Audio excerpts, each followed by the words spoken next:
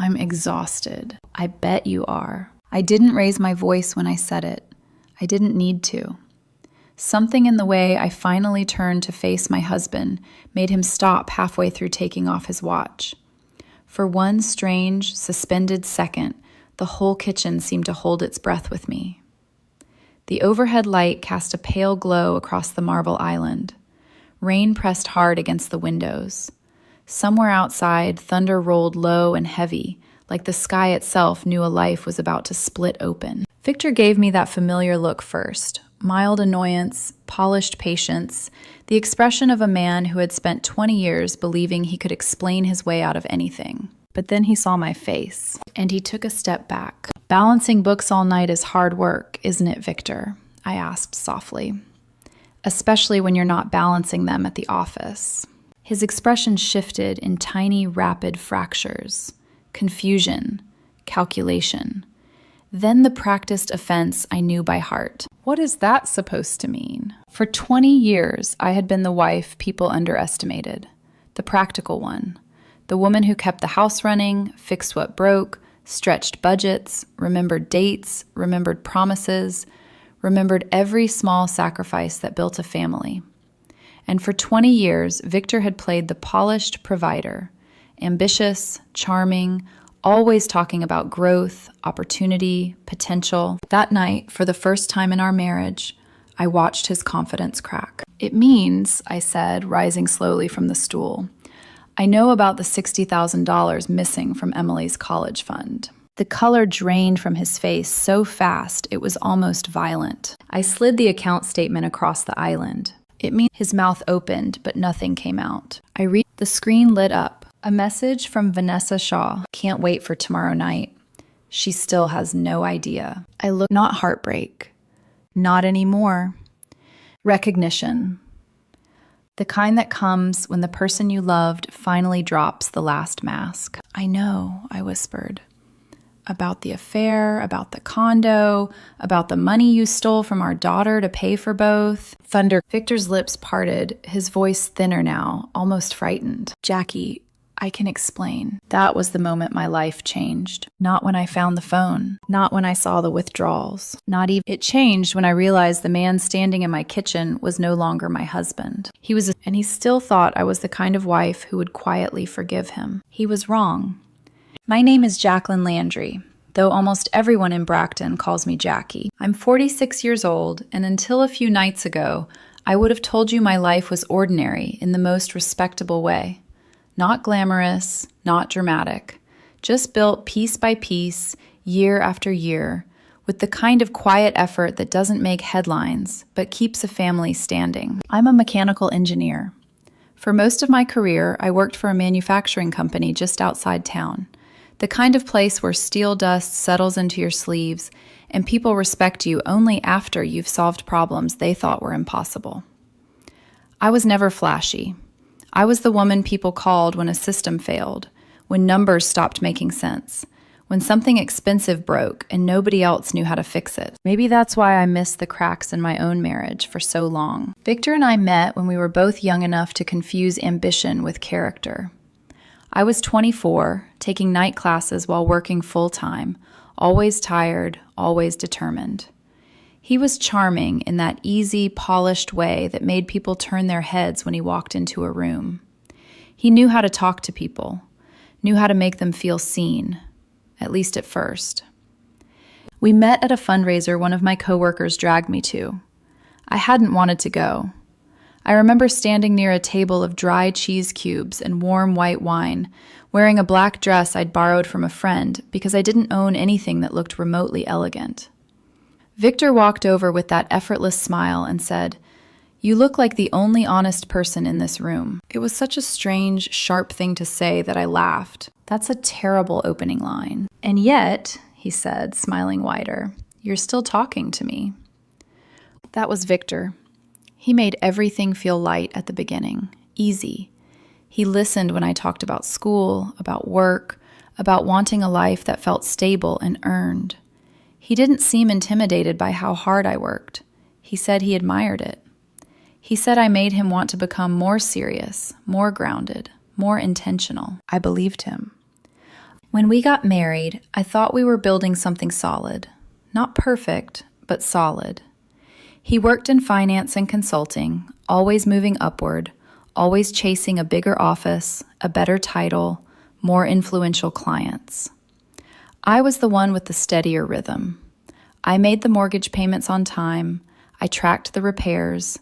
I handled the small daily details that become the hidden skeleton of a home. We had Emily 3 years into our marriage, and for a while, that little girl seemed to anchor both of us. Victor adored her in the way ambitious men often adore daughters when those daughters are still small enough to be uncomplicated. He bought her toys, lifted her onto his shoulders at summer fairs, called her his bright girl, his future star. And I won't lie, there were good years, real ones. Years of school recitals and family road trips and late night takeout on the living room floor when both of us were too tired to cook. Years when I truly believed we were a team. Even when Victor became more image conscious, more obsessed with appearances, I told myself it was pressure, stress, the cost of climbing. When Emily got older, Victor started talking constantly about her future, her college, her opportunities. He loved saying things like, "My daughter will never struggle the way we did." It sounded noble, protective, loving. So when we opened the education fund, I let myself feel proud. Every bonus, every tax return, every extra bit of money we could spare, I made sure something went into that account. Emily's future wasn't abstract to me. It had shape. Tuition invoices, dorm deposits, textbooks, a chance to begin adulthood without fear tightening around her throat the way it had around mine. Victor, now I understand he saw it as something else. Available. Useful. Convertible. But I didn't know that then. What I knew then was that over the last few years, something in him had started to shift. Slowly enough that I kept explaining it away. He stayed later at work, started caring more about how he looked than how he felt, bought cologne that was too young for him, changed shirts before dinners he claimed were casual client meetings, became protective of his phone in that subtle, ugly way that makes your stomach tighten before your mind is ready to name the reason. At first, I told myself I was being paranoid. Marriage changes. People get tired. Bodies age. Careers harden people around the edges. But there were moments I still remember with painful clarity now. Victor glancing at his phone during Emily's birthday dinner and smiling at a message he wouldn't show me. Victor coming home after midnight and smelling not like the office, but like expensive perfume mixed with city air. Victor kissing my forehead instead of my mouth. Victor saying, "You worry too much, Jackie," in that soft, dismissive tone that made me feel like I was becoming smaller inside my own life. Then there was his family. His mother had always been polite to my face and vaguely condescending in every other direction. She liked women who dressed well, hosted beautifully, and knew how to make a man feel important. I was never that woman. I was capable, practical, direct, useful, but not ornamental. She respected Victor's ambition.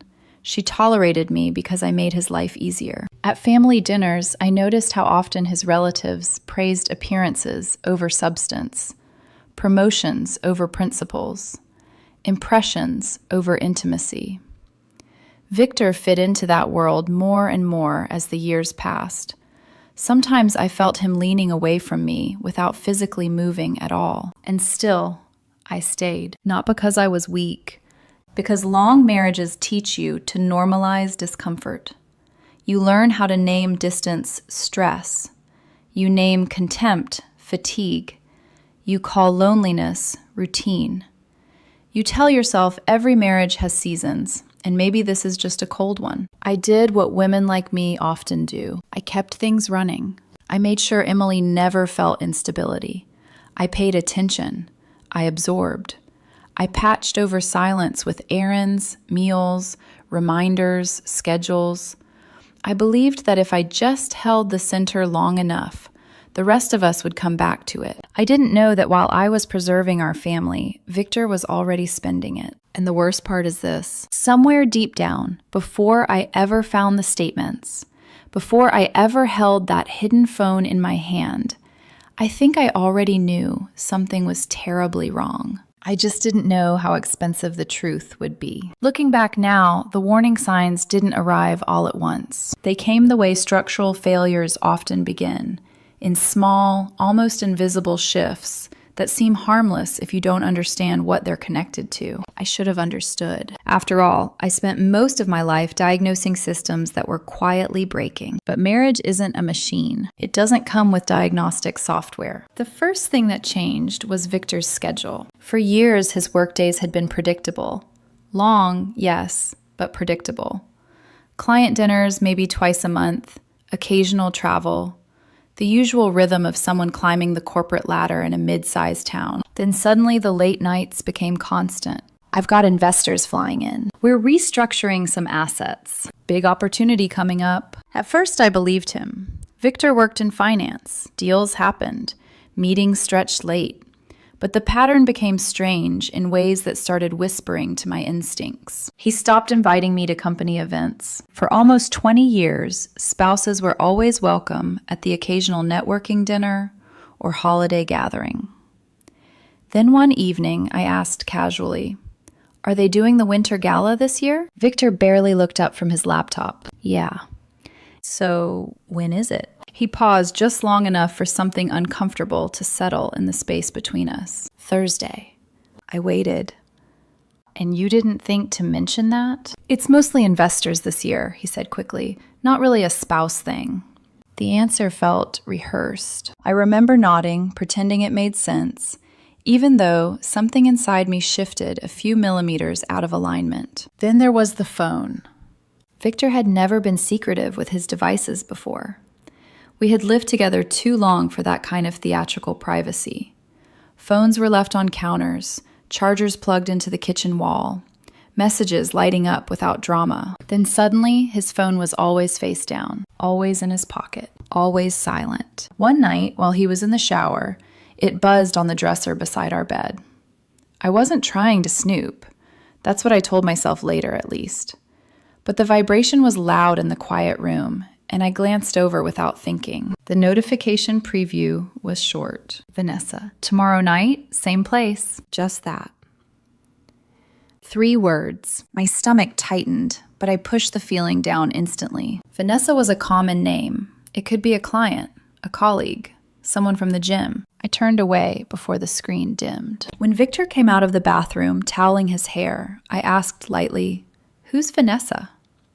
His reaction was fast. Too fast. "A client." "What kind of client texts you at 11 at night?" He shrugged. "Real estate investor." The answer sounded plausible enough that I felt foolish for even asking, but something inside me kept a quiet record of the moment. Over the next few weeks, the changes multiplied. Victor started going to the gym every morning. Not unusual, except he had never cared about fitness before. Suddenly, he owned expensive running shoes, sleek workout clothes, and protein powders lining the kitchen counter like a small pharmacy. "You're up early," I said one morning as he grabbed his car keys before sunrise. "Trying to get healthier." I nodded, but the words echoed strangely in my mind. Victor had never done anything quietly for himself before. Everything he pursued was visible, strategic, social. Health wasn't a performance, unless someone was watching. Another small shift came from Emily. One evening while we were clearing dishes, she frowned at her phone. "Mom?" "Yeah?" "My tuition account portal is acting weird." My heart jumped. "What do you mean?"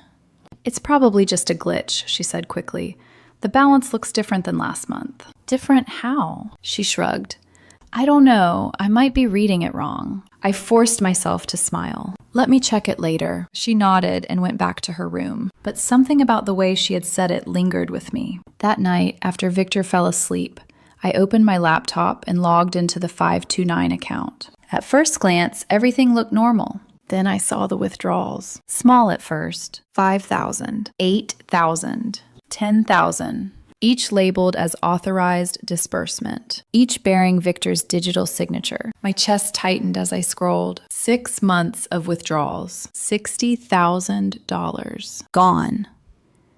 I stared at the screen for a long time. The house was silent, except for the hum of the refrigerator and Victor's slow breathing beside me. $60,000 from our daughter's college fund, not transferred to tuition, not used for school expenses, withdrawn, moved somewhere else. And suddenly, every strange detail from the past few months snapped into a single, horrifying shape. The secret phone, the early morning gym trips, the late nights. Vanessa. I didn't confront him immediately. Instead, I did what engineers do when something doesn't make sense. I investigated.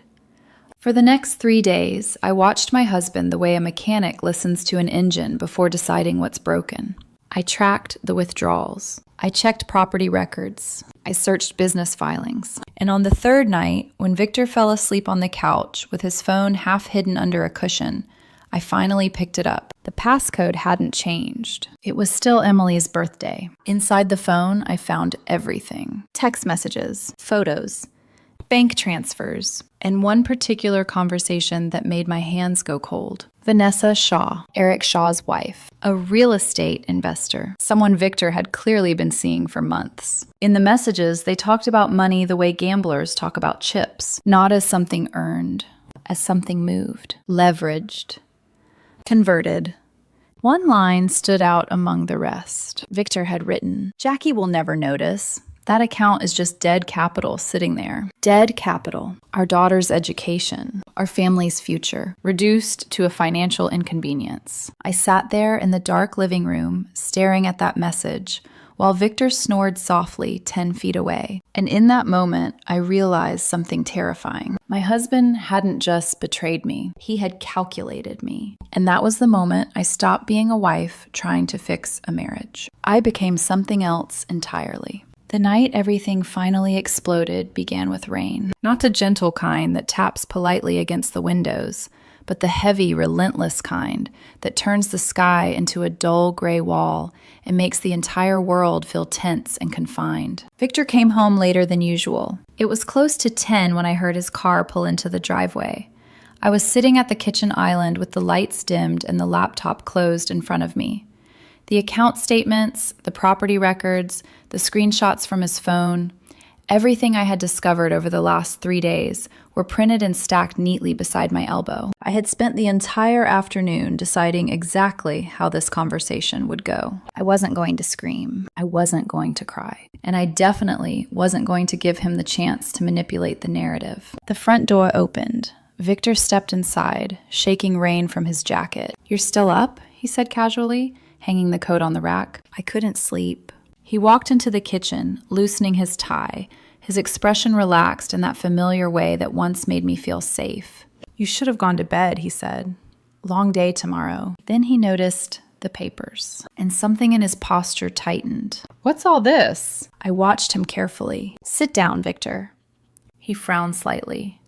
"Jackie, if this is about—" "Sit." There was something in my voice that made him obey. He lowered himself into the chair across from me, confusion slowly turning into unease. For a moment, neither of us spoke. The rain battered the windows. Thunder rumbled somewhere in the distance. Then I slid the first sheet across the island. The 529 account statement. His eyes flicked down. The color drained from his face. "You've been withdrawing money from Emily's college fund," I said quietly. Victor didn't answer immediately. His gaze remained fixed on the page, like the numbers might rearrange themselves if he stared hard enough. "Jackie, $60,000, I continued. "Over 6 months. He rubbed the back of his neck, already preparing the tone he always used when explaining things to people he thought were less informed. "It's not what you think." I almost laughed. "Then please," I said softly, "explain what I think." Victor inhaled slowly. That money wasn't being used yet. My hands tightened slightly around the edge of the island. "She still has 2 years before tuition payments start." I moved it temporarily.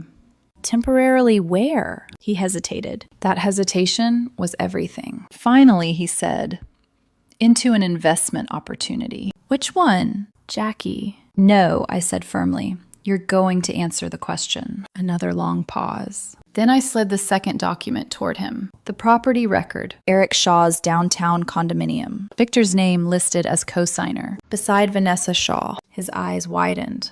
For a second, he looked genuinely stunned. Where did you get this? That's not the important question. I leaned forward slightly. The important question is why my husband used our daughter's education fund to help his girlfriend buy a luxury condo. Victor's entire body went still. Jackie, don't, I said sharply. I reached into my pocket and placed the burner phone on the counter. The screen lit up. A new message arrived at that exact moment. Vanessa, tomorrow night is still on, right? Victor stared at the phone like it had turned into a snake. Silence filled the kitchen. Thick, heavy, almost unbearable. Finally, he whispered, "You went through my phone." I read the messages, I corrected calmly. Another crack of thunder rolled across the sky. Victor pushed his chair back slightly, running a hand through his hair. This isn't how it looks. I felt something inside me snap quietly. Oh? He stood up, pacing a few steps, like a man assembling an argument. Vanessa and I have been working on a real estate project. The condo was a strategic purchase. With my daughter's money, it wasn't stolen. You signed her account withdrawals without telling me. It was an investment into your mistress. His jaw tightened. She's not my mistress. I picked up the phone and scrolled through the messages. Then I read one aloud. Once the condo flips, we'll triple the capital. Jackie will never notice. That account is just dead capital sitting there. The words hung in the air. Victor's expression shifted, not to guilt, to irritation. You weren't supposed to see that. For a moment, I just stared at him. Then I whispered, "Dead capital?" He exhaled impatiently. "Jackie, you're being emotional." Emotional? "Yes," he said, spreading his hands like he was explaining something obvious. "You don't understand how these deals work. Money sitting in a savings account is wasted potential. That was Emily's college fund. She's 19, Jackie. We had time." "Time for what? For you to gamble it on an affair?" Victor's voice hardened. "It wasn't an affair." I held up the phone again. "Can't wait to celebrate our new place tomorrow night." His silence was answer enough. For the first time in 20 years of marriage, I felt something colder than anger. Clarity. "You stole from your daughter," I said quietly, "to impress another woman." Victor scoffed. "Don't be dramatic." That sentence sealed everything. I stood slowly. For years, I had tried to preserve our marriage, but standing there in the kitchen, listening to the rain hammer against the windows, I realized something simple and devastating. There was nothing left to preserve. "You know what the worst part is?" I said softly. Victor frowned. "What?" "You still think you're the smartest person in the room." I stepped closer. "And you still think I'm the wife who will forgive you." He opened his mouth, but before he could speak, I slid one final document across the counter. The legal separation filing. His eyes widened. "Jackie, there is no we anymore." Outside, lightning split the sky. Inside the kitchen, the last piece of our marriage fell apart in absolute silence. For a long moment after I slid the legal separation papers across the counter, Victor didn't move. He simply stared. The way people stare at something that refuses to fit inside the story they've been telling themselves. "Jackie," he said slowly, like the word itself might calm the situation. "You're overreacting." I almost smiled. 20 years of marriage teaches you a lot about the person sitting across from you. You learn the tone they use when they're sincere, the tone they use when they're frightened, and the tone they use when they're about to start manipulating the situation. This was the last one. "Overreacting," I repeated quietly. Victor ran a hand through his hair, pacing a few steps across the kitchen, like a man trying to gather control of a meeting that had slipped away from him. "Look," he said, "yes, I moved the money, but the investment is solid. The condo value is already rising. In 6 months, we'll make the money back, and then some." "We?" He stopped pacing. "You keep using that word," I said calmly, "like we're still partners in whatever scheme you've built." Victor's jaw tightened. "You're my wife." "I was your wife," I corrected. The distinction landed between us like a stone dropped into water. For a moment, his confidence cracked, and I saw the flash of something more honest, fear. But it disappeared almost immediately. "You can't just file for separation over a misunderstanding," he said. "That's not how marriage works." "No," I said softly. Marriage works when two people respect each other enough not to steal from their child. Victor slammed his hand lightly against the counter. I didn't steal it. You withdrew it without permission. I was going to replace it. With what money? I asked. He opened his mouth, closed it again. I watched him carefully. For the first time in our entire relationship, he didn't have a quick answer ready. Eric's real estate network is expanding, he said finally. There are investors coming in next quarter. Once the property appreciates... Eric, I interrupted. Victor froze. You say his name like he's the solution to everything. He sighed heavily. You don't understand how business works. The arrogance in his voice was so familiar, it almost felt comforting. For years, that tone had made me doubt myself, made me question my instincts, made me feel like I was being unreasonable whenever something didn't sit right in my chest. But something had changed tonight. You're right, I said. Victor looked surprised. I don't understand how business works. Then I tapped the stack of documents beside me. But I do understand math. He glanced down reluctantly. The next sheet showed the property purchase. Eric Shaw's condominium. $680,000. Down payment partially funded through a short-term capital transfer. The source account number printed clearly on the page. Emily's college fund. Victor's voice dropped. Where did you get these? Public property records. And the rest? Your phone. His shoulders sagged slightly. Jackie. The tone changed again. Now it was softer. More cautious. He stepped closer to the island. I know this looks bad, he said quietly. But this is temporary. I swear to you. I studied his face carefully. The same face I had woken up beside for 2 decades. The same eyes that had watched Emily take her first steps. The same mouth that had promised, once upon a time, that he would never lie to me. And yet somehow the man standing in front of me felt like a stranger wearing my husband's skin. Did you love her? I asked. Victor blinked. What? Vanessa. He hesitated. Jackie. Just answer the question. His gaze drifted toward the window. It's complicated. I nodded slowly. That's what I thought. Nothing about this was supposed to hurt you. The sentence hung in the air. I felt a bitter laugh rising in my chest. You stole from our daughter, I said quietly. I was going to replace the money. You humiliated our marriage. That was never the intention. And you still think the problem here is that I'm upset. Victor rubbed his face with both hands. You're blowing this up into something bigger than it needs to be. Bigger. Yes, he said, frustration creeping into his voice again. You're acting like everything is over because of one financial mistake. I leaned forward slightly. One mistake. You're emotional right now. The words landed like a match dropped into gasoline. For a second, I just stared at him. Then I asked the question that had been sitting in my chest since the moment I read those messages. When you wrote that Emily's college fund was dead capital, I said quietly, did you believe that?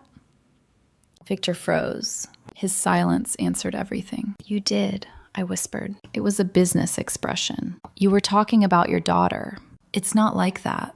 You called her future dead capital. Victor's voice sharpened. Jackie, enough. No, I said firmly. For 20 years, I trusted you. He looked away.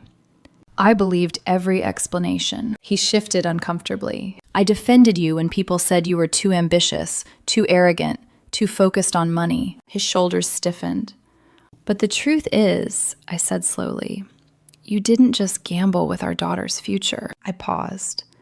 You gambled with me. Victor finally looked back at me, and you lost. The silence that followed felt different, not tense, final. Outside, the rain had slowed to a dull, steady rhythm. Victor glanced at the separation papers again. You're serious about this? Yes. You're willing to throw away 20 years? I'm not throwing it away, I said quietly. You already did that when you decided your family was expendable. He stared at me for a long time. Then his voice dropped to something colder. You're making a mistake, Jackie. Am I? Yes. He leaned closer, lowering his voice. You don't know how ugly this can get. I held his gaze without blinking. For the first time that night, Victor looked uncertain again, because the woman sitting across from him wasn't the same wife he had grown used to controlling. I know exactly how ugly it already is, I said calmly, and I'm done pretending otherwise. The moment stretched between us. Then Victor stepped back, slowly. The storm outside had begun to fade, but inside our house, the real damage had only just begun. The morning after our confrontation felt strangely quiet, not peaceful, just hollow. Victor had slept on the couch, though I doubted he had actually slept. When I came downstairs at 6, he was already dressed, standing in the kitchen with a cup of coffee he hadn't touched. For a moment, we simply looked at each other. 20 years of shared routines suddenly reduced to two strangers standing in the same room. I have a meeting early, he said stiffly. I assumed. His eyes drifted toward the folder of documents still sitting on the kitchen table. You really filed those papers? Yes. He picked up his coffee, took a sip, then set it back down. You're making this harder than it needs to be. Harder than stealing from your daughter? Victor exhaled sharply. I told you I'm fixing that. How? Eric has investors. I felt a familiar coldness settle into my chest. Your solution is still Eric. You're being stubborn. And you're being reckless. Victor grabbed his keys. Jackie, you're letting emotions destroy something we can repair. Repair requires honesty. I'm being honest. No, I said quietly. You're being strategic. For a second, his expression hardened. Then he turned toward the door. This conversation isn't over. It is for me. He left without another word. The door closed. And the house felt different. Lighter. But also lonelier. I stood there for several minutes, staring at the empty driveway, before finally pulling out my phone. The first call I made was to a lawyer, not a dramatic, television-style divorce attorney who thrived on courtroom theatrics. I called Susan Whitaker. Susan was the kind of lawyer who spoke calmly and documented everything. She had handled several complicated financial separations in town, and had a reputation for one thing above all else: precision. When she answered, I got straight to the point. Susan, I need to discuss legal separation and financial asset protection. There was a brief pause on the line. Jackie Landry? Yes. Well, she said gently, that doesn't sound like a casual conversation. When can you come in? Today. 2 hours later, I was sitting across from her in a quiet office that smelled faintly of old paper and coffee. Susan listened without interrupting as I explained everything. The withdrawals, the condo, the affair, the burner phone, the messages about dead capital. When I finished, she folded her hands thoughtfully. Do you have documentation? I slid the folder across her desk. She opened it. Her eyebrows rose slightly as she flipped through the pages. You've done quite a bit of homework. I'm an engineer. That explains the spreadsheets. She continued reading silently for several minutes. Finally, she looked up. Jackie, this is serious. I assumed as much. The unauthorized use of a 529 education fund for non-educational purposes carries tax penalties, potential fraud implications, and mandatory reporting requirements. I know. You know? I spent the night researching. Susan leaned back in her chair. Then you also know what happens when institutions start investigating. Yes. They investigate everything. I nodded slowly. That's exactly what I want. She studied me carefully. Are you sure about this? Once the process starts, it won't just affect your husband. It could damage your family's reputation, your daughter's emotional stability, and potentially your financial standing as well. My daughter already thinks her tuition money disappeared. Susan's expression softened. I'm sorry. So am I said quietly. But pretending this didn't happen would hurt her more. Susan closed the folder. All right, she said firmly. Then we proceed carefully. For the next hour, we went through every financial account Victor and I shared. Joint savings, investment portfolios, mortgage documentation, retirement funds. Susan made several quick notes. You should transfer half of the liquid assets into a protected account immediately, she advised. Can I do that legally? Yes. During separation proceedings, securing marital assets is standard practice. And the education fund? That situation will trigger reporting once the withdrawals are reviewed. I nodded. That's already in motion. She blinked. You've already filed a report? With the college financial office. Susan exhaled slowly. You move fast. I've had 3 days to think. She gave a small, approving nod. Good. When I left her office, the sky had finally cleared. The storm clouds had drifted away, leaving the town washed clean and strangely bright. But the escalation didn't stop there, because by the time I returned home that afternoon, Victor's family already knew. His mother called first. "Jackie, what is this nonsense Victor is telling me?"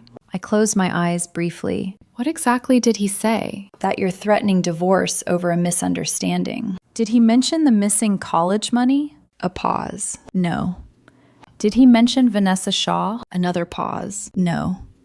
Of course he hadn't. "He also didn't mention that he used our daughter's education fund to help his girlfriend buy a condominium," I said calmly. The silence on the other end lasted nearly 10 seconds. "That can't be true." "It is. That doesn't sound like Victor. Then perhaps you don't know him as well as you thought." Her voice sharpened. "Marriage requires forgiveness. Marriage requires trust. You're embarrassing the family." The sentence landed exactly the way she intended. For years, Victor's mother had measured worth in reputation, appearances, social standing. I felt something inside me finally snap free. "Your son embarrassed the family," I said quietly. "Not me." She hung up. The next call came from Victor himself. His voice was tight with anger. "Did you talk to my mother?" "Yes." "You told her about Vanessa?" "You should have done that yourself." "Jackie, this is getting out of control."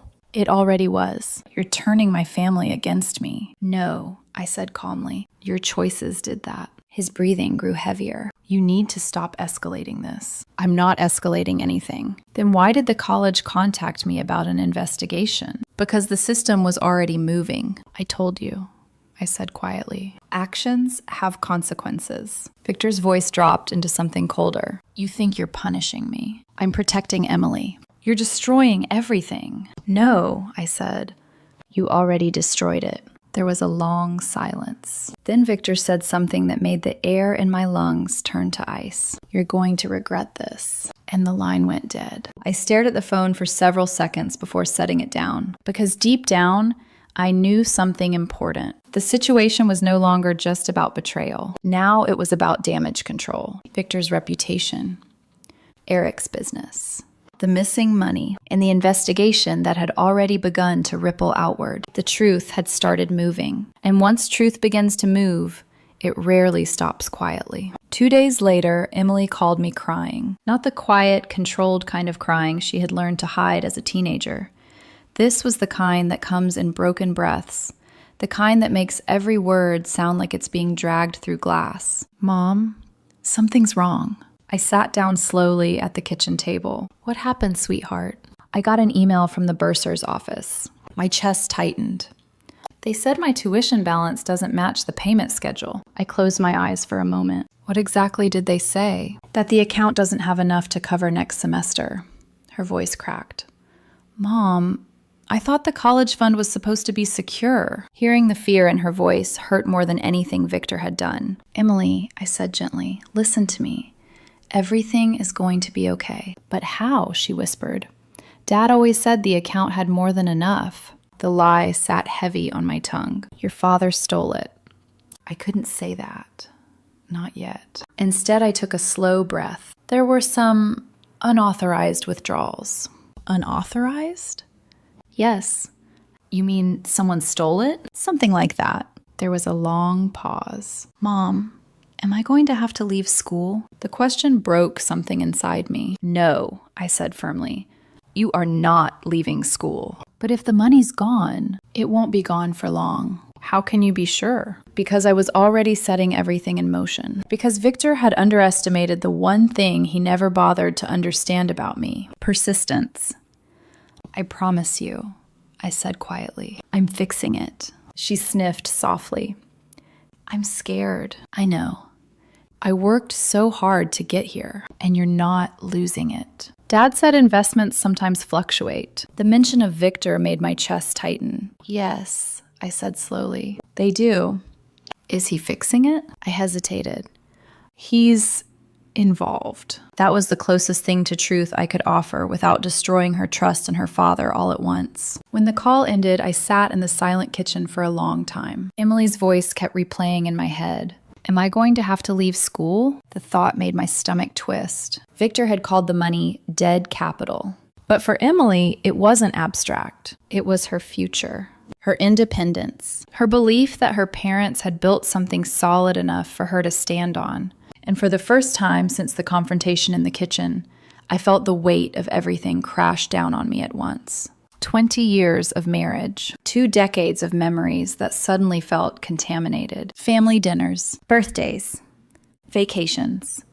All of it now tangled with the knowledge that the man I had trusted most in the world had quietly dismantled the security we promised our daughter. I stood up and walked to the living room. Victor's favorite chair still faced the television like nothing had changed. His coffee mug sat in the sink. His jacket hung on the back of a chair. The house looked exactly the same, but it didn't feel like my home anymore. It felt like the aftermath of something broken. For a moment, exhaustion washed over me so heavily that I sank onto the couch and covered my face with both hands.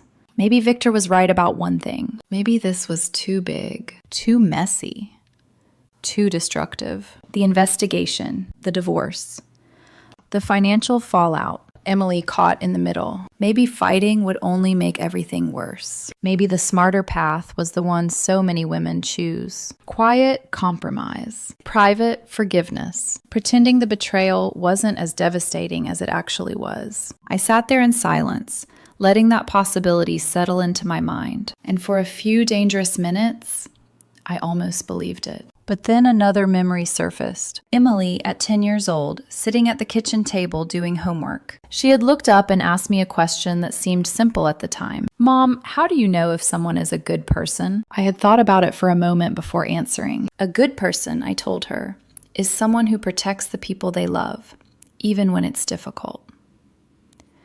That answer had felt right then. And it still did. I lowered my hands slowly. The exhaustion was still there, the sadness too. But underneath both of them, something stronger was beginning to take shape. Resolve. Victor had made a choice. He had chosen greed. Vanessa had chosen convenience. Eric Shaw had chosen opportunity. Now I had to choose something too. I stood up and walked back to the kitchen. My laptop was still open on the counter. The investigation files sat beside it. Bank records, property documents, email confirmations. The evidence wasn't emotional. It was factual, precise, and very difficult to ignore. I stared at the stack of papers for a long time. Then I whispered something out loud for the first time since this nightmare began. "I'm not letting them take her future." The house remained silent. But the moment felt like standing at the bottom of a long climb, because I finally understood something Victor never had. Strength doesn't always look loud. Sometimes it looks like a tired woman standing alone in her kitchen, deciding that she refuses to lose. And once that decision is made, everything changes. The turning point didn't arrive with shouting or confrontation. It arrived with a phone call. 3 days after Emily's panicked conversation, I was sitting at my desk reviewing financial documents when my phone rang. The number was unfamiliar, but the caller ID showed it was from downtown Bracton. I answered cautiously. "This is Jackie Landry." A man cleared his throat on the other end. "Mrs. Landry, my name is Marcus Bennett. I'm a partner at Shaw and Bennett Realty, Eric Shaw's company." My posture straightened instantly. "How can I help you, Mr. Bennett?" There was a pause before he spoke again, and I could almost hear him choosing his words carefully. "I'm calling because something unusual has come to our attention regarding a recent property purchase." "The downtown condominium?" I asked calmly. Another pause. "Yes, I'm familiar with it. That's actually why I'm calling." His voice dropped slightly. "Mrs. Landry, I want to be transparent. Our firm has been reviewing several transactions connected to Eric Shaw over the last year. Some irregularities have surfaced." Irregularities. Corporate language for something is very wrong. "I see," I said. "And your husband's name appears in several of the financial documents connected to that purchase." "I know." He hesitated. "You sound remarkably calm about that." "I've had time to process." Marcus exhaled quietly. "Well, that's good, because the situation is developing quickly." "How quickly?" "The State Financial Compliance Office contacted us yesterday. The investigation had already spread beyond the college." "That was fast." Yes, he said dryly. Those offices tend to move quickly when education funds are involved. I felt a small flicker of grim satisfaction. Mr. Bennett, I said carefully, why exactly are you calling me? Because business partners don't usually contact spouses, unless something has gone catastrophically wrong. Marcus answered the question directly. Because Eric didn't disclose where the initial capital for that condo came from. I leaned back in my chair. And now you know. Yes. Another pause. And frankly, Mrs. Landry, I'm concerned. Concerned about what? About liability. That word explained everything. Let me guess, I said quietly. You're worried the investigation will connect your firm to the misuse of educational funds? Yes. And you want distance? Yes. I almost smiled. Marcus continued speaking. When we reviewed the transaction records, we also discovered something Eric didn't mention. What's that? The property isn't profitable. That surprised me. What do you mean? The condo was purchased above market value. Eric was planning to flip it quickly to recover the capital. And there were no buyers. A slow realization spread through my chest. So the investment he promised my husband was already failing. Marcus didn't answer immediately. Finally, he said, it was extremely risky. Translation? Reckless. Thank you for telling me, I said. I'm telling you, Marcus replied, because we're dissolving the partnership. That landed like a hammer. Dissolving? Yes. Shaw and Bennett Realty will no longer operate under Eric Shaw's management. What happens to his assets? They'll likely be liquidated to cover investor exposure, which meant one very important thing. The condo. The condo bought with Emily's stolen money would be sold, Marcus continued. I also want you to understand something, Mrs. Landry. I'm listening. I didn't call you out of kindness. I assumed that. I called because if investigators ask, I intend to cooperate fully. Meaning you'll provide every document connected to Eric's transactions? Yes. That includes the condo purchase? Yes. And the source of the funds? Yes. Silence settled between us for a moment. Then Marcus said quietly, your husband made a very bad decision. I stared at the window, watching sunlight move across the driveway. He's made several. Marcus exhaled again. Mrs. Landry, for what it's worth, I'm sorry your family got dragged into this. I believed him. But sympathy wasn't what mattered. Accountability was. Thank you for telling me, I said. After the call ended, I sat very still for several minutes. Not because I was overwhelmed, because I was finally seeing the full shape of what Victor had created. The affair.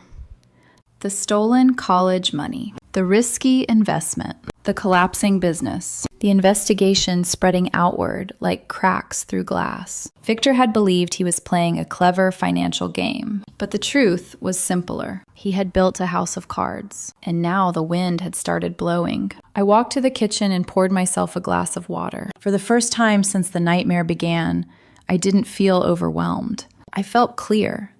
Because Marcus's call had confirmed something important. I wasn't the only one watching this situation unfold anymore. The state, the college, Eric's business partners. Everyone was starting to look at the same evidence. And when enough people start looking at the truth, it becomes impossible to hide. My phone buzzed again. This time it was a text message. Victor, we need to talk. I stared at the message for several seconds. Then I typed back a simple reply. Yes, we do. But the conversation we were about to have would be very different from the ones he was used to. Because Victor still thought this situation could be negotiated, compromised, managed. What he didn't realize yet was that the turning point had already passed. And from here forward, the truth was going to move faster than he could run. Victor insisted we meet somewhere public. That alone told me how nervous he had become. For 20 years, he had always preferred private conversations, controlled environments where he could steer the narrative, lower his voice, and convince me that my instincts were overreactions. But now the situation had grown larger than our living room, larger than our marriage. He chose the Riverside Diner. It was a place halfway between respectable and ordinary. The kind of restaurant where truck drivers drank coffee beside real estate agents, and nobody paid much attention to private conversations. When I arrived, Victor was already there, and he wasn't alone. Vanessa Shaw sat across from him in the booth. For a moment, I simply stood near the entrance and watched them. Vanessa looked exactly the way I imagined she would. Beautiful in the polished, deliberate way that comes from expensive haircuts and carefully chosen clothes. Her posture was elegant, but the tension in her shoulders betrayed something underneath. Fear. Victor looked worse. His usually neat appearance had started to slip. His shirt was wrinkled, dark circles framed his eyes.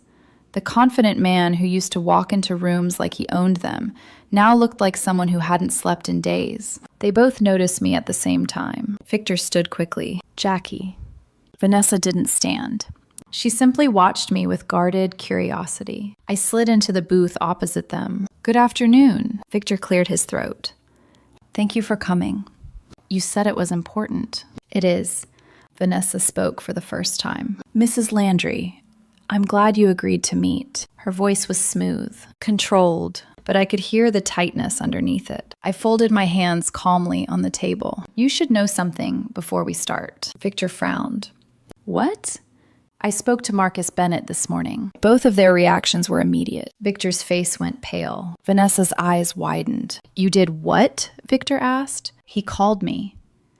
Why would he call you? Because the investigation has already reached your company. Vanessa inhaled sharply. Victor leaned forward, lowering his voice. Jackie, you shouldn't be talking to people about this. It's a little late for that. This is private. No, I said calmly. This became public the moment you involved stolen education funds. Vanessa finally spoke again. You filed the report. I looked directly at her. Yes. Her jaw tightened. That was unnecessary. Stealing from a child's college fund tends to trigger mandatory reporting. Victor rubbed his temples. You've turned this into a disaster. No, I said quietly. You did. Vanessa leaned forward now. We can fix this. How? She glanced at Victor before answering. The condo can be sold. Victor shot her a quick look. That wasn't the plan. Plans change, she said coldly. I watched the exchange with quiet interest. So the investment isn't working. Victor shifted uncomfortably. It's temporary. Vanessa's voice sharpened. Stop pretending. Silence fell across the booth. Victor looked between the two of us like a man realizing the ground beneath him was collapsing. I spoke gently. Marcus told me the property is already losing value. Victor stared at me. You talked to him for that long? Yes. Vanessa exhaled slowly. This is exactly what we were trying to avoid. Which part? I asked. The investigation or the divorce? She didn't answer. Victor leaned closer. Jackie, listen to me. I am. We can recover the money. With what assets? The condo, which is already under scrutiny. Victor's voice rose slightly. You're not helping. I'm not here to help you. Vanessa watched us carefully. Then she said something that changed the entire tone of the conversation. Eric left town yesterday. Victor froze. What? She didn't look at him. He packed everything into a rental truck and drove out early this morning. Victor stared at her. You're lying. I wish I were. You said he was meeting investors. He was. And? They backed out. Victor's breathing grew heavier. So he ran? Yes. The word hung in the air like a verdict. Vanessa looked suddenly smaller, less polished, less confident. He said things would calm down after a few weeks, she continued quietly. But once the investigation started, he panicked. Victor slammed his hand lightly on the table. That coward. I watched the two of them carefully. So Eric disappears, I said calmly. And you're left holding the consequences. Vanessa's eyes flashed. You're enjoying this. No, I said. I'm observing it. Victor looked like he might explode. You think this is justice? I think this is gravity. What does that mean? It means when someone builds their life on lies, eventually the structure collapses. Vanessa whispered. This didn't have to happen. I met her gaze. Yes, it did. Victor leaned forward again. What do you want, Jackie? The question sounded desperate now. Not arrogant, not confident. Just desperate. I thought about Emily's voice on the phone. Her fear, her uncertainty, her belief that the adults in her life would protect her future. Then I answered, I want the truth documented. Victor frowned. What? The investigation will handle the finances. And the divorce? That's already filed. Vanessa looked down at the table. So there's nothing we can say? No. Victor's voice cracked slightly. You're really going through with this? Yes. He stared at me for several seconds. Then he said something that sounded almost defeated. You're destroying everything. I shook my head slowly. No. You already destroyed it. Outside the diner window, traffic moved quietly through the afternoon sunlight. Life continued as usual. But inside that small booth, the consequences of Victor's decisions had finally become unavoidable. And for the first time since the truth came out, I could see something in his eyes that hadn't been there before. Real fear. 3 months later, the house was quiet again. Not the heavy, suffocating silence that followed the night Victor left. A different kind of quiet. The kind that comes after a storm has passed and everything damaged has finally been cleared away. The divorce had been finalized 2 weeks earlier. It wasn't dramatic. No shouting courtroom battles, no theatrical accusations. Just paperwork, signatures, and the slow, methodical dismantling of a life that had once seemed permanent. The investigation had done most of the work. The misuse of Emily's education fund triggered financial penalties and mandatory tax recovery. Eric Shaw's failed real estate deals unraveled quickly once investors started looking closer. Without his partner's support, the business collapsed within weeks. The condo was sold during the liquidation process. Most of the money recovered from that sale went directly back into Emily's education account. Not all of it, but enough. Enough to restore the future Victor had gambled away. Vanessa disappeared from Bracton not long after Eric did. The last I heard, she moved to another state to stay with relatives.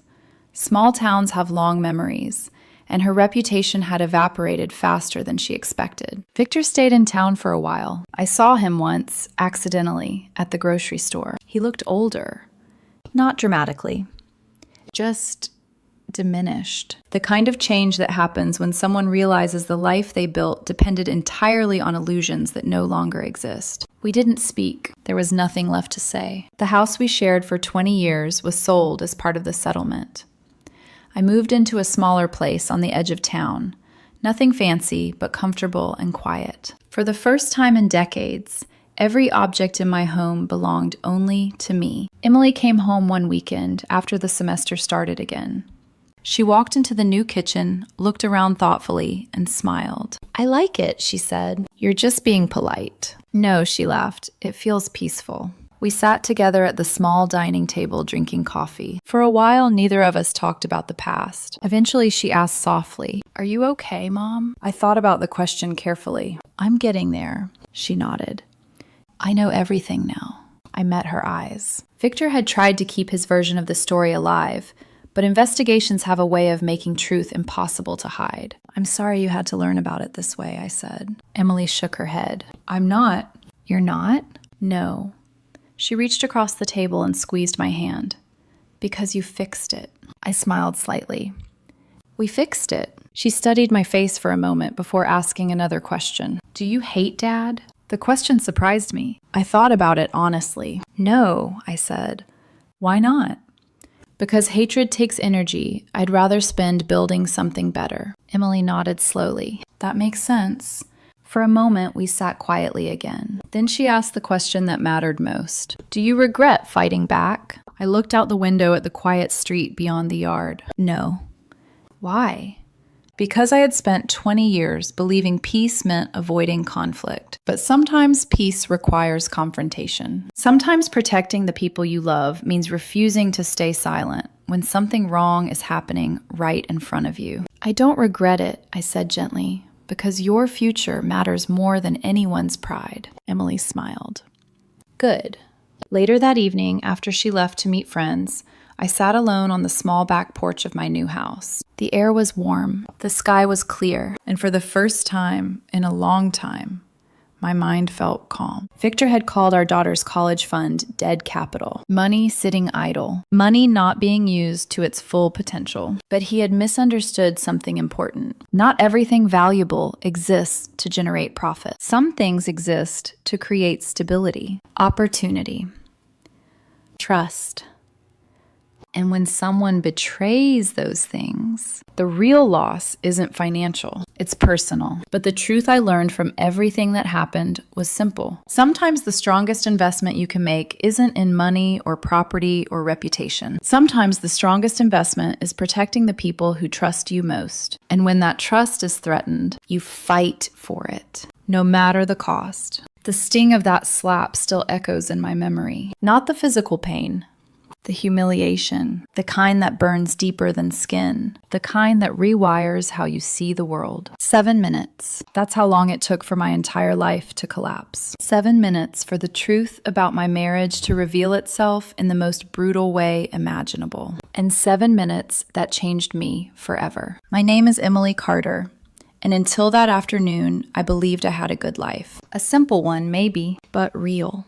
I had a husband, 2 beautiful 7-year-old twin boys, and a home that always smelled like barbecue smoke and summer evenings. That Saturday had started like dozens before it. The boys, Daniel and Samuel, were inside the living room, sprawled across the carpet, watching cartoons and arguing about which superhero was stronger. I was outside in the backyard setting up the grill. I had been planning that barbecue for weeks. Fresh gourmet burger patties from the butcher, slow-smoked ribs I had been marinating since Friday night, and my husband Michael's favorite 3-bean salad, the one he used to say tasted better than anything his mother ever made. Back then, I still believed those words meant something. But that afternoon, something about Michael felt wrong. He wasn't helping with the preparations, wasn't playing with the boys, wasn't even pretending to care. Instead, he sat on the couch, scrolling endlessly on his phone, like whatever was happening on that screen mattered more than the life right in front of him. And then there was the outfit. He was wearing a fitted black shirt and expensive cologne, the same cologne he wore on our 4th anniversary dinner. Far too dressed up for a backyard barbecue with our kids. I remember wiping my hands on a towel and asking casually, "Michael, why are you dressed like that?" He barely looked up. "We're expecting company." Company? That stopped me cold. "We are?" Before he could answer, the doorbell rang. I walked to the front door, still holding the barbecue tongs in my hand. And when I opened it, I found her standing there. A tall woman with platinum blonde hair, heavy makeup, and a tight red dress that looked more suited for a nightclub than a suburban neighborhood. She smiled at me like she already owned the place. Before I could even speak, she pushed past me and walked straight into my house. Michael's face lit up. Not the polite smile he gave neighbors. Not the tired smile he gave me lately. No. This was excitement. Real excitement. "Everyone," he announced loudly, glancing toward the living room where my boys were watching cartoons. "This is Vanessa." He wrapped his arm around her waist, and then he said the sentence that shattered my world. "She's someone very special to me." I felt the room tilt. My sons looked confused. I looked at my husband, and in that moment, I realized I had absolutely no idea who the man I married really was. Because 15 minutes later, that woman walked up to me in my own living room, looked me straight in the eyes, and said something no wife should ever hear. "You can leave now. This house belongs to us." And when I told her to get out of my home, she slapped me right in front of my children. And that was the moment my entire life exploded. Before everything fell apart that afternoon, before the shouting, the humiliation, and the sound of my own heart breaking in front of my children, my life had looked almost painfully ordinary. And for years, I believed ordinary meant safe. My name is Emily Carter. I'm 34 years old, and until recently, I worked as a project coordinator for a regional construction company. It wasn't glamorous work, but it was stable, practical, and it allowed me to balance my job with raising our twin boys. Michael used to joke that I was the organized one in the marriage. He was the dreamer.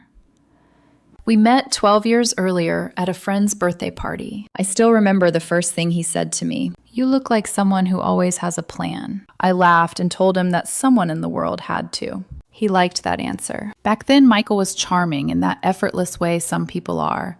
He had a quick smile, a confident voice, and the ability to make a room feel warmer just by walking into it. Our relationship moved quickly. Within a year, we were living together. 2 years later, we were married. And when our twin boys, Daniel and Samuel, were born, I honestly believed I had the kind of life people dream about. Michael had started his own small marketing business, and in the beginning he worked incredibly hard. Long hours, late nights, endless client meetings. I supported him through all of it. There were months when my steady salary kept the household afloat, while his company struggled to get off the ground. I never complained, because I believed in him, because that's what marriage was supposed to be, supporting each other, building something together. When the business finally began making money, we bought the house we still lived in. A quiet 2-story place in a friendly suburban neighborhood with a wide backyard, perfect for kids, bicycles, and summer barbecues. Michael loved that backyard, or at least he used to. In the early years, he was an attentive father. He coached Daniel's t-ball team, helped Samuel build ridiculous Lego towers that took over the living room floor. He used to dance with the boys in the kitchen while music played from his phone, and sometimes he would pull me into those dances too, spinning me around while the kids laughed. Those are the memories that made what came later so difficult to accept, because the change didn't happen all at once. It was gradual, subtle. The kind of shift you explain away 100 different ways before you allow yourself to see the truth. At first, it was longer work hours. Michael's company was growing, he said. More clients, more pressure, more networking events. Then came the late night meetings. Sometimes he wouldn't come home until after midnight. When I asked about it, he would sigh like I was being unreasonable. You know how business works, Em. Clients expect availability. I wanted to believe him, so I did. But then there were the smaller things, the details that didn't fit. He suddenly became very protective of his phone. If a message arrived, he would tilt the screen away from me. If I entered the room while he was texting, the phone would disappear into his pocket almost instantly. At the time, I told myself I was being paranoid. Marriage requires trust. That's what everyone says. But trust can become dangerous when it blinds you to reality. There were other changes too. Michael started caring about his appearance in ways he never had before. New clothes, expensive cologne, gym sessions that lasted hours. One evening, while doing laundry, I noticed a receipt in his jacket pocket. A luxury hotel downtown, 2 nights, presidential suite. When I asked him about it, he barely hesitated. It was a business conference, he said calmly. Clients booked the rooms. He even looked mildly offended that I asked, and I did what so many people do when they sense the truth but fear it. I convinced myself the explanation made sense, because the alternative would have meant admitting something terrifying, that the man I had built my entire life around might already belong to someone else. Still, there were moments, small flashes of discomfort, that stayed with me. Michael began missing family dinners. He skipped Daniel's school play. He forgot Samuel's birthday party planning meeting with the other parents. And when I mentioned it, he would always say the same thing. You're overthinking again. Eventually, I stopped mentioning it. I told myself marriages go through phases. Stress, distance, temporary cold spells. What I didn't understand then was that those weren't phases. They were warning signs. Pieces of a puzzle I refused to assemble. Because if I had, I might have recognized what was coming. And maybe, just maybe, my sons wouldn't have had to witness the moment their father invited another woman into our home and tried to erase their mother from the picture. Looking back now, I realize the truth didn't arrive in a single moment. It crept in slowly, quietly, like a crack forming beneath the surface of a glass table, invisible until the exact second it shatters. At first, Michael's distance felt like something temporary. Stress, work pressure, a midlife restlessness people sometimes talk about, but never expect to experience inside their own marriage. But over time, the small things started piling up. Too many to ignore. Too many to keep explaining away. It started with the phone. Michael used to leave it everywhere. On the kitchen counter, beside the bed, even on the bathroom sink while he showered. But suddenly, it was always with him. Always face down. Always within arm's reach. If a notification appeared while I was nearby, he would casually swipe it away before I could even see the screen. One evening, while we were sitting on the couch watching a movie with the boys, his phone buzzed again and again. Samuel looked up from his popcorn. "Daddy, someone really wants to talk to you." Michael laughed nervously and muted the phone. "Just work stuff." But his smile didn't reach his eyes, and that uneasy feeling settled somewhere deep in my stomach. Then came the gym. Michael had never been particularly obsessed with fitness before. Sure, he worked out occasionally, but suddenly he was going every day, sometimes twice a day. New workout clothes appeared in the closet. Designer brands. Shoes that cost more than my entire monthly grocery budget. One night while folding laundry, I held up a sleek black shirt and asked lightly, "Since when did you start dressing like a movie star?" He shrugged without looking up from his laptop. "Business image matters." I remember forcing a small smile, apparently.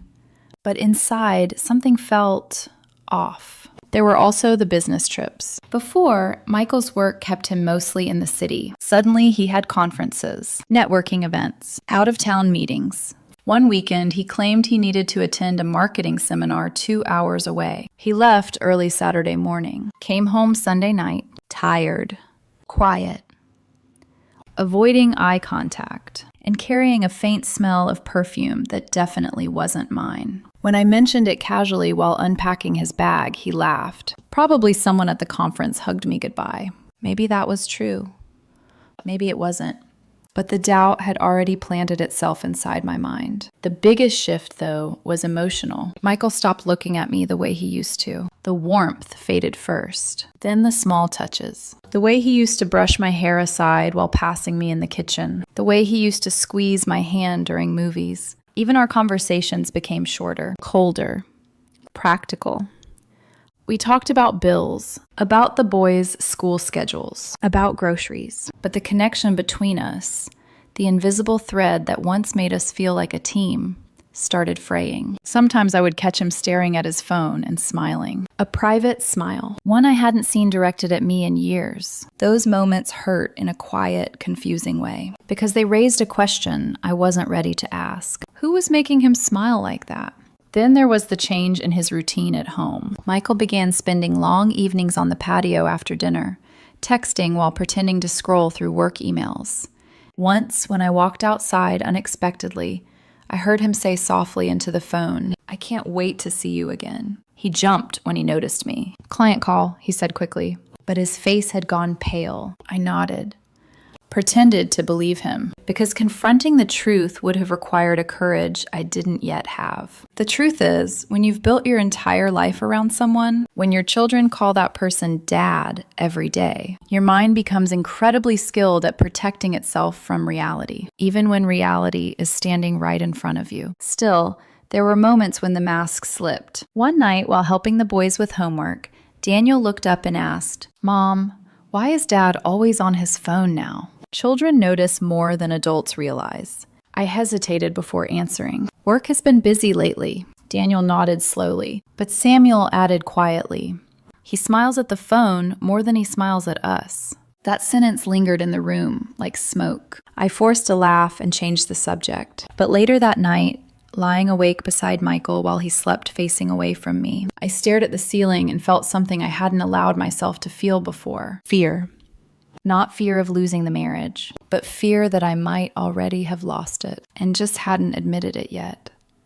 Because sometimes the real tragedy isn't the moment betrayal is revealed. It's the long stretch of time when the betrayal is happening and you're still pretending everything is fine. What I didn't know then was that the truth was already moving toward me, and in just a few days, it would walk straight through my front door, wearing a red dress and calling my husband hers. That Saturday afternoon started like something out of a family magazine. Warm sun, the smell of charcoal and barbecue sauce drifting through the backyard, my boys laughing inside the house, and me standing by the grill, flipping burger patties, while humming to a song playing quietly from the patio speaker. For a brief moment, life felt normal, safe. But now, when I replay that day in my mind, I realized something else was there too. A strange tension in the air, like the quiet before a storm. Michael had been inside the house most of the afternoon, not helping with the food, not playing with the boys, just sitting on the couch scrolling endlessly on his phone. Every once in a while, he would glance toward the front window like he was waiting for something or someone. I walked inside carrying a tray of sliced vegetables. "Could you at least help me bring the drinks outside?" I asked lightly. He barely looked up. "In a minute." But the minute never came. Instead, his phone buzzed again. And this time, his entire posture changed. He stood up immediately, straightened his shirt, ran a hand through his hair. Then he looked toward the front door, almost like he was counting down. That's when the doorbell rang, a single sharp chime that cut through the house. I wiped my hands on a kitchen towel and walked toward the door, assuming it might be a neighbor dropping by. When I opened it, my breath caught in my throat. Standing on my front porch was a woman I had never seen before. Tall, confident, striking in a way that immediately commanded attention. Her long, platinum blonde hair fell perfectly over her shoulders. Her makeup was bold and dramatic, and she wore a tight crimson dress that looked like it belonged in a nightclub, not in a quiet suburban neighborhood where children rode bikes in the driveway. For a moment, we just stared at each other. Then she smiled. Not politely, not awkwardly, but with the calm, confident expression of someone who already believed she belonged there. Before I could say a single word, she stepped forward, right past me, straight into my house. "Michael," she called out brightly, and suddenly everything inside my chest turned cold. Michael appeared from the living room almost instantly. His face lit up. A smile spread across it, so wide and genuine that it felt like someone had punched me in the stomach, because I hadn't seen him smile like that at me in years. He walked straight to her, wrapped his arm around her waist, and kissed her cheek. In my house, right in front of me. "Everyone," he said loudly, glancing toward the living room where Daniel and Samuel were watching cartoons. "This is Vanessa." He squeezed her waist affectionately. "She's someone very special to me." The words hung in the air. Heavy. Ugly. Impossible. Daniel muted the TV and looked over the back of the couch. "Hi," he said politely, confused. Samuel waved shyly. Vanessa gave them a bright smile. "Hello, boys." Then she turned back toward me, and that smile changed. It sharpened, like a blade. Michael guided her toward the couch like she was an honored guest. "Why don't you sit down?" he said softly. I stood frozen near the doorway. My brain struggled to process what was happening. "Michael," I said slowly, "who is this woman?" He didn't even look embarrassed, didn't even look guilty. Instead, he sighed like I was the one being unreasonable. "Emily, don't start." "Don't start?" "Start what?" I asked, my voice rising slightly. Vanessa crossed her legs on the couch like she owned the place. Then she picked up the glass of lemonade I had prepared for the barbecue and took a sip. "That's actually really good," she said casually. Something inside my chest snapped. "Excuse me," I said, stepping forward. "Could you please put that down and explain why you're sitting in my house?" Vanessa slowly set the glass back on the table. Then she stood up, walked toward me. Her heels clicked softly against the hardwood floor. Michael didn't move. Didn't stop her.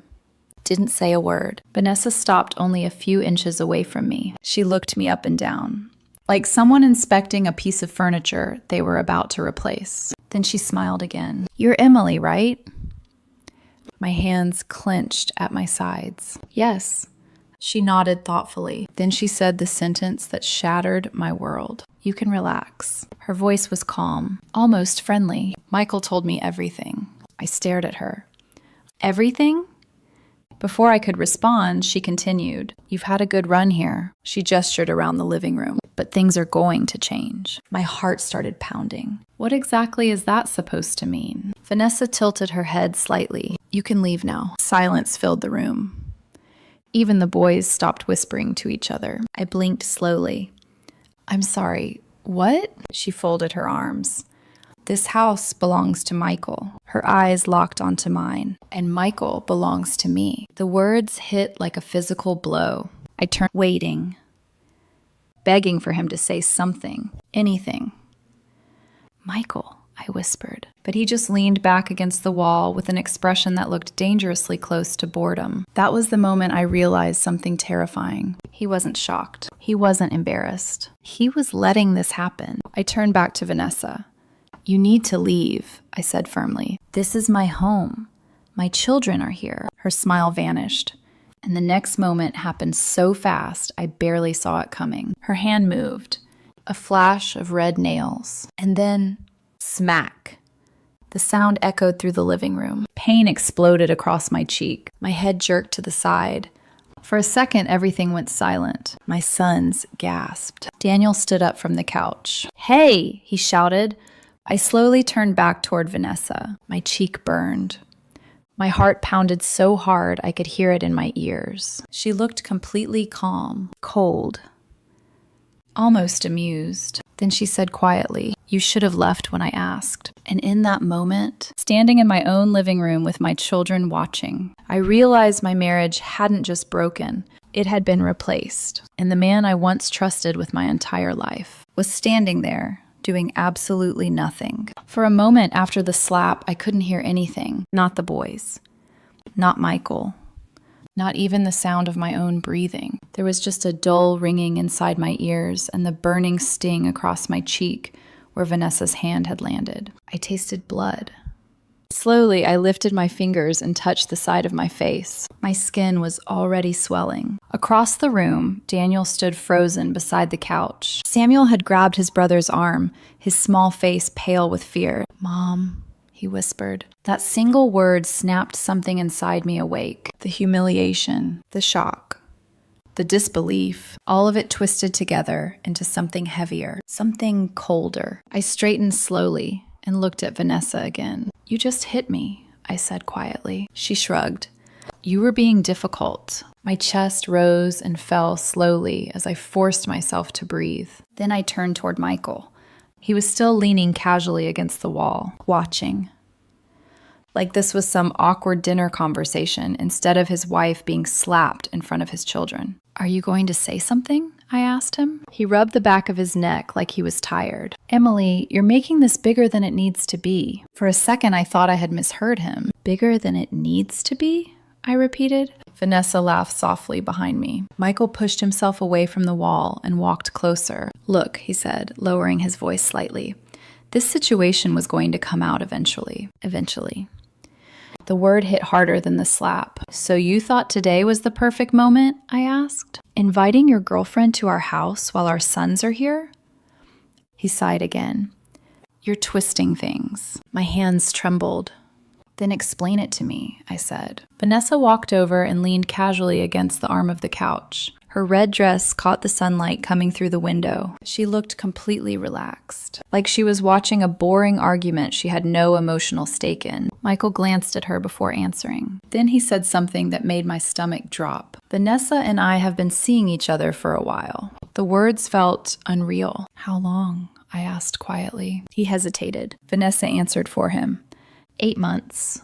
8 months. 8 months of lies. 8 months of late nights. 8 months of smiling at his phone while sitting beside me at dinner. I felt the room spinning slightly. "And you thought the best way to introduce her," I said slowly, "was by letting her assault me in my own living room?" Vanessa rolled her eyes. "Oh, please." She crossed her arms. "You're acting like a victim." I stared at her in disbelief. "You slapped me." "And?" she replied. "You were raising your voice." Daniel stepped forward suddenly. "Don't talk to my mom like that," he shouted. Vanessa looked at him briefly. Then she laughed.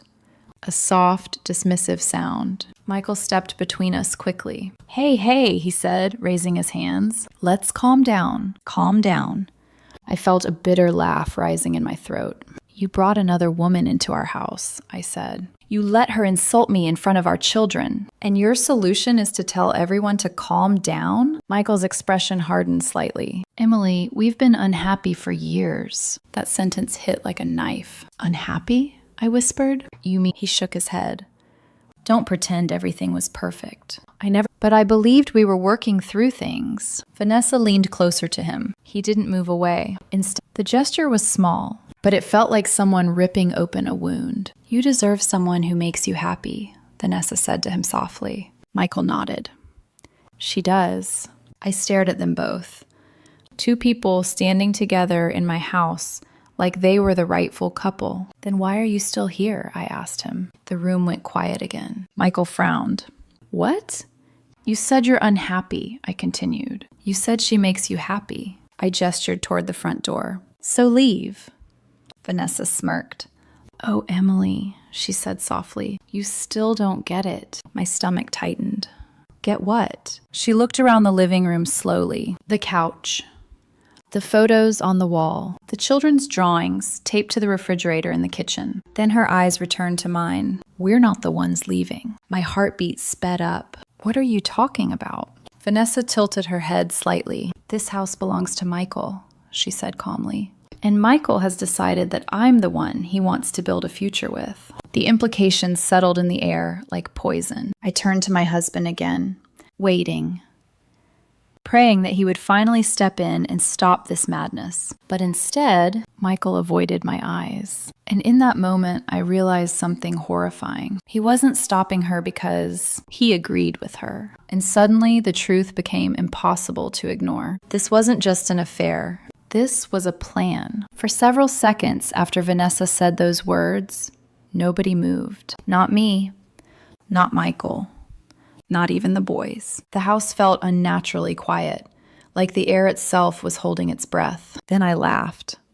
It wasn't a happy laugh. It was the kind of laugh that slips out when your brain hears something so absurd it refuses to process it as real. "You can't possibly be serious," I said. Vanessa didn't laugh. Michael didn't either. Instead, he rubbed his forehead like he was preparing for an annoying conversation. "Emily, we should talk about this calmly." I stared at him. Calmly? My voice rose despite my effort to control it. "You let your girlfriend slap me in front of our children, and now you want to talk calmly?" Vanessa rolled her eyes dramatically. "Oh my God," she muttered. "Are you always this dramatic?" That did it. I stepped closer to her. "Do not speak to me like that in my house." Michael immediately stepped between us. "Emily, stop." His hand pressed against my shoulder, pushing me back slightly. That small gesture, the fact that he was physically protecting her from me, sent a wave of cold anger through my chest. "You're defending her," I said slowly. "I'm preventing this from getting worse," he replied. "Worse than this?" I asked. "Because right now, I'm struggling to imagine how it could possibly get worse." Vanessa sighed like she was tired of the entire situation. Then she said something that changed everything. "You should tell her the truth, Michael." My stomach tightened. "What truth?" Michael glanced at her, then back at me. For the first time since this nightmare began, there was a hint of discomfort in his eyes. "Emily, the house is in my name." The words landed heavily. "What?" "When we refinanced the mortgage 3 years ago," he continued, "my lawyer suggested putting the property solely under my name for tax reasons." I felt a chill spread through my body. "You told me that was just paperwork," I said. "It was," he replied quickly. "But legally, the house belongs to me." Vanessa smiled faintly. "And Michael and I have already been discussing some renovations," she added. The room tilted slightly. "You've been discussing renovations? To my home?" "Our home," Vanessa corrected smoothly. Daniel suddenly stepped forward again. "Stop saying that," he shouted. His voice cracked with anger and confusion. "This is Mom's house." Samuel stood behind him, gripping the back of his brother's shirt, like he was afraid something worse might happen. Michael looked uncomfortable now. "Boys, calm down." "No," Daniel yelled. "You made Mom cry." Vanessa looked annoyed. "Michael, do they always yell like this?" That sentence felt like gasoline on a fire. I stepped forward again. Enough. My voice was no longer shaking. It had gone quiet. Dangerously quiet. "You have exactly 30 seconds to leave this house." Vanessa crossed her arms. "And if we don't?" I looked straight at Michael. "Then I will call the police." For a moment, nobody spoke. Then Vanessa laughed again. "Go ahead." She spread her arms slightly. "Tell them your husband invited his girlfriend over." "That's not illegal." Michael looked uneasy. "Vanessa." But she kept talking. "Actually," she continued, "if anyone should be worried about the police showing up, it's probably you." My eyebrows tightened. "What is that supposed to mean?" Vanessa tilted her head toward Michael. "Tell her." He hesitated. "Michael," I said slowly. "What is she talking about?" He exhaled heavily. Then he said the sentence that felt like the ground disappearing beneath my feet. "I've already spoken with a lawyer." Silence filled the room. "A lawyer?" I repeated. "Yes." "For what?" "For divorce." The word echoed in my ears. Daniel looked at me with wide eyes. Samuel whispered softly, "Mom?" But Michael kept talking. "We've been unhappy for a long time," he said. "And Vanessa and I, we want to move forward. Move forward. Like the last 12 years of our lives were some small inconvenience he was eager to erase." "And your plan," I asked quietly, "was to introduce your new girlfriend by letting her assault me?" "That wasn't the plan," he said defensively. "Oh, really?" I replied. "Because from where I'm standing, it looks pretty organized." Vanessa smirked. "You're overthinking it." "No," I said. "I'm finally thinking clearly." My eyes moved between them. "You've been planning this." Michael shook his head. "That's not fair." 8 months, I said. "You've been seeing her for 8 months. I pointed toward the living room. "While sitting on that couch with our children." I pointed toward the kitchen. "While eating dinners I cooked for you." I pointed toward the hallway. "While tucking our sons into bed every night." Vanessa looked bored again. "People fall out of love." "That doesn't excuse betrayal," I replied. Michael rubbed his face. "Emily, this marriage hasn't been working." I stared at him. "You never said that."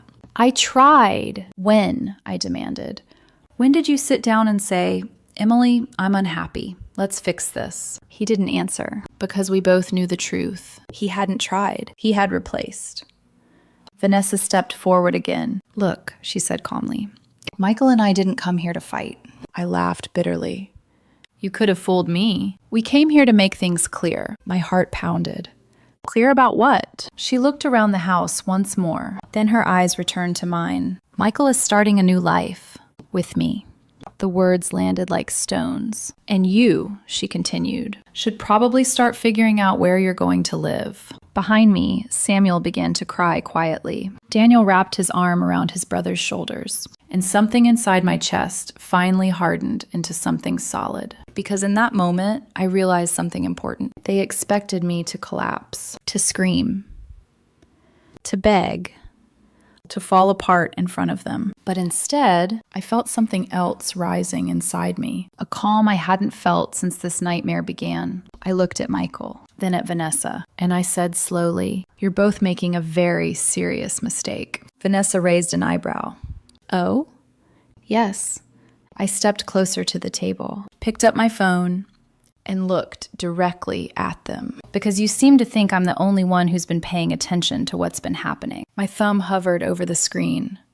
"And you're about to learn how wrong you are." After those words left my mouth, the house went silent again. Vanessa looked mildly curious. Michael looked confused. But inside my chest, something entirely different was happening. The adrenaline that had carried me through the confrontation was starting to fade. And in its place came something heavier, something darker. Pain. Not the sharp, explosive anger from earlier. This was quieter, deeper. The kind of pain that spreads slowly through your bones when you finally understand that the life you believed in no longer exists. Michael stared at me.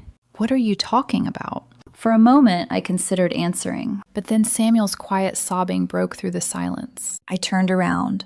Both of my boys were standing near the hallway. Daniel had his arm around his brother, trying to be brave, but his eyes were glossy with tears. Samuel's face was wet, his small shoulders trembling. "Mom," he whispered. And just like that, the fight inside me disappeared, because suddenly none of this was about Michael or Vanessa. It was about my children. I walked toward them slowly and knelt down. "It's okay," I said softly, brushing Samuel's hair away from his face. But my voice sounded hollow, even to me. Daniel looked up at me with an expression no child should ever have to carry. "Are you and Dad getting divorced?" The word hit my chest like a hammer. Children learn things far earlier than we want them to. I swallowed hard.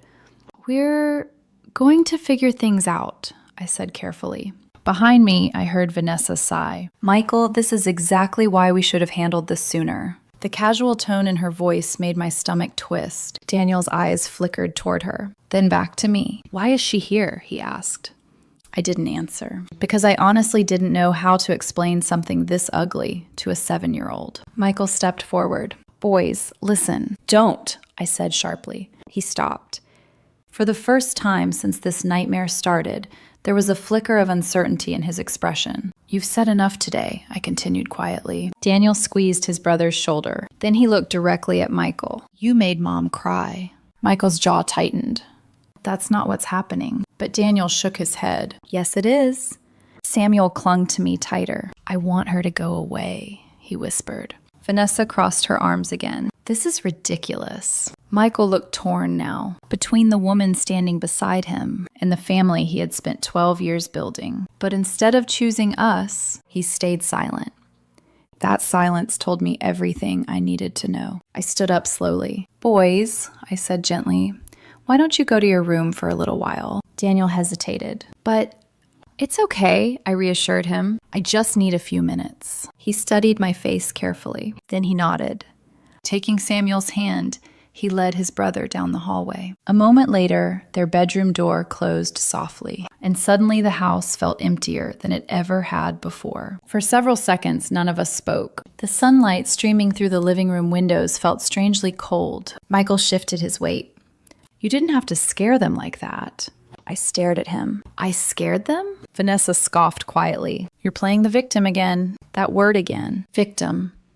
As if being betrayed in my own home was somehow an overreaction. I looked around the living room slowly. Family photos lined the wall. Pictures of birthday parties, beach vacations, Christmas mornings. There was one photo of Michael holding both boys on his shoulders at the park. Everyone laughing. Everyone happy. For a moment, the memory almost broke me, because that life had felt so real. But now, it looked like a lie. You know what the worst part is? I said quietly. Michael frowned. What? I believed in you. He didn't respond. I defended you, I continued. When people said you were distant, when they said you worked too much, when they said something about you felt off. Vanessa shifted impatiently. Are we really doing this speech right now? But I ignored her. I spent years convincing myself that our marriage was worth fighting for, I said. My voice trembled slightly now. And the entire time, you were building a new relationship behind my back. Michael finally spoke again. I didn't plan for things to happen this way. I laughed softly. That's funny. Why? Because from where I'm standing, I replied, it looks exactly like you did. Vanessa stepped closer to him. Michael, we don't have to stand here and listen to this. But he didn't move. Maybe guilt was finally catching up to him. Or maybe he was simply uncomfortable seeing the damage he'd caused. Either way, it didn't matter anymore, because something inside me had finally cracked open. And in that crack, a painful truth had settled. The man I loved was gone. Maybe he had been gone for months, maybe longer. But the person standing in front of me now was a stranger. And accepting that truth felt like losing something far bigger than a marriage. It felt like losing an entire version of my life. For a moment, the weight of it nearly crushed me. I felt exhausted, empty, broken in a way that seemed impossible to repair. But deep beneath that pain, another feeling was starting to grow. Small, quiet, but undeniable. Clarity.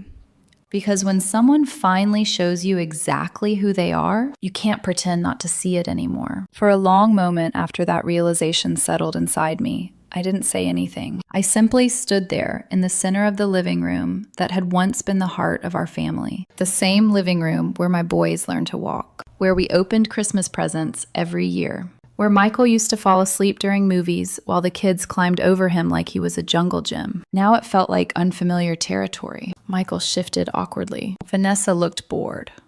But the strange calm inside me kept growing, because once the shock fades, once the pain reaches its deepest point, something unexpected sometimes rises from the wreckage. Clarity. And with clarity comes something powerful. Control. I walked quietly toward the kitchen. Neither of them followed. Michael called after me. Emily, where are you going? To get something, I replied calmly. Inside the kitchen, I leaned against the counter for a moment. My hands were trembling slightly, but my mind was working again. Fast. Precise. I opened the drawer where we kept old electronics. Inside was Michael's previous phone, the one he claimed had stopped working several months ago. At the time, I hadn't questioned it. Why would I? But something about that moment suddenly pulled my attention back to it. I plugged the phone into the charger. The screen lit up instantly. So much for being broken. I unlocked it easily. Michael had always used the same passcode. Our wedding anniversary. How ironic. For several seconds, I hesitated because I already knew what I was going to find. But knowing something intellectually is different from seeing it with your own eyes. Still, I opened the messages, and the truth exploded across the screen. Hundreds of texts, months of them. Vanessa's name repeated again and again. I scrolled slowly. Pictures, videos, explicit messages. The casual cruelty of betrayal laid out in glowing blue text bubbles. One message made my stomach twist. Vanessa, does she suspect anything yet? Michael, not even close. Another message. Vanessa, you should bring me to the house sometime. I want to see her face when she realizes. My breath caught. I scrolled further. And there it was, the final confirmation. A message from Michael just 2 days earlier. Saturday afternoon works. The boys will be home too. For a moment, the kitchen felt like it was spinning. This hadn't been impulsive. This hadn't been messy emotions spiraling out of control. It had been planned. Every second of it. The humiliation, the confrontation, even Vanessa's presence in my home. All of it arranged like some twisted performance. I closed my eyes briefly, and when I opened them again, the last pieces of doubt disappeared. I walked back into the living room slowly. Michael looked up immediately. What took you so long? Vanessa glanced at the phone in my hand. Her confident smile faded slightly. I stopped a few feet away from them. Then I turned the screen toward Michael. Is this what you meant when you said things just happened? I asked quietly. His face went pale. Vanessa's expression hardened. Michael stepped forward. Emily. No, I interrupted calmly. You don't get to explain anymore. I held the phone higher so both of them could see the message thread. You invited her here, I said. You planned this. Michael rubbed his face nervously. It wasn't supposed to happen like that. I let out a slow breath. You're right. I looked directly into Vanessa's eyes. It didn't happen the way you planned. She crossed her arms. What exactly do you think this proves? That you both underestimated me. Michael looked uneasy now. Emily, you're blowing this out of proportion. I tilted my head slightly. Am I? Then I opened the camera app and tapped the small icon in the corner. Michael frowned. What are you doing? I turned the phone toward them again. This phone has been recording the last 10 minutes of this conversation, I said. Vanessa's confidence cracked. Michael's eyes widened. You recorded us? Yes. My voice was calm, stronger than I felt. You admitted the affair. You admitted bringing her into this house. And you admitted planning this. Michael ran a hand through his hair. Emily, you can't use that. Actually, I replied quietly, I can. Vanessa stepped forward angrily. You're trying to blackmail us? No, I said. I'm protecting myself. Then I looked at Michael one last time. You wanted a divorce. Well, congratulations. You're going to get one. The silence that followed felt different now. Before, it had been filled with tension. Now, it felt like the balance of power had shifted, because for the first time since this nightmare began, Michael and Vanessa looked uncertain, and I realized something important. They thought they had already won, but the real fight had only just begun. The moment I said the word divorce, the entire atmosphere in the room shifted. Not dramatically, not explosively. Just quietly, like the final click of a lock closing. Michael stared at the phone in my hand like it had suddenly become dangerous. Vanessa's posture stiffened, her confidence cracking for the first time since she walked through my front door. For several seconds, no one spoke. Then Michael tried to recover. Emily, let's not do something we'll regret. The irony of that sentence almost made me laugh. You should have thought about regret, I replied calmly, before inviting your girlfriend to watch you destroy your family. Vanessa scoffed. Oh, please. You're acting like this is the end of the world. I turned toward her slowly. For you, I said quietly, this was entertainment. For me, I gestured toward the hallway where my sons were hiding in their bedroom. This was my life. Michael stepped closer. We can still handle this privately. No, I said. You don't get privacy after this. I placed the phone on the table and looked him directly in the eyes. You betrayed your marriage. You humiliated your wife. and you traumatized your children. Vanessa rolled her eyes again. God, you're dramatic. But Michael wasn't smiling anymore, because now he understood something Vanessa didn't. Evidence changes everything. I picked the phone back up and locked the screen. You should both leave, I said calmly. Michael hesitated. Emily, now. The word came out cold. Final. Vanessa glanced at him. You're really going to let her talk to you like that? Michael looked between us. For the first time that day, uncertainty flickered across his face, because now he had to choose, and the choice was no longer comfortable. Finally, he sighed. Come on, Vanessa. Her jaw tightened. You're kidding. This isn't helping. She glared at me. This isn't over. I met her gaze without blinking. No, it's just beginning. She grabbed her purse angrily and stormed toward the door. Michael lingered for a moment longer. His eyes moved around the living room slowly. The photographs, the toys on the floor, the home we had built together. Then he looked at me. You're really throwing everything away. I shook my head. No. You already did that. And with that, he left. The front door closed behind them with a soft, hollow sound, and suddenly the house felt quiet again. Not peaceful.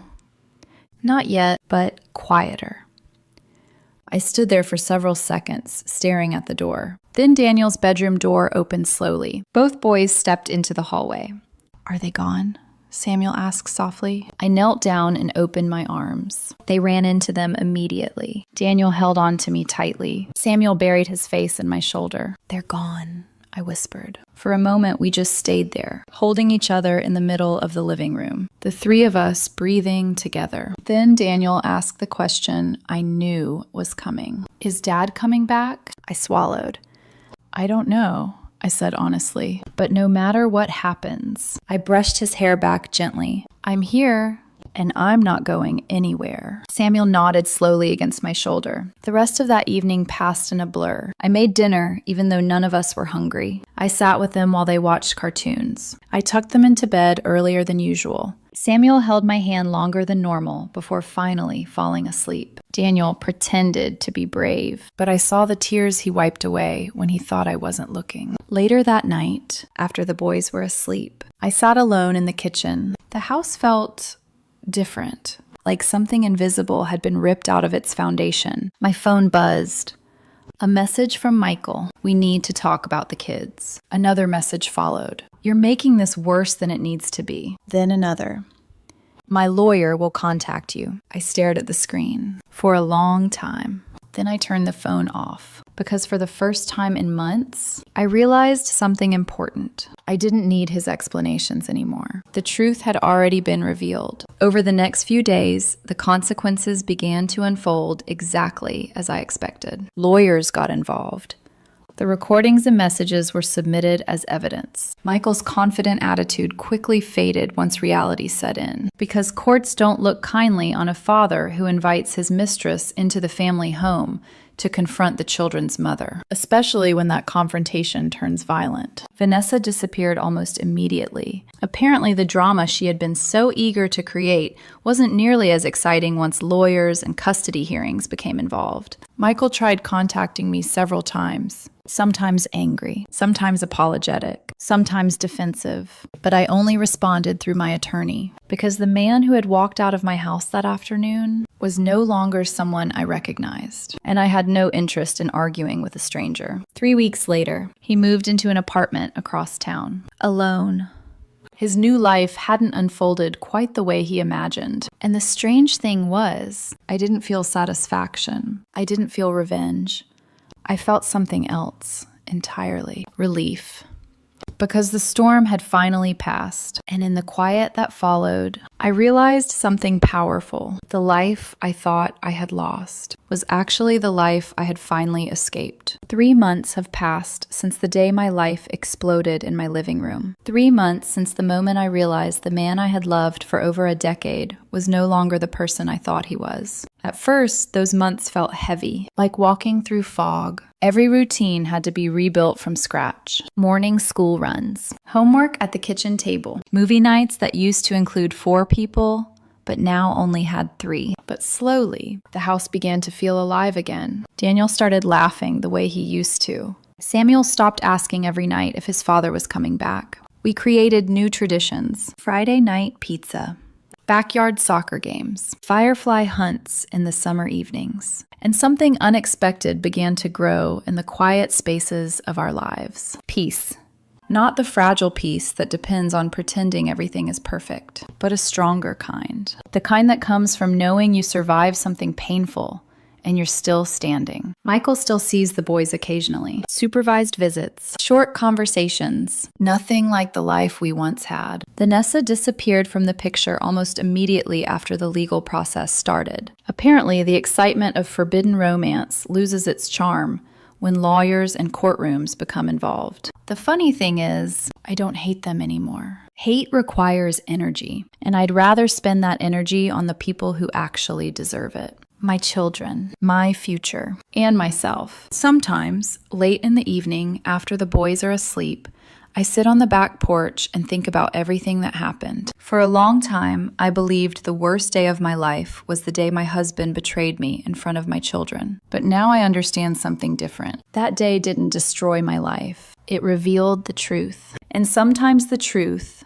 no matter how painful, is the beginning of freedom. Because when someone finally shows you exactly who they are, you have a choice. You can keep pretending, or you can walk away and rebuild something better. I chose to rebuild, not perfectly, not easily, but honestly. And if you're listening to this story because you've experienced betrayal, if you've ever looked at someone you loved and wondered how they could hurt you so deeply, remember this. Their betrayal doesn't define your worth. It only reveals their character. Your strength is revealed by what you choose to do next. As for me, my story doesn't end with heartbreak. It ends on a quiet summer night. 2 boys chasing fireflies across the backyard, and a woman who finally remembered her own value. Not broken, not bitter, just rebuilt and stronger than ever. Have you ever been ignored so completely that you started wondering if you had somehow died and nobody bothered telling you? That was my life for 30 straight days. My name is Jessica Mitchell. I'm 43 years old, and 5 years ago, my husband and my son turned ignoring me into an Olympic sport. Not the casual kind of ignoring, not the, sorry, I didn't hear you type. No, this was calculated, strategic, professional level ghosting. The kind that makes you question your own existence. Every morning, I would come downstairs holding my coffee mug, forcing my best cheerful smile. Good morning, I'd say brightly. How'd everyone sleep? What did I get in return? My husband, Richard, would slowly sip his coffee like he was starring in a Shakespeare tragedy, staring dramatically out the kitchen window. He would make eye contact with a squirrel in the backyard before acknowledging that his wife of 18 years was standing 3 feet away. Meanwhile, my son Ethan would sit at the breakfast table, hunched over his phone, laughing at TikTok videos. Not just laughing, snorting. The kind of loud, uncontrollable laughter teenagers produce when someone online does something incredibly stupid. But if I asked him about school, if I tried to make a joke, he'd give me that look. You know the one. The expression people make when they accidentally step in something unpleasant and sticky. 30 days of that. 30 days of walking through my own home like I was a ghost. Eventually, I started wondering if something was wrong with me. I caught myself checking mirrors. Seriously. Just to make sure I still had a reflection. At 2 a.m, I even Googled, signs you might actually be dead. Let me tell you something. That is not good for your mental health. But the real breaking point came on a Tuesday morning. Garbage day. I was dragging the trash bins down the driveway when my 70-year-old neighbor, Mrs. Patterson, waved at me. Morning, Jessica. How's the family? I almost cried right there on the sidewalk. Because after 30 days of being invisible inside my own house, a stranger acknowledging my existence felt like a miracle. But I had no idea that the month my family erased me from their lives would eventually explode 5 years later at my son's wedding in front of 200 stunned guests. And by the end of that night, a marriage would collapse, a wedding would be canceled, and the truth about what really happened in our house would finally come out. The funny thing about being treated like a ghost is that when ghosts finally speak, everyone listens. Before everything fell apart, before I became the ghost of my own family, my life actually looked like something out of a romantic comedy. Let me take you back. It was 2007. I was 26 years old, working as a junior analyst at an insurance company, sitting through what was possibly the most boring professional seminar ever created by human civilization. The presenter had been talking about actuarial tables for nearly an hour. I remember staring at the clock and seriously considering faking a medical emergency just to escape. That's when Richard Santos walked into my life. Late. Of course, he rushed into the conference room, wearing a navy blazer and carrying a laptop bag, a giant coffee cup, and about 12 loose sheets of paper that kept threatening to fall out of his arms. Dark hair, confident smile, the kind of presence that instantly filled a room. The universe, in its infinite sense of humor, had left exactly one empty seat in the entire conference room, right next to me. Richard squeezed into the row, whispering apologies to everyone he bumped into, which was basically everyone. And then disaster struck. As he sat down and tried to juggle his laptop, coffee, and notes, his elbow clipped the giant coffee cup. Time slowed down. I swear I watched that cup tilt like we were in some dramatic slow-motion movie scene. And then, splash. Hot coffee everywhere. On my jacket, my blouse, my skirt. I looked like I'd been attacked by an angry barista. The entire room went silent. Richard froze. His face turned bright red. "Oh my God," he whispered. "I am so sorry." He started digging through his bag for napkins like a man searching for buried treasure. I sat there dripping coffee and dignity. And I had two choices: cry or laugh. So I laughed. "Well," I said, standing up and examining the damage. I was getting tired of this outfit anyway. I've been thinking about trying the coffee-stained disaster chic look. Richard stared at me like I'd just announced I was secretly an alien. Then he laughed. Not politely, not awkwardly. A full, loud, uncontrollable laugh that made the presenter stop mid-sentence. "You know what?" he whispered once he caught his breath. "You still look better than half the people in this room." That was the moment everything started. We spent the rest of the seminar passing notes like two teenagers, making fun of the presenter, inventing ridiculous insurance policies. "What's the premium for alien abduction coverage?" he wrote at one point. I wrote back, "Depends. Do aliens offer multi-planet discounts?" After the seminar ended, he insisted on buying me a coffee to apologize. Yes, another coffee. The irony wasn't lost on either of us. That coffee turned into lunch. Lunch turned into dinner. Dinner turned into late-night phone calls that lasted until 3 a.m. Within 6 months, we were practically living together. Within a year, Richard proposed with a ring that cost more than my car. I said yes before he even finished the question. 18 months later, we were married. And for a long time, life really did feel perfect. We bought a small house in the suburbs, not fancy, but ours. We created little routines together. Sunday mornings in bed, reading the newspaper. Takeout Fridays. Lazy movie nights where we'd argue about what to watch and always end up choosing the same thing. Richard used to steal my hoodies. I pretended to be annoyed. Secretly, I started buying larger ones so they'd fit him better. Then, 3 years into our marriage, Ethan was born. And I remember standing in the hospital room, holding my newborn son and thinking, this is it. This is the life people dream about. A husband I loved. A healthy child. A home filled with laughter. I truly believed we had built something unbreakable. But here's the brutal truth no one tells you about fairy tales. They work beautifully. Right up until real life shows up and starts collecting rent. And the moment everything began to crack. The exact point where my family slowly started pushing me out of my own life was Ethan's 16th birthday party. That party wasn't just a birthday celebration. It was the beginning of the end. And somehow, I didn't realize it until it was already too late. Looking back now, the warning signs were everywhere. At the time, I just didn't see them. Or maybe I saw them and chose to ignore them. It all started during the weeks leading up to Ethan's 16th birthday. If you've never lived with a teenager who is about to turn 16, let me explain something. They treat that birthday like it's a coronation. Ethan began hinting about the party almost immediately after his 15th birthday ended. Not subtle hints either. We're talking about the kind of hints that would require industrial construction equipment to miss.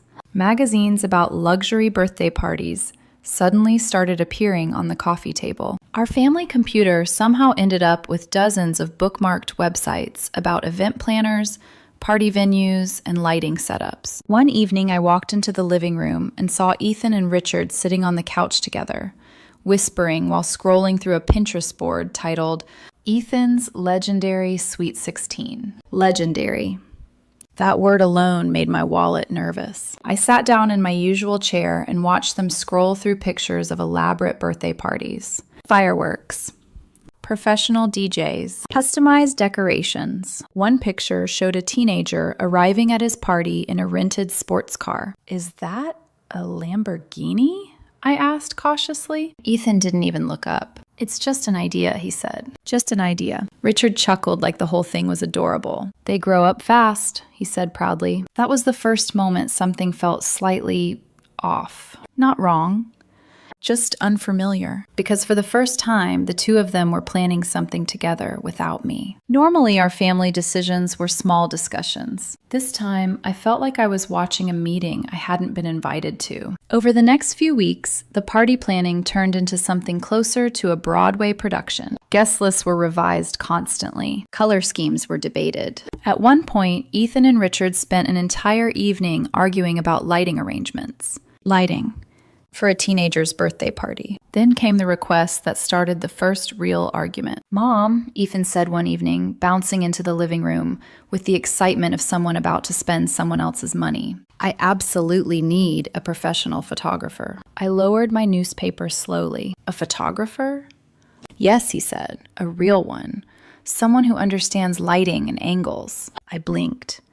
Ethan, I own a camera. The look he gave me was the same look people give when someone suggests sending a fax in 2024. Mom, he said slowly, I'm talking about a professional photographer. I tried to keep my voice calm. Honey, those cost serious money. I know. So maybe we compromise, I said carefully. I can watch some tutorials online. Learn how to take better pictures. Silence. Richard finally spoke. Jess, it's his 16th birthday. I know. This is important. Important. Apparently important meant expensive. But I wasn't ready to surrender yet. Maybe I could lighten the mood. Make them laugh. Show them that mom could still be fun. I stood up and pretended to hold an imaginary camera. Don't worry, I said dramatically. I'll just Photoshop your head onto a celebrity body. You'll look amazing. In my head, it was hilarious. Ethan's face on a movie star. Maybe with a ridiculous caption. Comedy gold. Instead, the room went silent. Ethan's face turned bright red. That's not funny, Mom. Before I could explain it was just a joke, Richard stepped in immediately. Don't worry, he told Ethan gently. We'll hire a real photographer. Just like that. Decision made. No discussion. No budgeting. No conversation. Richard had spoken. And apparently that meant the matter was closed. The photographer cost $2,000. The pictures were beautiful. I know that because I eventually saw them. The strange part? I wasn't in a single one. At the time, I brushed it off. Teenagers do weird things. But after that birthday party, something in our house quietly shifted. Like Richard and Ethan had attended some secret meeting and decided that the best way to deal with me was simply to pretend I wasn't there. At first, the changes were small enough that I could still pretend they weren't happening. Little things. Things you could easily explain away if you tried hard enough. Breakfast used to be our quiet family routine. I would wake up first, make coffee, sometimes scramble eggs, while Richard read the news and Ethan dragged himself downstairs half asleep. But one morning I came down to an empty kitchen. 2 cereal bowls sat in the sink. The coffee pot was empty. And on the counter there was a short note written in Richard's handwriting. Gone to get coffee. Back later. R&E. That was odd, but not alarming. Maybe they decided to go out together. Still, something about the note bothered me, not the message. the signature. R&E, like they were some kind of law firm. Mitchell and Associates, specialists in avoiding mom. The next morning it happened again. Empty kitchen, dirty dishes in the sink. Another note. Already ate. See you tonight. The pattern continued all week. At first, I told myself I was overthinking things. Teenagers wake up at strange hours. People get busy. Life happens. But then dinner started changing too. One evening, I came home from work, exhausted after a long day at the office. I loosened my jacket and walked into the living room. Richard and Ethan were sitting on the couch, surrounded by pizza boxes and Chinese takeout containers. A movie was playing. They were laughing at something on the screen. For a moment, I felt relief. Finally. Normal family life. Hey, I said, smiling. Movie night? Both of them turned toward me with mild surprise. The way people react when a stranger walks into a room unexpectedly. Oh, Richard said casually. We didn't know when you'd be home. I blinked. I live here. He shrugged.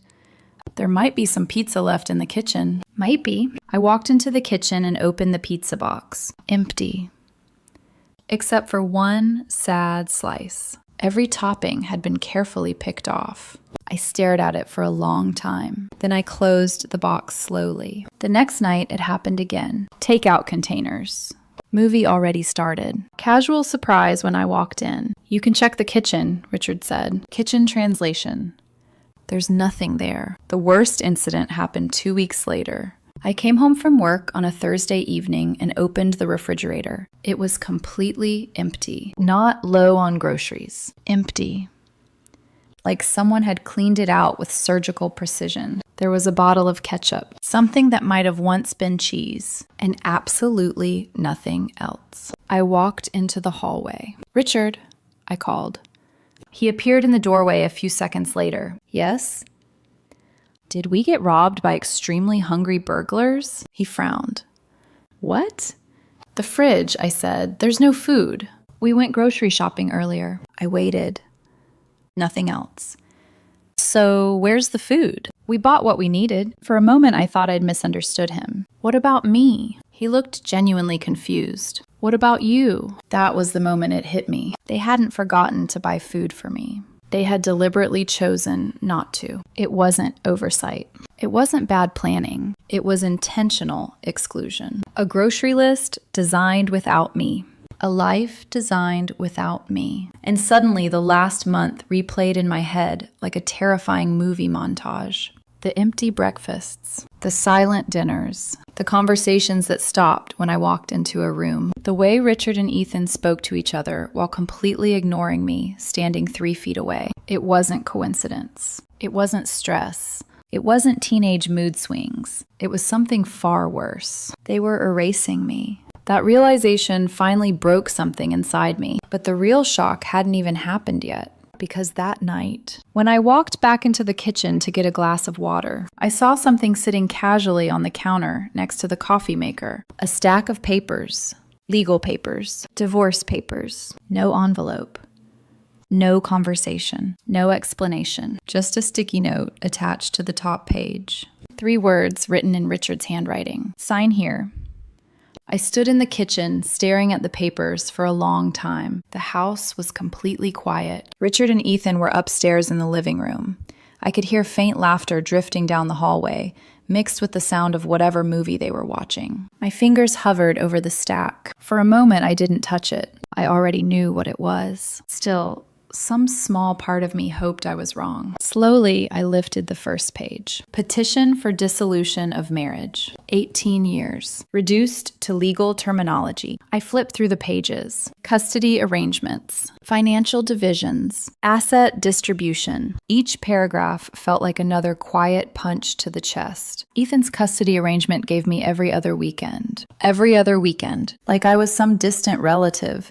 Instead of the woman who carried him for 9 months, stayed up all night when he had fevers, helped him with homework, drove him to school every single morning for years. I kept reading.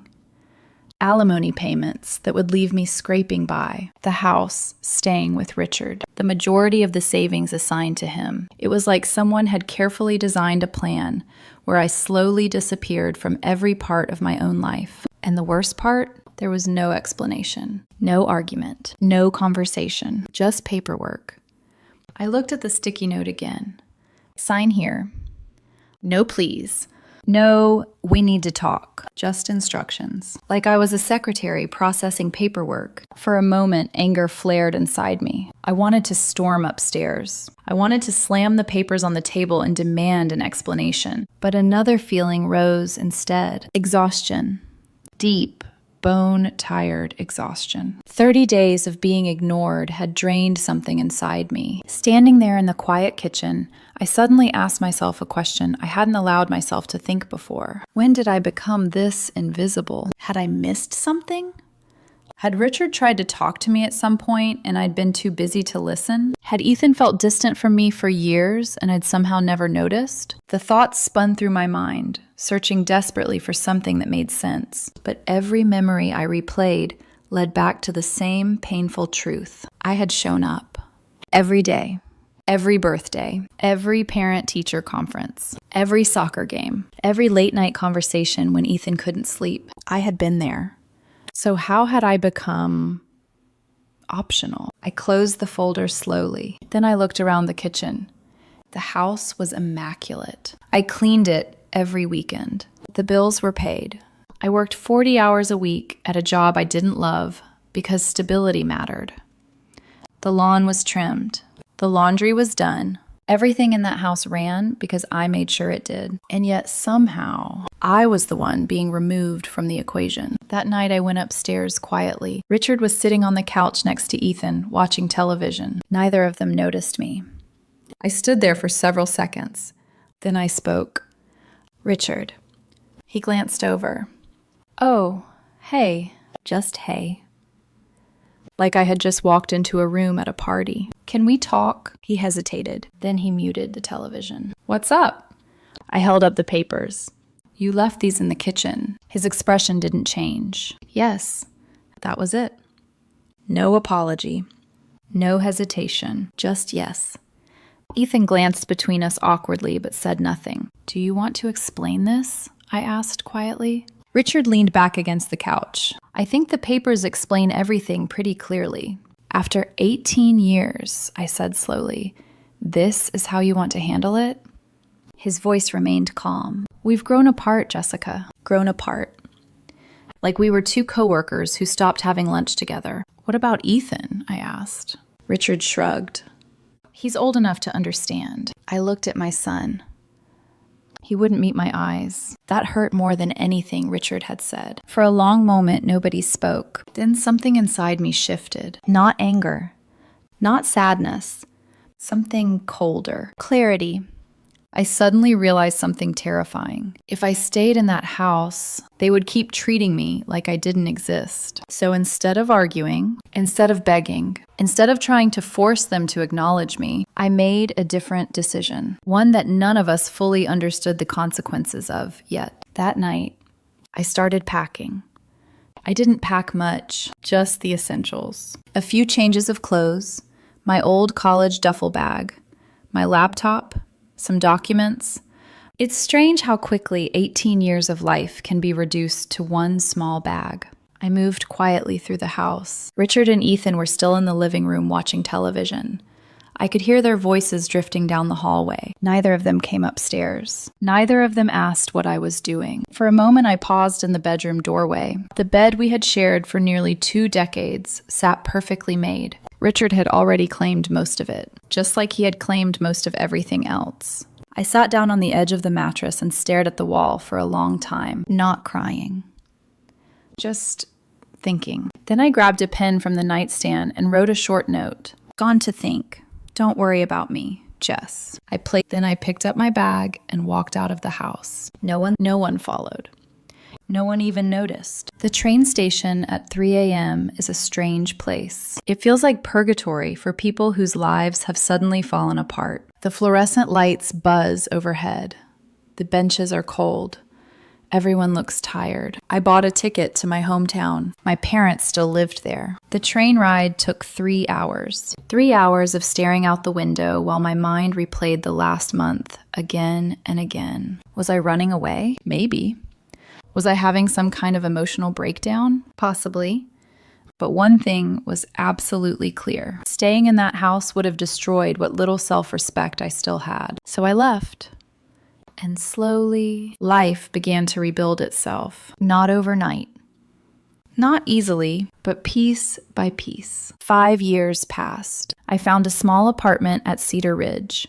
Nothing fancy, but it was mine. I changed careers completely. After years of sitting behind a desk in an insurance office, I started working construction with a crew led by a guy everyone called Big Mike. At first it felt strange. Hard physical labor instead of paperwork. But something about it healed me. Every nail driven into a beam. Every wall we framed. Every building we finished. It was tangible proof that something existed because I had helped create it. And the crew talked to me constantly. Jokes. Stories. Arguments about sports. They gave me a nickname within the first week. Dad Joke Jessica. Apparently my sense of humor, completely unappreciated by my former family, was perfect for a construction crew. For the first time in years, I felt visible. But one thing never fully disappeared. Hope. I kept the same phone number for 5 years because somewhere deep inside me, I believed Ethan might eventually call. Maybe on a birthday, maybe on a holiday, maybe just once. But the phone never rang until one Tuesday evening. I had just gotten home from work, my hands still dusty from drywall, when my phone buzzed on the kitchen counter. Unknown number. I almost ignored it, but something made me answer. Hello? There was a brief pause. Then a voice I hadn't heard in 5 years. Jessica? My stomach dropped instantly. Richard. Hearing his voice felt like getting punched in the chest. You still have this number, he said. Yes. I wasn't sure. It's the same number. I had kept it hoping Ethan would call. Instead, I got Richard. He cleared his throat. Jessica, Ethan is getting married. For a moment, the entire room felt like it tilted sideways. Married? Yes. To a wonderful woman named Alice. They met in college. 2 years together. 5 years without a single word to me. The wedding is next month, Richard continued. Next month, not next year. Not someday. Next month. And I was hearing about it through a random Tuesday phone call. Not an invitation. Not a letter. Just information. Well, I said quietly, congratulations to them. There was a pause. Then Richard said something that caught me completely off guard. You should come. I laughed. I couldn't help it. You're serious? Jessica, he's your son. My voice turned colder than I expected. Oh. Now I exist again? That's not fair. Not fair? I repeated. 5 years without a single call. 5 years of silence.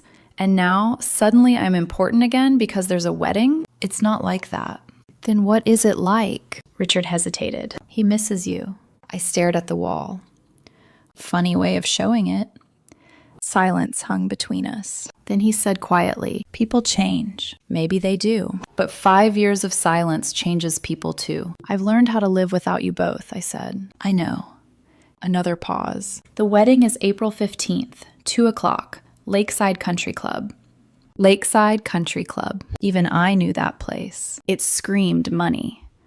Just think about it, Richard said softly. Then he hung up. I stood in my small apartment kitchen for a long time after the call ended. My son, getting married, to a woman I had never met. A life event I had been completely erased from. But despite everything, I already knew the truth. I was going to go. Not because Richard asked, not because Ethan deserved it, but because no matter how much time passed, a part of me would always want to see my child one more time. What I didn't know yet was that walking into that wedding reception was going to expose the lie that had been told about me for 5 years. And by the end of that night, the entire celebration would collapse, right in front of 200 shocked guests. The day of the wedding arrived faster than I expected. April 15th. I sat in my car outside Lakeside Country Club for nearly 10 minutes before I could bring myself to step out.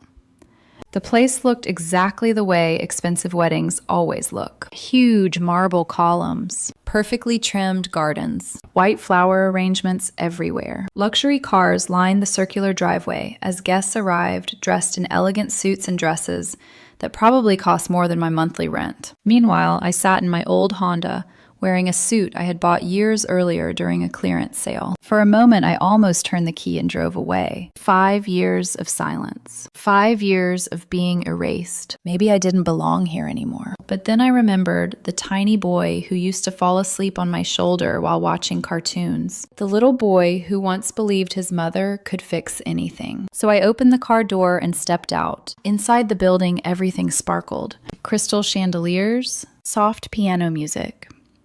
Tables decorated with delicate flowers and candles. I recognized absolutely no one. Guests chatted happily, laughing and sipping champagne, while I stood quietly near the back of the room, like a tourist who had wandered into the wrong event. Eventually, the ceremony began. Everyone took their seats. I slipped into a chair near the back row. From there, I could see the aisle perfectly. The music started. The doors opened, and Ethan appeared. For a moment, my chest tightened. He looked older.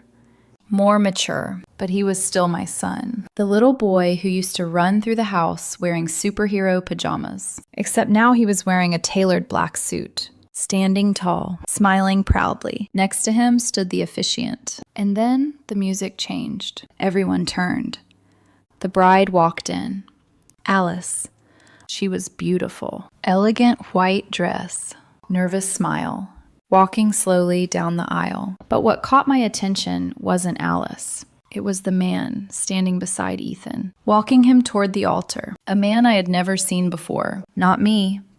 Someone else had taken the place that should have belonged to Ethan's mother. Someone else was playing the role I had once dreamed about for years. And suddenly, the full weight of those 5 lost years crashed down on me all at once. I wasn't just absent. I had been replaced. The ceremony continued. Vows, rings, applause. Everything looked perfect, except for the quiet emptiness sitting in my chest. At one point, Ethan's eyes scanned the audience. Then they stopped. On me. The shock on his face was instant. His step faltered for half a second, like he had just seen something impossible. Then he recovered and continued the ceremony. That told me something important. He hadn't known I was coming. Richard must have invited me without telling him. The ceremony ended with cheers and applause. Guests moved into the reception hall for dinner. I grabbed a beer from the bar and found a quiet corner table. Watching. Observing. Still feeling like a stranger at my own child's wedding. Eventually, people started noticing me. Whispers began spreading across the room. Who's that woman? I've never seen her before. At dinner, I ended up sitting at a table with several of Alice's relatives. One of them, a cheerful older woman, leaned toward me. So how do you know the happy couple? The entire table fell silent. I took a slow sip of my beer. Then I answered simply, I'm Ethan's mother. Absolute silence. Forks froze mid-air. Someone dropped a napkin. Within minutes, the information spread through the reception like wildfire. Richard, looked like he had swallowed a grenade. Ethan's smile had completely disappeared. Alice looked confused. Then one of her cousins asked a simple question. Wait, if you're his mother, he frowned. Where have you been all these years? Every single head at the table slowly turned toward Ethan, and that's when the real story finally began to unravel. The room had gone strangely quiet, not the polite silence people use when they're listening to a speech. This was a different kind of silence, the kind that happens when everyone senses something uncomfortable about to surface. Alice's cousin looked between Ethan and me. So, where have you been all these years? He repeated. I didn't answer immediately. Instead, I turned my head slowly toward Ethan. He was standing across the reception hall, his expression frozen somewhere between shock and panic. For a brief moment, our eyes locked. 5 years. 5 years of silence sitting between us like an invisible wall. Finally, I spoke. Well, I said calmly, that's actually a great question. Ethan shifted uncomfortably. Mom. The word sounded awkward coming out of his mouth, like he wasn't sure he still had the right to use it. But the guests were already watching us closely. Curiosity was spreading across the room like wildfire. I set my glass down gently. Come on, Ethan. I said with a small smile that wasn't quite friendly. Why don't you tell everyone where I've been for the last 5 years? The silence became heavier. Alice looked back and forth between us. What's she talking about? She asked quietly. Ethan swallowed. She left, he said finally. Left. That word landed in the room like a stone dropping into water. Alice frowned. You told me your mother abandoned the family. Several heads nodded slightly. Clearly, that was the story people had heard. I leaned back in my chair. Abandoned, I repeated. My voice stayed surprisingly calm. That's the story we're going with? Ethan's jaw tightened. You left without saying anything. A few guests murmured quietly, but now people were paying full attention. I slowly stood up. Not angrily, not dramatically. Just calmly enough that every eye followed the movement. Interesting, I said, because I remember it a little differently. Ethan's face flushed red. Mom. For a solid month, I continued gently, I tried speaking to both of you. I glanced briefly toward Richard, who was standing near the head table, looking like he desperately wished the floor would swallow him. A full month where your father and you treated me like I was invisible. The room became completely silent. Alice stared at Ethan. What does she mean? Ethan shook his head quickly. It wasn't like that. Oh, I said lightly.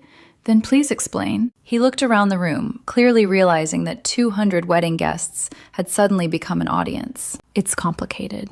Alice's voice hardened. How is it complicated? Ethan hesitated, and in that hesitation, the truth began to show. I crossed my arms calmly. For 30 days, I said. They ignored every word I said. Several guests exchanged confused looks. I'd say good morning, I continued, and your father would stare out the window like he'd just discovered a fascinating squirrel. A few people at nearby tables chuckled awkwardly. And Ethan here, I nodded toward him, would laugh for hours at his phone.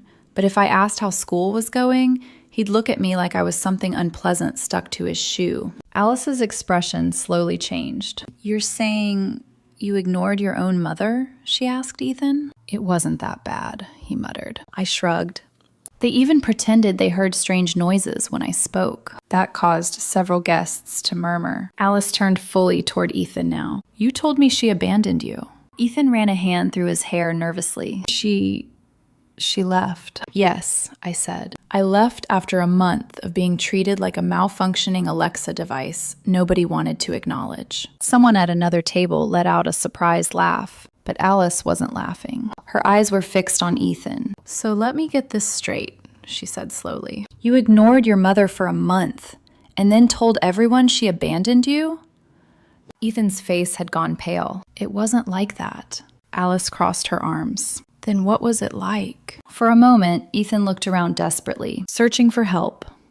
But no one stepped in, not even Richard, because suddenly, everyone in that room understood something. The story they'd heard for 5 years was missing a very important piece. And the man standing in the center of the wedding reception had just realized that the truth had finally caught up with him. The reception hall had transformed from a celebration into something else entirely. It felt less like a wedding and more like a courtroom. 200 guests sat frozen in their chairs, watching the conversation unfold with the kind of fascination people normally reserve for car crashes. Alice looked at Ethan like she was seeing him for the first time. You told me your mother abandoned you, she said slowly. Ethan's voice sounded strained. She did leave. Yes, I said calmly.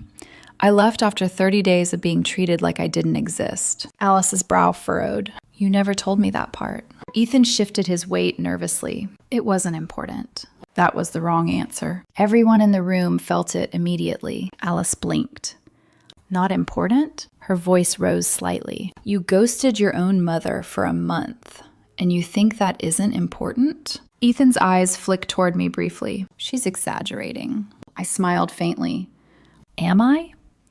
I looked around the room. You know, I said conversationally, I actually started checking mirrors during that month.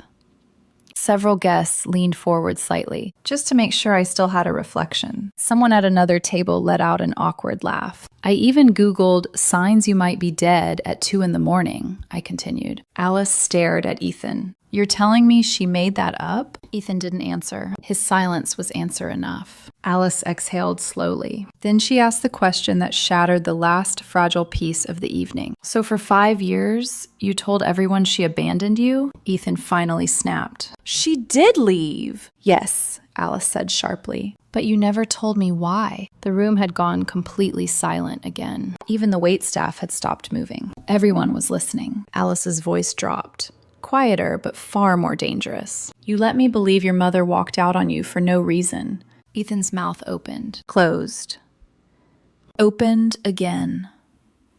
I didn't think it mattered anymore. Alice shook her head slowly. It matters to me. That sentence landed heavily. Ethan stared at her. What do you mean? Alice looked around the room. Then she looked back at him. I'm about to marry someone, she said carefully, who apparently thinks it's normal to erase a parent from their life and then lie about it. Ethan's face paled. That's not fair. No, Alice replied. Her voice was calm now. Too calm. Because I'm starting to wonder something. She stepped slightly away from him. What happens when you get tired of me someday? The words hung in the air. Ethan looked stunned. That's completely different. Is it? She asked quietly. You ghosted your own mother for a month. She gestured toward me. And then you told everyone she abandoned you. Ethan ran both hands through his hair. Alice, please, we can talk about this later. She shook her head. No.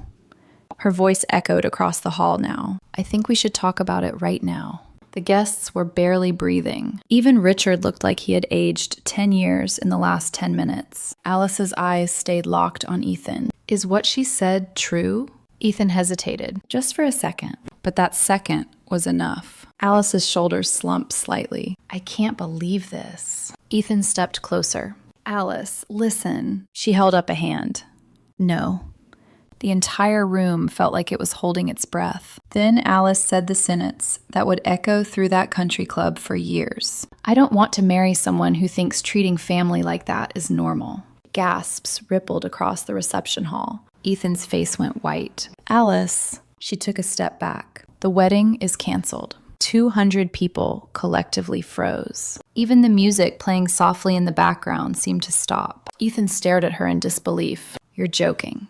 I'm not. The silence in the room was deafening. Then Alice slowly removed the wedding ring from her finger and placed it on the table, right there, in front of everyone. I deserve honesty, she said quietly. And apparently, I don't have that. Then she turned and walked out of the reception hall, just like that, leaving the groom standing alone. Guests began whispering immediately. Chairs scraped. People stood up awkwardly. The elegant wedding reception had collapsed in less than 5 minutes. Richard hurried toward Ethan, trying to calm him down. The bride's relatives followed Alice toward the exit, and in the middle of the chaos, I simply walked over to the dessert table. There was a basket of warm dinner rolls. I picked one up, took a bite. Honest, pretty good. Richard rushed toward me a moment later, his voice shaking. Jessica, please say something. I swallowed the bite calmly. Fix this, he added desperately. I looked around the room, at the shocked guests, at Ethan standing alone in his wedding suit, at the decorations meant for a celebration that had just turned into a disaster. And I realized something surprising. I didn't feel angry anymore. I didn't feel vindictive. I just felt peaceful, like a weight I had been carrying for 5 years had finally been lifted. Fix what? I asked calmly. Richard stood in front of me, his face pale, his voice trembling. Jessica, please, he said again. Just say something. Around us, the reception hall had turned into chaos. Guests were quietly slipping toward the exits. Waiters stood awkwardly near the walls.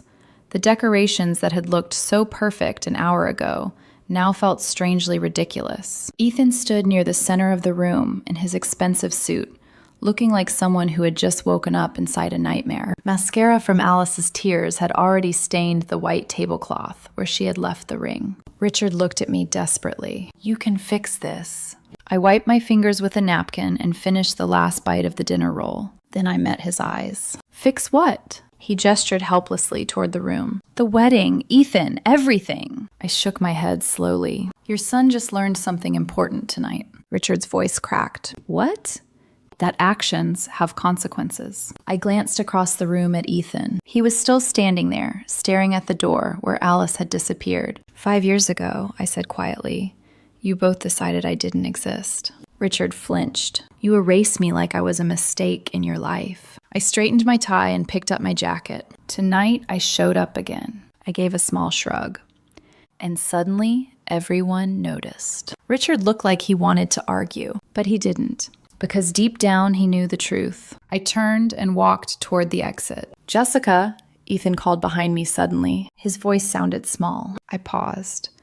For a moment, I considered turning around, but then I remembered the empty breakfasts, the silent dinners, the refrigerator with no food for me, the sticky note that said, sign here, so I didn't turn around. Instead, I opened the door and stepped outside into the cool evening air. The parking lot was quiet. I walked to my old Honda, climbed inside, and sat there for a moment. Then I started the engine and began the drive home. Halfway down the highway, I had to pull over because I was laughing so hard. Not cruel laughter, not bitter laughter, just relief, freedom.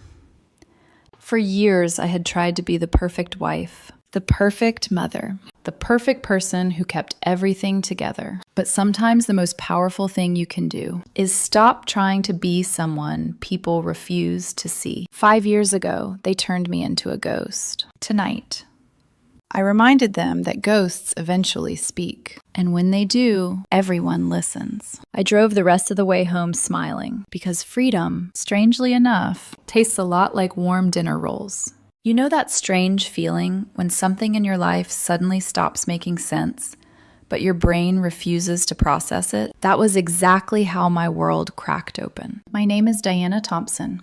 I'm 42 years old and I work in network security analysis.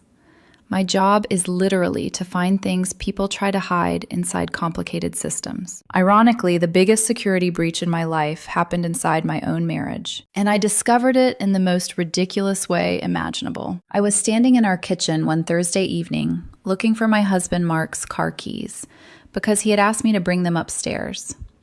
Mark was a corporate sales executive, the ambitious kind who always talked about closing deals and networking opportunities. His work dinners were frequent. Too frequent, maybe, but I never questioned them, not until that moment. I opened his briefcase to check if he had left the keys there. Instead, I found a small pharmacy's worth of marital aids, blue pills, very expensive lubricant, and a box of premium condoms that cost more than our monthly Netflix subscription. I stared at them for a long moment, my brain automatically switching into analysis mode, the way it does when I detect a security breach. None of those things had anything to do with me. Mark and I hadn't used condoms in over 15 years of marriage. And those pills? They certainly weren't for me either. From upstairs, Mark's voice floated down the hallway. Diana, did you find my keys? I've got that important client dinner tonight. Client dinner. Right. Because nothing says professional networking like a bottle of performance pills and enough latex to supply a small clinic. I slowly put everything back exactly where I had found it, but not before doing something my job had trained me to do instinctively. I took pictures. Evidence. Old habits from working in cybersecurity. A minute later, Mark came down the stairs looking flawless in his tailored suit, smelling like that expensive cologne he only wore for important meetings. Found them? He asked casually, grabbing the keys. Big night, he added with a confident smile. Dinner with Ms. Victoria Blackstone. This deal could change everything for my career. Victoria Blackstone. I knew the name. A wealthy tech CEO. Charming. Powerful. And if my instincts were right, possibly the woman my husband was planning to cheat on me with tonight. I smiled sweetly. Have a great dinner, I told him. Then I watched his BMW disappear down the street. And that's when the investigation began. Because when you spend your entire career uncovering secrets, you learn something very important. Nothing stays hidden forever. Before everything fell apart, my life looked stable, predictable. From the outside, even enviable. My name is Diana Thompson, and at 42 years old, I had built a career in network security consulting. Companies hired me when they suspected someone was hiding something inside their systems. Financial fraud, internal leaks, corporate espionage. My job was to notice patterns other people ignored. Strangely enough, I didn't apply those same instincts to my own marriage. My husband, Mark Thompson, was charismatic in ways I never tried to be. He worked in corporate sales for a technology firm, the kind of job that required charm, persuasion, and endless dinners with potential clients. Where I was analytical and quiet, Mark was social and confident. That difference had once been the reason we fell in love. We met 15 years earlier at a mutual friend's birthday party. I had been standing near the kitchen, nursing a glass of wine and trying to avoid small talk, when Mark walked over with a grin that made it impossible not to smile back. "You look like someone who'd rather debug software than attend a party," he said. I laughed, despite myself. "Close," I replied. "Network security." "Well," he said, raising his drink, "if the internet ever collapses, I'm glad I know who to call." It was simple, easy, natural. Within 6 months, we were inseparable. Mark loved telling people that we balanced each other out. "You keep me grounded," he would say, "and you keep me from becoming a hermit," I'd reply. For years, that balance worked. We bought a modest house in a quiet neighborhood. I worked mostly from home, analyzing network data for clients around the country. Mark spent his days meeting executives, closing deals, attending conferences. Our evenings were comfortable. Dinner together, streaming shows, occasional weekend trips. Nothing dramatic, nothing explosive. But looking back now, I realized there were small cracks appearing long before I discovered the pills in his briefcase. They were subtle at first. Mark started working later hours. Client dinners became more frequent. At first, it was once a month, then once a week. Eventually, it became every Tuesday and Thursday. Whenever I asked about it, he had the same explanation. "Big accounts need attention," he'd say, while loosening his tie. "These deals take months to close." And I believed him, partly because I trusted him, partly because I was busy with my own work, and partly because Mark had always been persuasive. He had a way of making everything sound reasonable. But there were other changes too, small behavioral shifts. He started buying more expensive suits, new cologne, a gym membership he suddenly cared about a lot. One night, I noticed him checking his reflection in the hallway mirror before leaving for dinner. "Important client?" I asked. He smiled. "Very." Another thing I ignored at the time was his new obsession with one particular client, Victoria Blackstone. Mark mentioned her constantly. "She's brilliant," Mark told me once over dinner. "Built a tech startup from nothing and turned it into a $100 million company."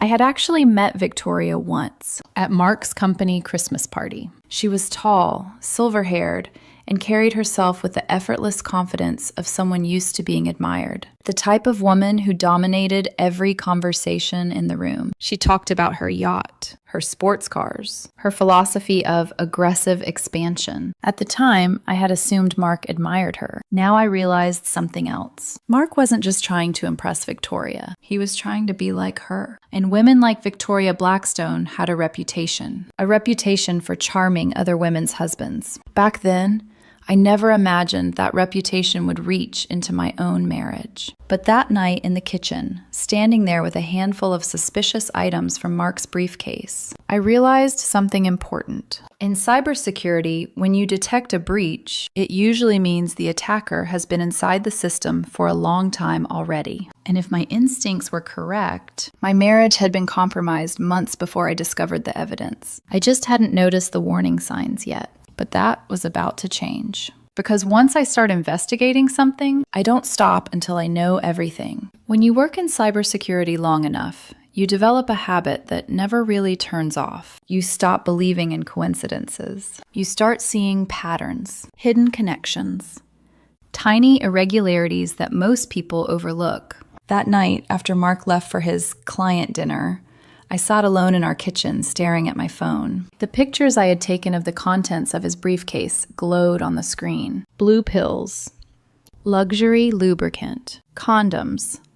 None of them meant for me. My first instinct was denial. Maybe he bought them for us. Maybe it was some awkward surprise he didn't know how to explain yet. But logic quickly dismantled that hope. Mark and I hadn't used condoms in over a decade, and those pills weren't something someone bought casually. They were deliberate, planned, which meant the question wasn't if my husband was cheating. The question was with whom and when.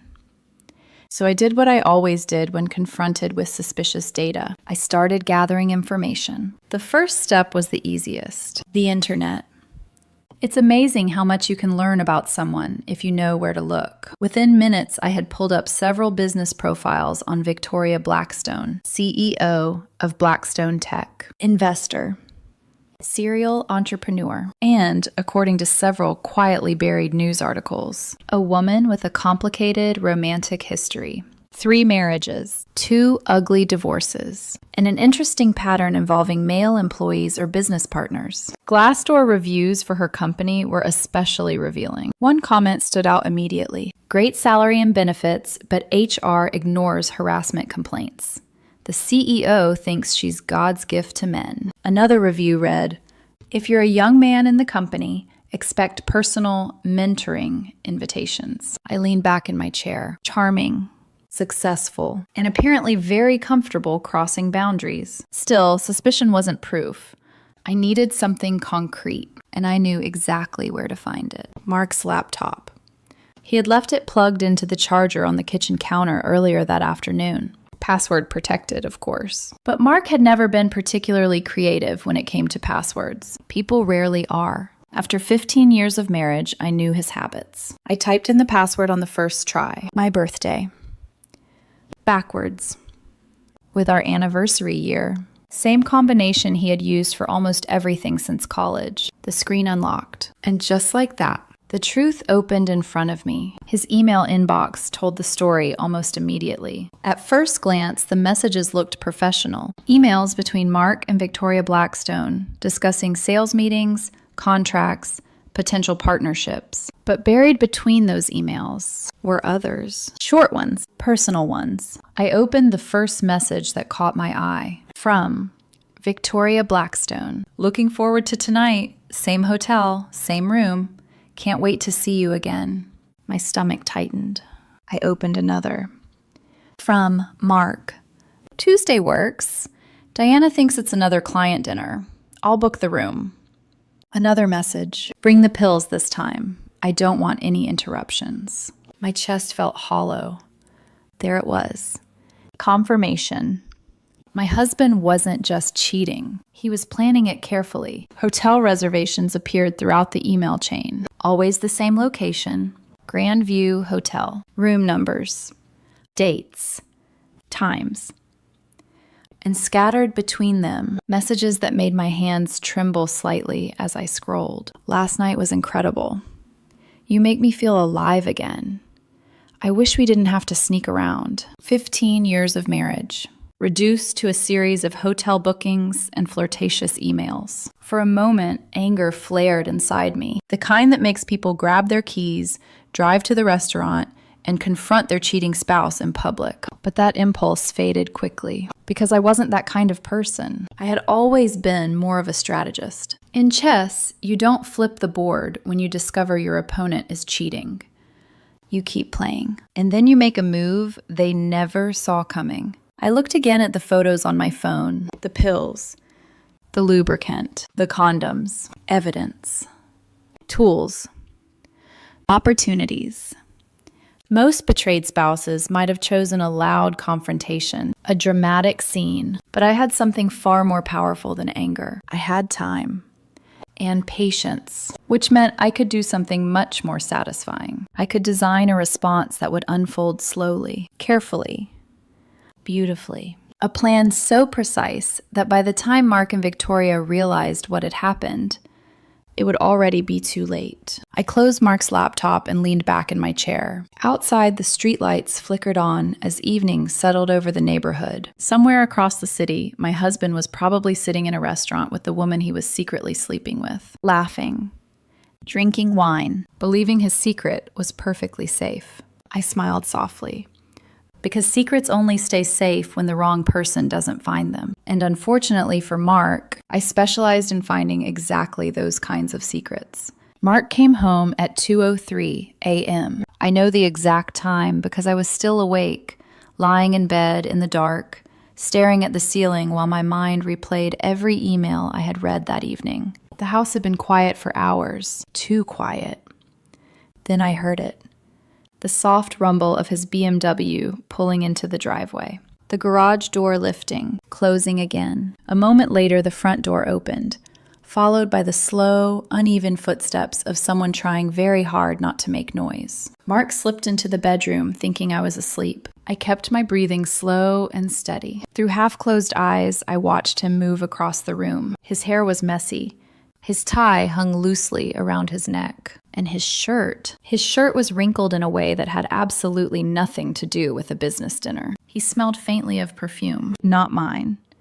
He kicked off his shoes, muttering under his breath, "God, what the hell?" His voice sounded strained. Then he rushed into the bathroom and shut the door. A few seconds later, I heard the shower turn on. A long shower, longer than any normal shower after a dinner meeting. He stayed there nearly 20 minutes. When he finally came back into the bedroom, his movements were slower, heavier.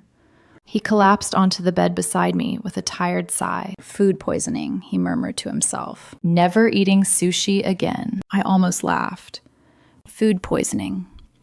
That was a creative explanation, because earlier that evening, while Mark had been out with Victoria, I had already begun phase 1 of my response. I hadn't screamed. I hadn't confronted him. Instead, I had made a phone call. My college roommate Ethan worked at a pharmaceutical compounding lab. We had stayed in touch over the years, occasionally trading favors. And when I explained that I needed pills identical in appearance to a certain popular performance medication, he hadn't asked many questions. Let's just say Mark's little blue helpers were no longer quite what he believed them to be. As Mark slept beside me that night, I stared into the darkness. Not angry, not crying.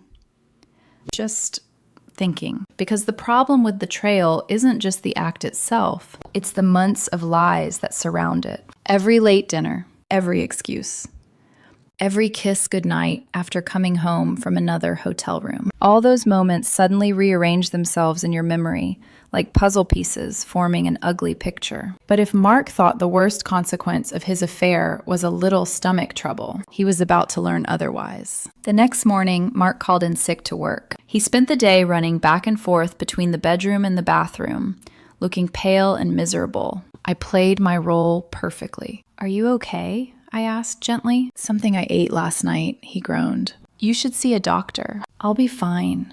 3 days later, I was sitting at my desk reviewing network logs when my phone buzzed with a news notification. I clicked it absentmindedly and nearly choked on my coffee. Tech CEO hospitalized after medical incident on private jet. The article opened with a picture of Victoria Blackstone. Apparently, while flying from Seattle to Los Angeles for an important investor meeting, Victoria had experienced what reporters politely described as severe gastrointestinal distress at 35,000 feet. The plane had been forced to make an emergency landing in Sacramento. Victoria was taken to a hospital. The aircraft required extensive cleaning. I stared at the screen, stunned by the beautiful perfection of the timing. Delayed reactions can be fascinating things, especially when pharmaceuticals are involved. But the true masterpiece came later that afternoon, because someone on that plane had filmed the chaos. Not the worst parts, thankfully, but enough. The video showed Victoria rushing down the aisle toward the bathroom, while passengers stared in confusion. Moments later, sounds. Very unfortunate sounds. Groaning. Panicked shouting. 20 agonizing minutes of humiliation. By lunchtime, the video had gone viral. #executive meltdown was trending across social media. Mark was sitting on the couch scrolling through his phone when the video appeared online. His face went pale.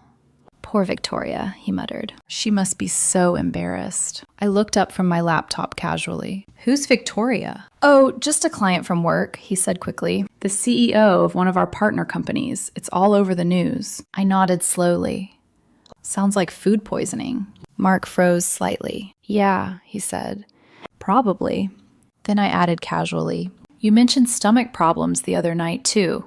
Maybe you both ate at the same restaurant. Mark's face turned an interesting shade of gray. Maybe, he said quietly. He went back to staring at his phone, watching the scandal grow, watching the CEO he admired become a global punchline. What Mark didn't know yet was that the most interesting part of the plan hadn't happened yet, because humiliation spreads like ripples in water, and Victoria Blackstone had just thrown a very large stone. I simply intended to make sure those ripples reached exactly the right people, including my husband. The strange thing about discovering betrayal isn't the anger, it's the silence that follows. For several days after the news about Victoria Blackstone exploded online, our house felt like a stage where both Mark and I were performing roles neither of us acknowledged out loud. Mark acted like nothing was wrong. I acted like I believed him. Every morning he went to work in his perfectly pressed suits. Every evening he returned home with the same tired smile, the same casual kisses on my cheek, the same small talk about meetings and sales projections. But I could see the tension under the surface. His phone buzzed constantly. He checked it obsessively. Sometimes his jaw tightened as he read messages. Sometimes he went outside to take calls. And every time he did, I knew exactly who he was talking to. Victoria, the woman who had unknowingly become the centerpiece of my very quiet investigation. I didn't confront Mark. Not yet. Instead, I watched. People reveal more when they think everything is normal. One evening, 3 days after the airplane incident, Mark was sitting at the kitchen table, scrolling through his phone while I prepared dinner. "Crazy story about Victoria," he said casually. I kept slicing vegetables, pretending mild curiosity. "What story?" "You know, the plane thing." He shook his head, forcing a laugh. "Apparently someone filmed it. The internet's brutal." "I saw it," I replied calmly. He looked up quickly. "You did?" "Hard to miss when it's trending everywhere." Mark nodded slowly. "Yeah, poor woman, poor woman." That was an interesting choice of words. The woman had humiliated herself on a viral video viewed by millions. But Mark sounded genuinely concerned, not amused. Not distant. Concerned, like someone worried about more than just a business partner. I placed 2 plates on the table and sat across from him. "You worked with her recently, didn't you?" I asked casually. "Yeah," Mark said. "Big potential deal. Must be awkward now." Mark shrugged. "Stuff happens." Then he changed the subject. Too quickly. Another small signal. Another tiny crack. The next afternoon he came home early, which was unusual. He walked into my office doorway while I was working. "Hey," he said carefully. "I might need to go out tonight again." I turned in my chair slowly. "Another client dinner?" "Yeah." "With Victoria?" His expression flickered for a fraction of a second. Then he forced a smile. "No, different client." I nodded as if satisfied. "Okay." He lingered in the doorway, watching me, studying my face, maybe looking for suspicion, maybe looking for anger. But I gave him neither, because the truth was, part of me was still processing everything. 15 years of marriage doesn't collapse instantly, even when the evidence is overwhelming. Some part of your heart keeps asking questions. Was any of it real? Did he ever love me? Or had I simply been a comfortable chapter in his life? Until someone more exciting appeared. That night, after Mark left for his client dinner, I sat alone in the living room, staring at the quiet house. The clock ticked softly on the wall. My phone lay beside me on the couch. The tracking application I had installed months earlier, originally part of a mutual family safety feature, glowed on the screen. Mark's phone location moved slowly across the city, and then it stopped. Exactly where I expected. Grandview Hotel, room 412, the same room number I had seen in his emails. For a moment, I felt something deep in my chest. Not rage, not jealousy, something heavier. The realization that the life I thought I had already ended months ago.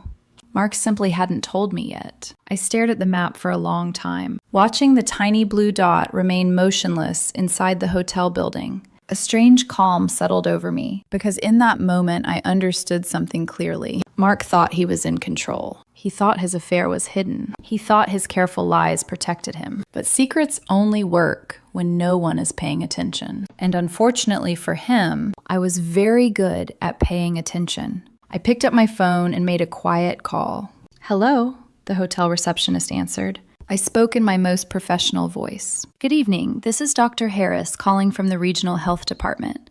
We've received a report about a possible food contamination incident linked to your restaurant. As a precaution, we need rooms 410 through 415 temporarily evacuated while testing is conducted." There was a brief pause, then immediate concern. "Oh, of course, doctor. We'll notify security right away."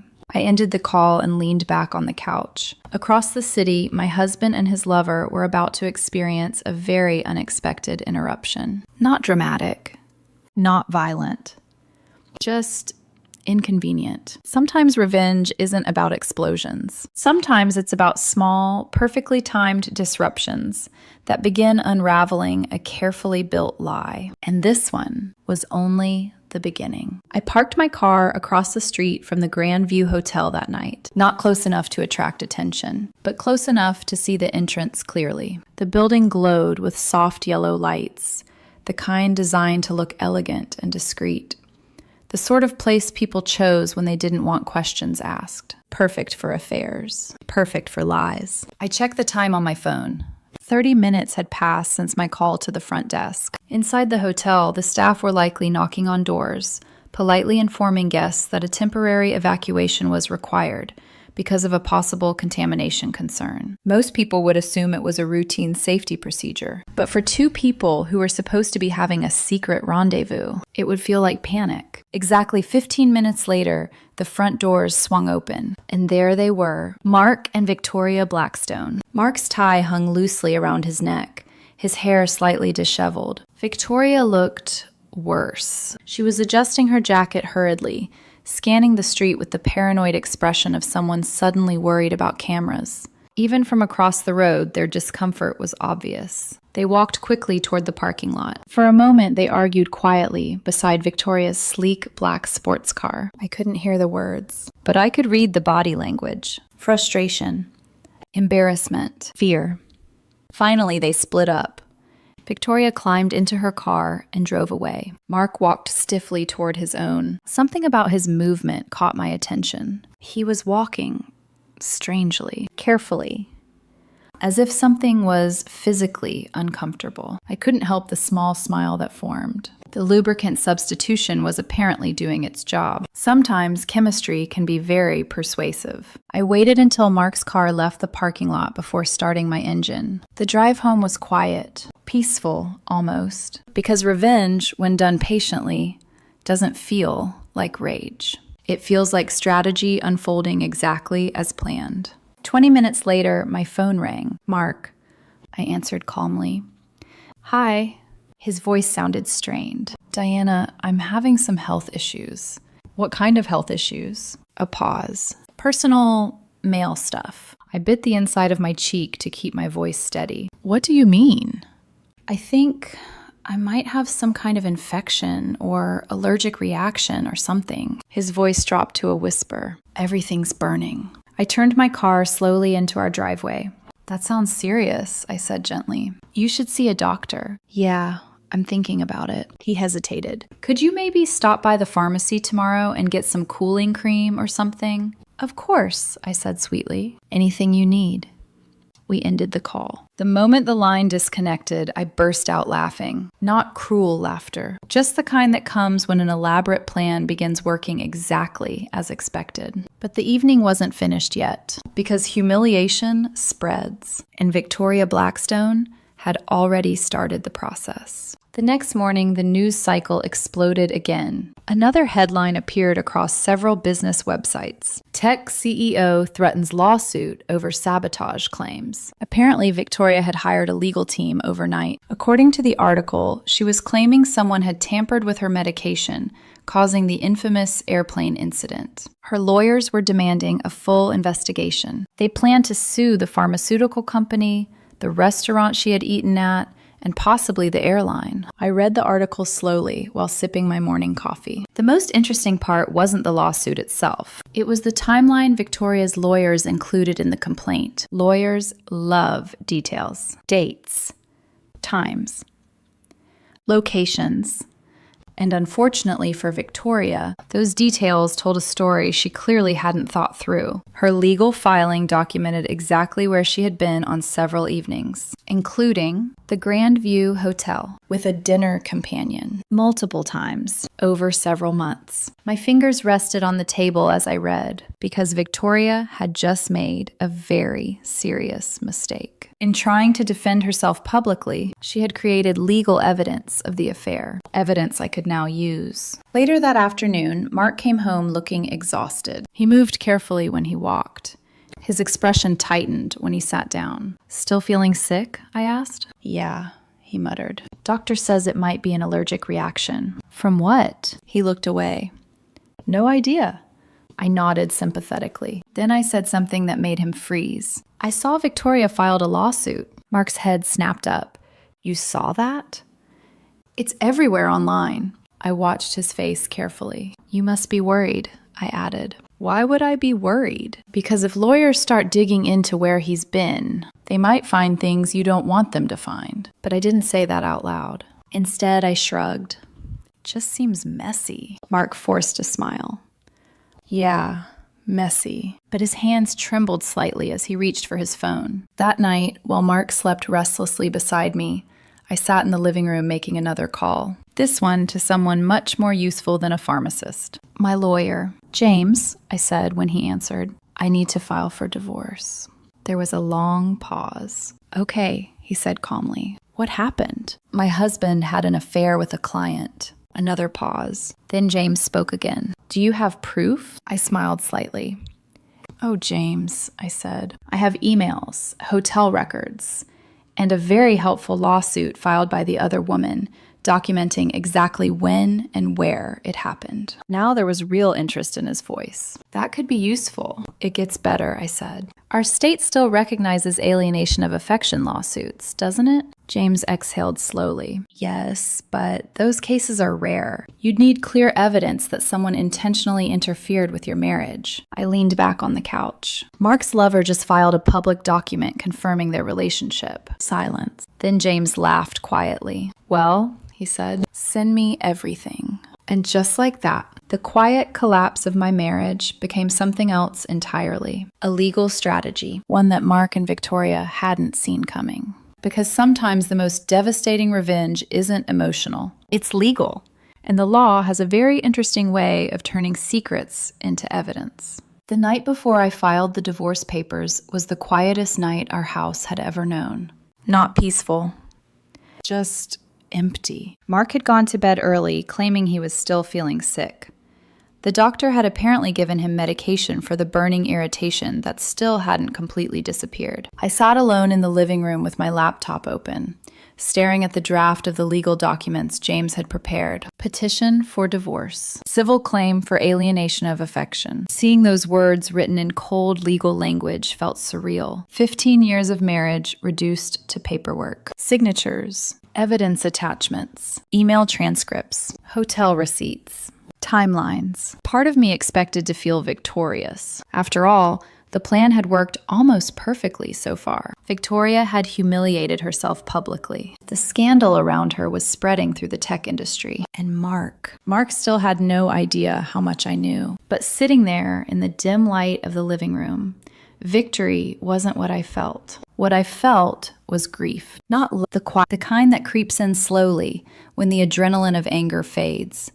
I closed my laptop and leaned back on the couch. Memories came uninvited. Mark, the road trip we took along the Oregon coast 10 years ago. The night we signed the papers for our house and celebrated with cheap champagne on the living room floor. For years, those memories had been the foundation of my life. Now they felt uncertain, like photographs that might have been staged. I wondered, had Mark already been unhappy long before Victoria entered the picture? Had I missed warning signs? Or worse, had he simply grown bored with me? My phone buzzed softly on the coffee table. A message from James. Documents ready. File tomorrow morning if you're sure. If you're sure? I stared at the message for a long moment. Was I sure? The truth was complicated. Part of me wanted revenge. Part of me wanted justice. But another part of me, the part that remembered 15 years of shared life, still wished something impossible. That Mark would come downstairs, sit across from me, confess everything, apologize, beg me to fix our marriage. Because if he had done that, even now, maybe things could still have been different. Maybe counseling. Maybe rebuilding trust slowly. Maybe. But Mark didn't come downstairs. Instead, around midnight, I heard the faint sound of his phone buzzing in the bedroom. Then the soft murmur of his voice as he answered quietly. Curiosity pulled me down the hallway before I even realized I had stood up. The bedroom door was slightly open. Mark sat on the edge of the bed with his back toward me, speaking in a low voice. Yeah, I saw the news too. A pause. I know, Victoria. Just stay calm. Another pause. Then Mark sighed heavily. No, Diana doesn't know anything. She thinks it's just business stuff. My chest tightened. He continued speaking. Yes, we'll just lie low for a while. Another pause. And once the lawsuit settles down, we can start meeting again. Meeting again. My fingers curled slowly against the wall. So even now, even after everything that had happened, Mark wasn't planning to end the affair. He was planning to pause it, just long enough for the scandal to cool down, then continue exactly as before. Something inside me shifted in that moment. The last fragile thread of hope snapped quietly. This wasn't a mistake he regretted. It wasn't a moment of weakness. It was a choice, a long series of choices. I stepped away from the door silently and walked back to the living room. My laptop was still sitting on the coffee table. The divorce documents glowed on the screen. This time, when I read them, the grief felt different, clearer, sharper. Because the question I had been asking myself all evening had finally been answered. Mark wasn't sorry. He wasn't conflicted. He wasn't even worried about losing me. He was worried about getting caught. That realization hurt more than the affair itself. But strangely, it also made the decision easier. I picked up my phone and called James. He answered after 2 rings. You still awake? He asked. Yes, I said. I'm ready. You're sure? I looked around the quiet house. The home Mark and I had built together, the life we had shared. Then I remembered his voice in the bedroom, promising Victoria they would meet again. Yes, I said calmly. I'm sure. James exhaled. All right, I'll file everything first thing in the morning. I ended the call and closed my laptop. The house fell silent again, but this time the silence felt different, not empty, resolved. Because sometimes the darkest moment in a story isn't when betrayal is discovered. It's when you realize the person you loved was never planning to choose you again. And once you accept that truth, walking away becomes the only move left. The divorce papers were delivered at 9:17 a.m. I remember the exact time because I was sitting at my desk reviewing a security report when my phone buzzed with a message from James. Documents served. 2 simple words. But they marked the official end of a marriage that had lasted 15 years. Mark didn't call immediately. That surprised me at first. I expected anger, panic, maybe even confrontation. But an hour passed, then another. Nothing. It wasn't until mid-afternoon that my phone finally rang. Mark's name appeared on the screen. I let it ring once, twice. Then answered. Hello? His voice came through tight with disbelief. Diana, what the hell is this? You'll have to be more specific. The divorce papers, he snapped. And the lawsuit. I leaned back calmly in my chair. Oh, that. Don't act like this is nothing, Mark shouted. You're suing Victoria for alienation of affection? Yes. You can't do that. Actually, I replied evenly, in this state, I absolutely can. There was silence on the other end of the line. Then his voice lowered. How do you even know about Victoria? I smiled slightly. You really want to ask that question? Another long pause. Then he said something that told me everything I needed to know. You went through my emails. So he wasn't denying it. He was angry about being discovered. I read everything, I said quietly. The silence that followed felt heavy. Finally, Mark spoke again. This isn't what you think. That line. Every cheating spouse seems to use it. I rested my elbows on the desk. Then explain it to me. It was just business meetings. With hotel rooms. With emails that say, I can't wait to get you out of that suit tonight. Mark didn't answer. Instead, he tried a different approach. You're blowing this way out of proportion. Am I? Yes, Victoria's a client. Sometimes things get complicated in business relationships. Complicated, I repeated. That's an interesting word for an affair. His breathing became audible through the phone. You're destroying my career with this lawsuit. No, I corrected calmly. You destroyed your career when you started sleeping with a client. He exhaled sharply. You're doing this for revenge. Partly. At least you admit it. But that's not the whole reason. What's the other reason? I opened the news article on my screen, the one reporting Victoria's legal complaint. Your boyfriend's lawyers filed a public lawsuit describing your hotel meetings. That was confidential. Not when it becomes part of a court filing. Mark said nothing. Because he knew I was right. Victoria's attempt to protect herself had accidentally created legal evidence of their relationship. Evidence that now supported my case perfectly. Victoria is furious, Mark said finally. I'm sure she is. She thinks someone sabotaged her. I almost laughed. I heard. She's threatening to sue everyone. Well, I said thoughtfully, that's awkward. Why? Because if she pushes that investigation too hard, yeah? People might start asking why she was taking performance pills during business travel. Silence. Heavy. Realization spreading slowly. Mark finally understood the situation he was in. The scandal. The lawsuit. The emails. Everything. And for the first time since this whole story began, he sounded afraid. Diana, he said quietly, what do you want? The question hung between us. For a moment, I thought about everything that had happened. The lies, the hotel rooms, the humiliating emails. The night I heard him promise Victoria they would continue their relationship. I want the truth, I said. You already know the truth. I want to hear you say it. Another long silence. Then finally, yes, Mark said. We were seeing each other. How long? 6 months. 6 months. Half a year of lies. Does Victoria's husband know? I asked. No. She will. Diana, please. Why did you do it? Mark hesitated.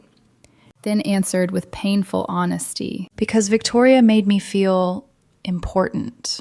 I closed my eyes briefly. And I didn't? You were always busy with work. I was working from home. I know. The irony was almost funny. Mark hadn't cheated because I neglected him. He had cheated because someone wealthier and more powerful gave him attention. You're throwing away 15 years over one mistake, he said. It wasn't one mistake. It was a phase that lasted 6 months. Another silence.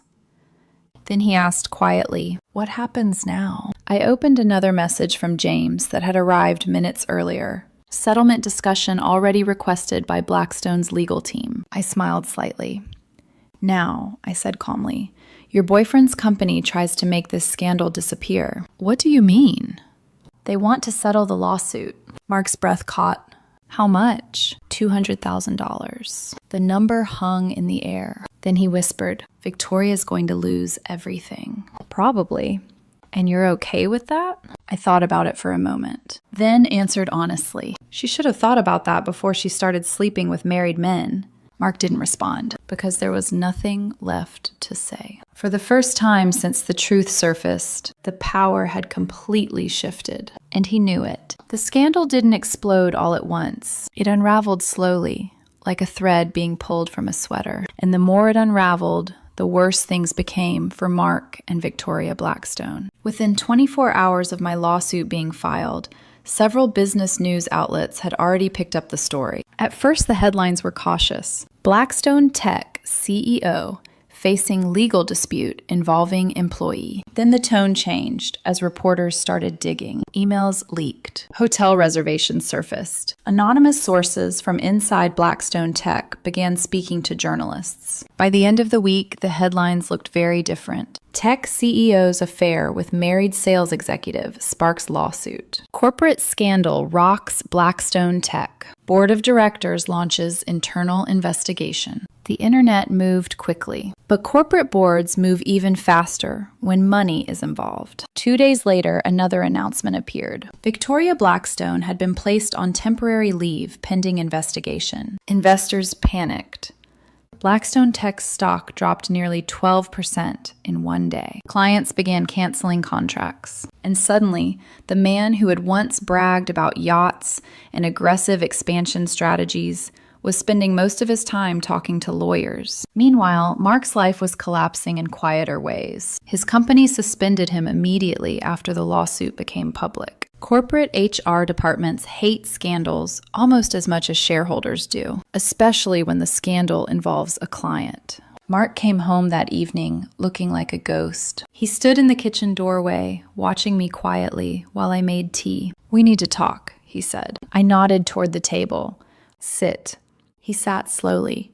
For the first time since I had known him, Mark looked genuinely uncertain, not defensive, not arrogant, just defeated. "This has gotten out of control," he said. I poured 2 cups of tea and placed one in front of him. "Actions have consequences. You didn't have to destroy everything." "I didn't destroy anything." I met his eyes calmly. "You and Victoria did that yourselves." He rubbed his temples. "My job is gone." "I heard.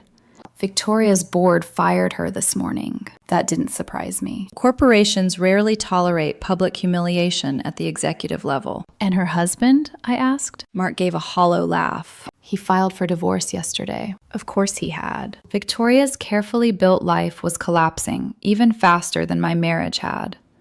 For a moment, the kitchen fell silent. Finally, Mark spoke again. "Her lawyers offered a settlement." "I know." "You're really going to take the money?" "It's not about the money." "Then what is it about?" "Accountability." Mark stared down at the table. "You could have just left," he said quietly. "I could have." "So why didn't you?" I thought about that question for a moment. "Because you didn't just cheat on me," I said. "You lied to me for months. You mocked our marriage in those emails, and you planned to keep doing it even after the scandal started." He flinched slightly. "You heard that phone call?" "Yes." Another silence. Then Mark asked the question I had been expecting. "Do you hate me?" I considered the question honestly. "No," I said. "I don't hate you." "What do you feel?" "Nothing." That answer hurt him more than anger would have, because hatred still implies emotion. Indifference means the story is over. He sat there quietly for a long moment. Then he asked something unexpected. "Was any of it real?" "What?" "Our marriage."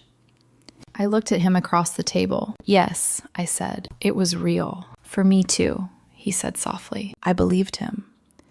But believing him didn't change anything. The damage had already been done. 2 weeks later, the settlement agreement was finalized. Victoria Blackstone's company paid $200,000 in exchange for dropping the lawsuit. Part of the agreement included a written statement acknowledging her inappropriate relationship with a married woman and the harm it caused. The confession was brief, but devastating. Because once it became public record, there was no way to hide the truth anymore. Shortly afterward, Blackstone Tech was quietly acquired by a larger technology firm. Victoria's name disappeared from the executive leadership page within days.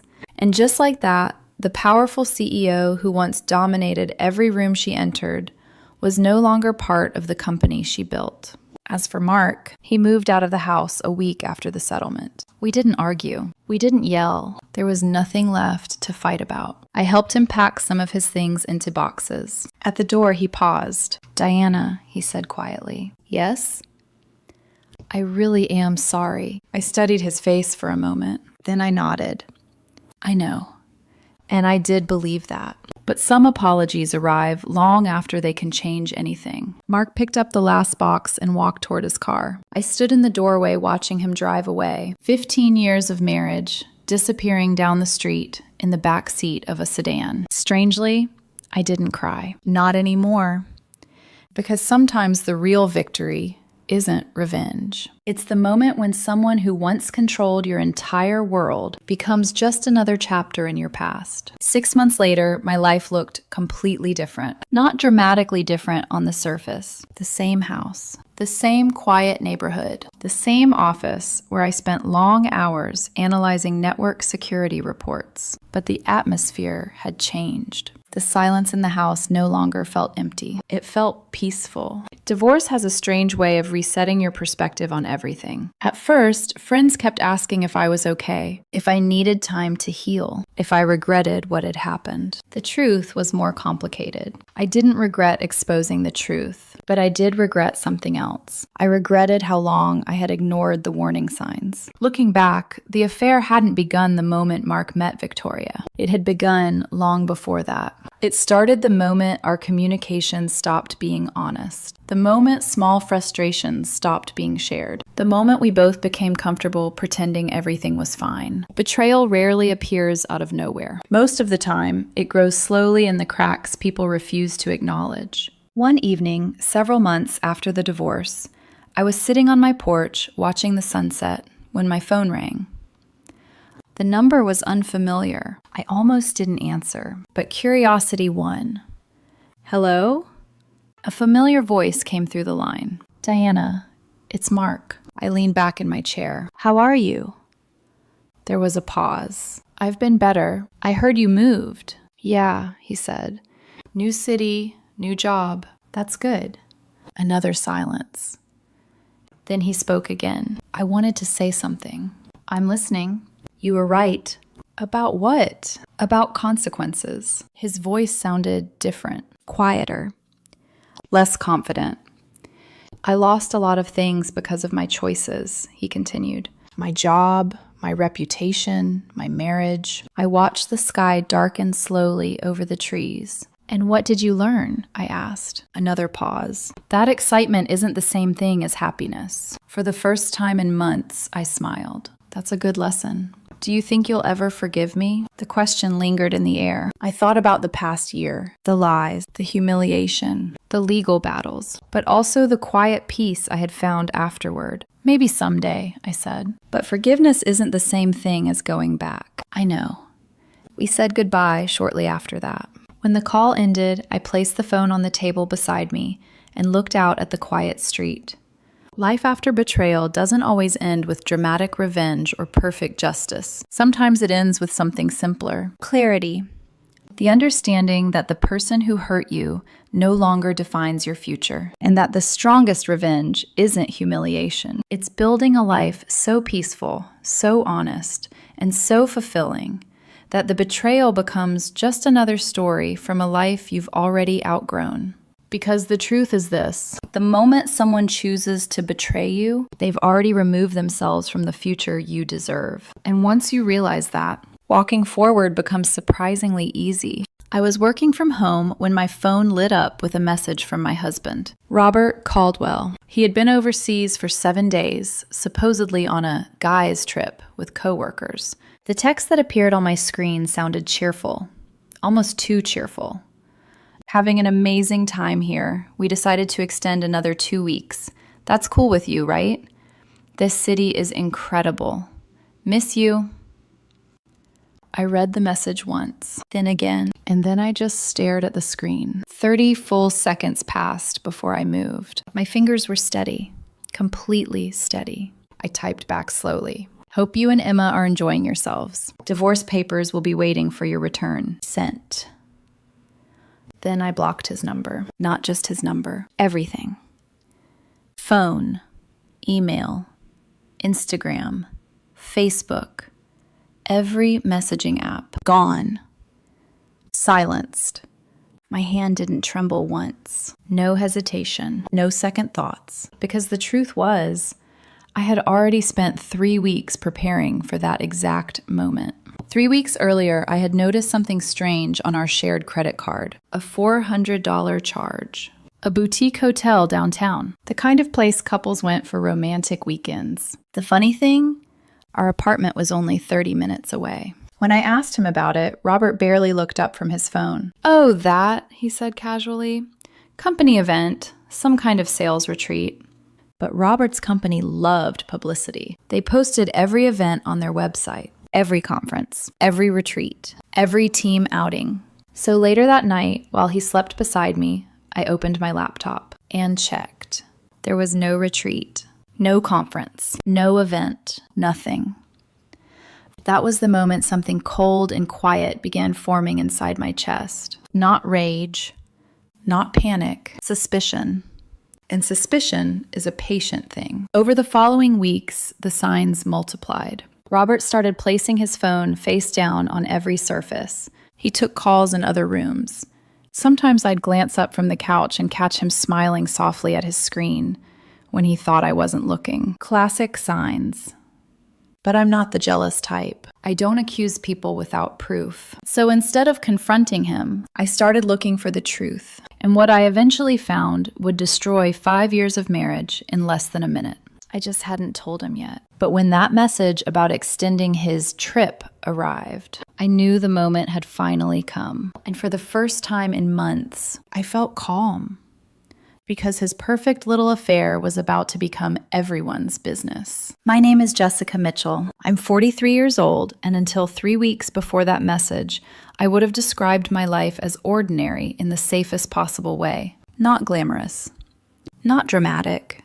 Not exciting enough to turn heads at dinner parties. But stable. And at my age, stability had once felt like a blessing. I worked as a project coordinator for a construction company, which meant my days were built around schedules, budgets, contractor calls, revised timelines, and solving problems before they became disasters.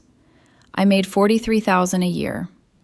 Not an impressive number by the standards of people who like to brag online, but it was enough for a careful woman who knew how to stretch a dollar. I paid my bills on time. I didn't chase luxury. I didn't waste money trying to impress strangers. I believed in solid things: rent paid, groceries stocked, savings slowly growing, promises kept. That was probably why I fell for Robert in the first place. He felt solid, too. At least in the beginning. We met 6 years earlier at a mutual friend's backyard birthday party. I still remember the smell of grilled food drifting through the late summer air, the string lights hanging between two trees, the low murmur of voices blending with music from a cheap Bluetooth speaker. I had shown up tired from work, wearing jeans and a dark blouse, planning to stay maybe an hour before slipping out quietly. Then Robert sat down beside me with a paper plate in one hand and said, "You look like you'd rather be audited than make small talk." I laughed before I could stop myself. That obvious? Painfully. He smiled, easy and warm, the kind of smile that made you feel included instead of pursued. That mattered to me. I'd had enough of men who treated conversation like a performance. Robert listened. He asked questions and actually waited for the answers. He didn't dominate the room. He didn't flirt in that overconfident, rehearsed way some men do when they think charm is a substitute for character. He worked in sales for a mid-sized company then. He was polished without being flashy, attentive without being pushy. When he asked for my number at the end of the night, it felt natural. Our first year together was simple. Dinner after work, weekend grocery runs, long drives with no real destination, cheap wine on the couch, shared jokes that became our language. He used to tuck a loose strand of hair behind my ear when I got too focused on something. He used to kiss my forehead in the kitchen while I was making coffee. He noticed when I was tired. He asked how my meetings went. He told me I worked too hard and deserved softer things. For a long time, I believed him. We got married after a year and a half. Not because of pressure, not because of a dramatic proposal story that belonged in a movie, just because it felt like the next honest step. He proposed with a modest ring he picked himself, kneeling in our apartment living room on a rainy Sunday night after we'd ordered takeout. No orchestra, no crowd, no cameras. Just him looking nervous and sincere, saying, "I want to build a life with you, a real one." And I said yes, because I wanted that too. For a while, we had something that looked like a good marriage from the outside and felt good enough on the inside. We rented an apartment we could afford. We split responsibilities in a way that seemed fair. I handled more of the long-term planning because that was the way my brain worked. Budgets, bills, renewal dates, insurance paperwork, shared accounts, grocery lists. I kept everything running. Robert was better at charm, at smoothing over awkwardness, at making hard moments feel lighter than they were. We were different, but in those early years, I thought our differences balanced each other. His parents liked me. Thomas Caldwell was opinionated and loud, the kind of man who entered a room like he expected people to adjust around him. Linda was softer, more emotional, always asking if everyone had eaten enough, always trying to turn tension into comfort before it fully formed. They weren't easy people in every circumstance, but they welcomed me. At family dinners, Linda would squeeze my hand and say, "You're good for him." Thomas would nod like he was granting reluctant approval and mutter, "She's got common sense. That helps." His brother Jason was harder to read. Not rude exactly, but never especially warm with me either. He had a habit of defending Robert, even in situations where no defense was needed, as though loyalty mattered more than truth. I noticed it early. I just didn't think it would matter one day. Looking back now, I can see the warning signs were never absent. They were just small enough to excuse at first. Robert liked attention more than I admitted to myself. He enjoyed being admired. At restaurants, he noticed when women looked at him. At work events, he became a slightly shinier version of himself, more animated, more polished, more eager to be seen. I used to tell myself it was harmless. Some people are social. Some people bloom under attention. That didn't automatically make them disloyal. There were other things too. He hated discomfort. Any hard conversation about money, responsibility, or emotional distance made him restless. If I brought up something serious, he'd joke too quickly or kiss my cheek and say, "Why do you always look for storms when the sky's clear?" And because I was tired, because life was busy, because marriage teaches you to normalize what repeats often enough, I let too many things slide. I told myself every couple went through flat seasons, that not every silence meant danger, that familiarity sometimes looked like boredom from the outside, but was actually security. When work got stressful for him, he started coming home later. When I asked why, he always had an answer ready. Traffic, client dinner, drinks with the team, end of quarter pressure. It all sounded reasonable because adulthood is full of reasonable explanations. That's what makes betrayal so slippery in the beginning. It doesn't announce itself like thunder. It arrives dressed as plausibility, and I wanted to trust my husband, so I did. Even when he began drifting in ways I could feel more than prove, even when his compliments became rarer, even when he looked at me less and at his phone more, even when conversations that used to flow naturally began dying between us in small, quiet pieces. Sometimes at night, I would lie beside him in the dark and listen to him breathing, wondering when exactly the warmth between us had cooled into something more distant. Not hateful, not openly broken, just dimmer. I told myself it was stress, routine, a phase. I told myself marriage required patience. What I didn't know then was that while I was busy protecting the idea of our life together, Robert had already started building another life in secret. And by the time I began noticing the cracks, he was already months into the lie. Looking back now, the strange thing isn't that Robert cheated. The strange thing is how many small warnings appeared before I finally saw the truth. At the time, none of them seemed big enough to justify a confrontation. Each moment was minor on its own, easy to explain away, easy to ignore if you wanted peace more than you wanted answers. And for a long time, I did. The first change was his phone. Robert had never been secretive about it before. He would leave it on the kitchen counter, on the couch, sometimes even hand it to me if he needed help checking an email or looking something up. Then suddenly, that stopped. His phone was always face down, everywhere. On the coffee table, on the kitchen counter, on his nightstand. It was such a small detail, but once I noticed it, I couldn't unsee it. One evening, I casually asked, "Why do you keep putting your phone face down lately?" Robert barely looked up from his laptop. Habit, I guess. The answer was quick. Too quick. But still, not proof. The second change was the calls. Robert started taking them in the hallway or stepping onto the balcony. At first, I assumed it was work. Sales jobs come with odd hours and impatient clients. But one night, around 11:30, his phone rang while we were watching TV. He glanced at the screen and immediately stood up. "I'll take this in the other room." I muted the television and listened to the muffled sound of his voice through the wall.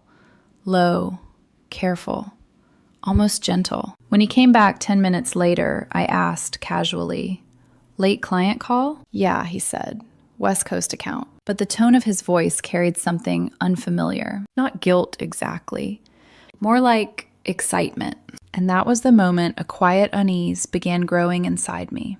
Not panic, not anger, just awareness. The third sign came 2 weeks later. I was washing dishes when Robert walked past me toward the bedroom, smiling faintly at his phone screen. It wasn't a big smile, just a small one, but it wasn't directed at me. And something about that moment made my stomach tighten. "Good news?" I asked lightly. He looked up quickly, almost startled. "Oh, just something funny a coworker sent." "What coworker?" "Emma." The name meant nothing to me then, just another person from the office. I nodded and went back to washing dishes, but my brain filed the name away without my permission. Emma. Over the next week, I noticed the pattern growing. More late messages, more smiling at the screen, more private calls. And yet Robert behaved normally around me otherwise. He still kissed my cheek when leaving for work, still asked how my day went, still sat next to me on the couch every night. That was the most confusing part. Nothing felt obviously broken, which made me question my instincts. One Friday evening, while we were eating dinner, he casually mentioned the upcoming trip. "Work's planning a guys' trip next month," he said. "Just a few of us from the office." "Oh," I said. "Where?" "Paris." I blinked. "Paris? That's a big trip for coworkers." "Sales team bonus thing," he said with a shrug. "Company reward." He said it so easily, so casually. If someone had walked into the room right then and told me the truth, that my husband had already been sleeping with someone else for months, I probably would have laughed in disbelief. But the unease stayed with me, like a quiet hum beneath the surface of normal life. And then came the credit card charge. $400. Boutique hotel, downtown. When I asked Robert about it the next morning, he didn't hesitate. "Corporate event," he said. Simple, confident, convincing. But that night, when he fell asleep beside me, I opened my laptop and checked his company's event page. Nothing. No retreat, no meeting, no conference, just a blank calendar. I stared at the screen for a long time, and in that moment, something inside me shifted, because suspicion had finally become something stronger. Doubt. And doubt, once it appears in a marriage, has a way of growing roots. So instead of arguing with Robert, instead of accusing him, instead of starting a fight I couldn't prove I deserved to win, I decided to do something else. I decided to look for the truth, quietly, carefully, patiently. Because if my instincts were wrong, I would never forgive myself for destroying our marriage over paranoia. But if they were right, then Robert had no idea how much trouble he was about to be in. Once doubt settles into your mind, it changes the way you see everything. Every sound, every silence, every little movement that once meant nothing. After discovering that the corporate retreat didn't exist, I didn't confront Robert. Not yet. Accusations without proof only lead to denial, and denial is a powerful shield when someone is already living a lie. I needed facts, real ones. So the next morning, while Robert was in the shower getting ready for work, I logged into our mobile account online. Robert never paid attention to those details. The phone plan was under my name because I had set it up years earlier. That meant I could see every call record attached to the account. I didn't know exactly what I was looking for, but patterns reveal themselves if you stare long enough. And one pattern appeared almost immediately. A single number, repeated over and over again. Late nights, early mornings, weekends. Sometimes calls lasting 30 minutes, sometimes barely a minute. But always the same number. I leaned closer to the screen, my heart beginning to beat a little faster. Robert had spoken to that number 37 times in the past 2 weeks. That wasn't a coworker calling about spreadsheets. That was someone important. Someone personal. I copied the number into a search engine and ran a reverse lookup. The result appeared in seconds. Emma Davidson, sales department, Robert's office. I sat there in silence, staring at the name. My stomach didn't drop the way people describe in movies. Instead, everything inside me felt strangely calm, because now the suspicion had a shape. But suspicion still wasn't proof, so I waited. That Saturday morning, Robert left for the gym like he always did. "Back in an hour," he said, grabbing his keys. "Take your time," I replied. As soon as the door closed behind him, I opened my laptop again and logged into our cloud storage account. Robert had never disabled automatic backups on his phone. Photos, contacts, messages, everything synced to the cloud, even deleted data. It took me less than 2 minutes to find the folder. My hands hesitated over the mouse for a moment, because once I opened those files, there would be no pretending anymore. But I clicked anyway, and the first message I saw made my chest tighten. Emma, miss you already. Robert, last night was amazing. I felt something cold slide down my spine. I kept reading. Message after message. Weeks of them, months. They were detailed, explicit. Plans for hotel meetups, secret lunches during work hours, late-night confessions about how exciting everything felt. And scattered throughout the conversation were messages about me, about our marriage, about the life Robert and I had built together. She's so predictable. She never wants to do anything spontaneous. Sometimes I feel like I'm already 80 years old. Emma makes me feel alive. 6 months. They had been sleeping together for 6 months. Half a year of lies. Half a year of smiling at me across the dinner table while texting someone else under it. Half a year of pretending our marriage was normal. I sat there for hours reading everything, every plan, every secret meeting, every complaint about me. By the time Robert came home from the gym, I had already read through nearly 200 messages. I closed the laptop before he walked through the door. "Hey," he said cheerfully, tossing his gym bag onto the couch. "Hey, anything interesting happened today?" "No," I said quietly. "Nothing interesting, just the quiet destruction of a marriage." But the most unbelievable part came later in the message thread. Robert had written something that made my hands clench. "I'm telling Jessica, the Paris trip is a guy's trip. Perfect cover. 2 weeks with you and no questions. 2 weeks with Emma in Paris. A romantic vacation disguised as a work trip." And that was when the final piece fell into place, because Robert had told me something very specific about that trip. He said he was going with 3 coworkers, David, Jason, and Emma. But if Emma was the person he was sleeping with, then that meant the entire story was a lie. I needed to confirm it. So I did something very simple. I texted David. Robert had introduced us once at a work event, and we still had each other's numbers. "Hope you guys are having fun in Paris. Send pictures when you can." 5 minutes later, my phone buzzed. David replied. "Paris? I'm in Colorado visiting my parents. What are you talking about?" I stared at the message. Then I asked one more question. "Robert said you guys were all there together." The typing bubble appeared immediately. No idea what he's talking about. That was the moment the last illusion collapsed. Robert wasn't on a work trip.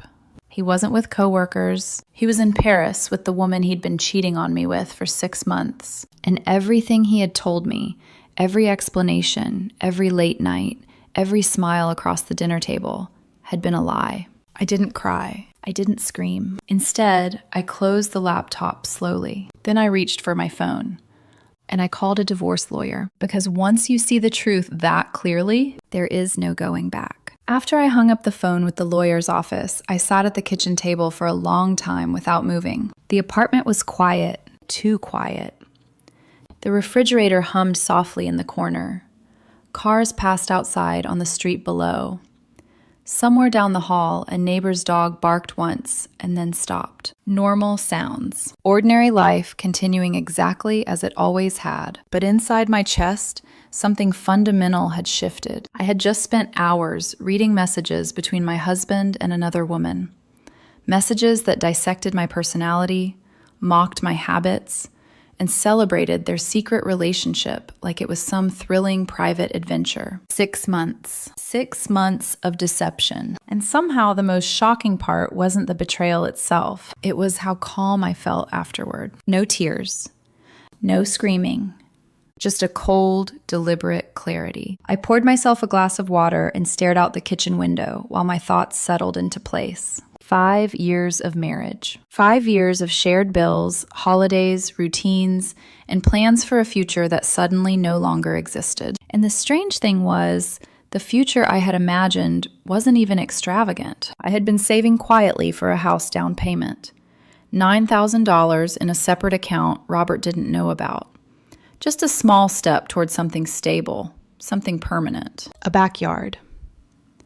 A kitchen that belonged to us. A life that felt rooted instead of temporary. Now that dream was gone. Not because of some unavoidable tragedy, but because my husband had decided excitement mattered more than honesty. I exhaled slowly and reached for my phone again. The lawyer's receptionist had scheduled a consultation for Tuesday afternoon. Stephen Mitchell. Excellent reviews. Divorce specialist. That gave me 3 full days to think. 3 days to decide what I wanted my next move to be. The obvious option would have been confrontation. Robert would be home from the gym soon. I could walk into the living room, open my laptop, and show him the messages. I could demand explanations, demand apologies, demand promises that he would end the affair. But as I imagined that conversation playing out, a different realization settled over me. Robert had already made his choice. Not once, but hundreds of times. Every text message, every hotel room, every lie. Every moment he looked me in the eye and pretended everything was fine. That wasn't a mistake. That was a pattern. And patterns don't disappear because someone gets caught. They just hide better next time. By the time Robert came home from the gym, I had already made my decision. He walked in, sweating slightly, carrying a sports drink and his gym bag. "Hey," he said casually. "Hey." He dropped onto the couch and turned on the television. "Thinking about ordering pizza tonight," he said. "You want anything special?" I studied him for a moment. The man sitting 10 feet away from me was the same person I had married. Same voice, same posture, same familiar movements. And yet somehow he felt like a stranger. "No," I said quietly. "Pizza's fine." He smiled, completely unaware that I already knew everything. Later that evening, while he was in the shower, I reopened the cloud backup and took screenshots of the most important messages. Dates. Hotel confirmations. Explicit admissions. Every piece of evidence that proved the affair wasn't imaginary. I organized them carefully into folders. Saved copies to a flash drive. Then emailed everything to myself at a private address. Robert came out of the bathroom wrapped in a towel while I was finishing the last upload. "What are you working on?" he asked. "Just some work files." "Still working this late?" "Deadlines."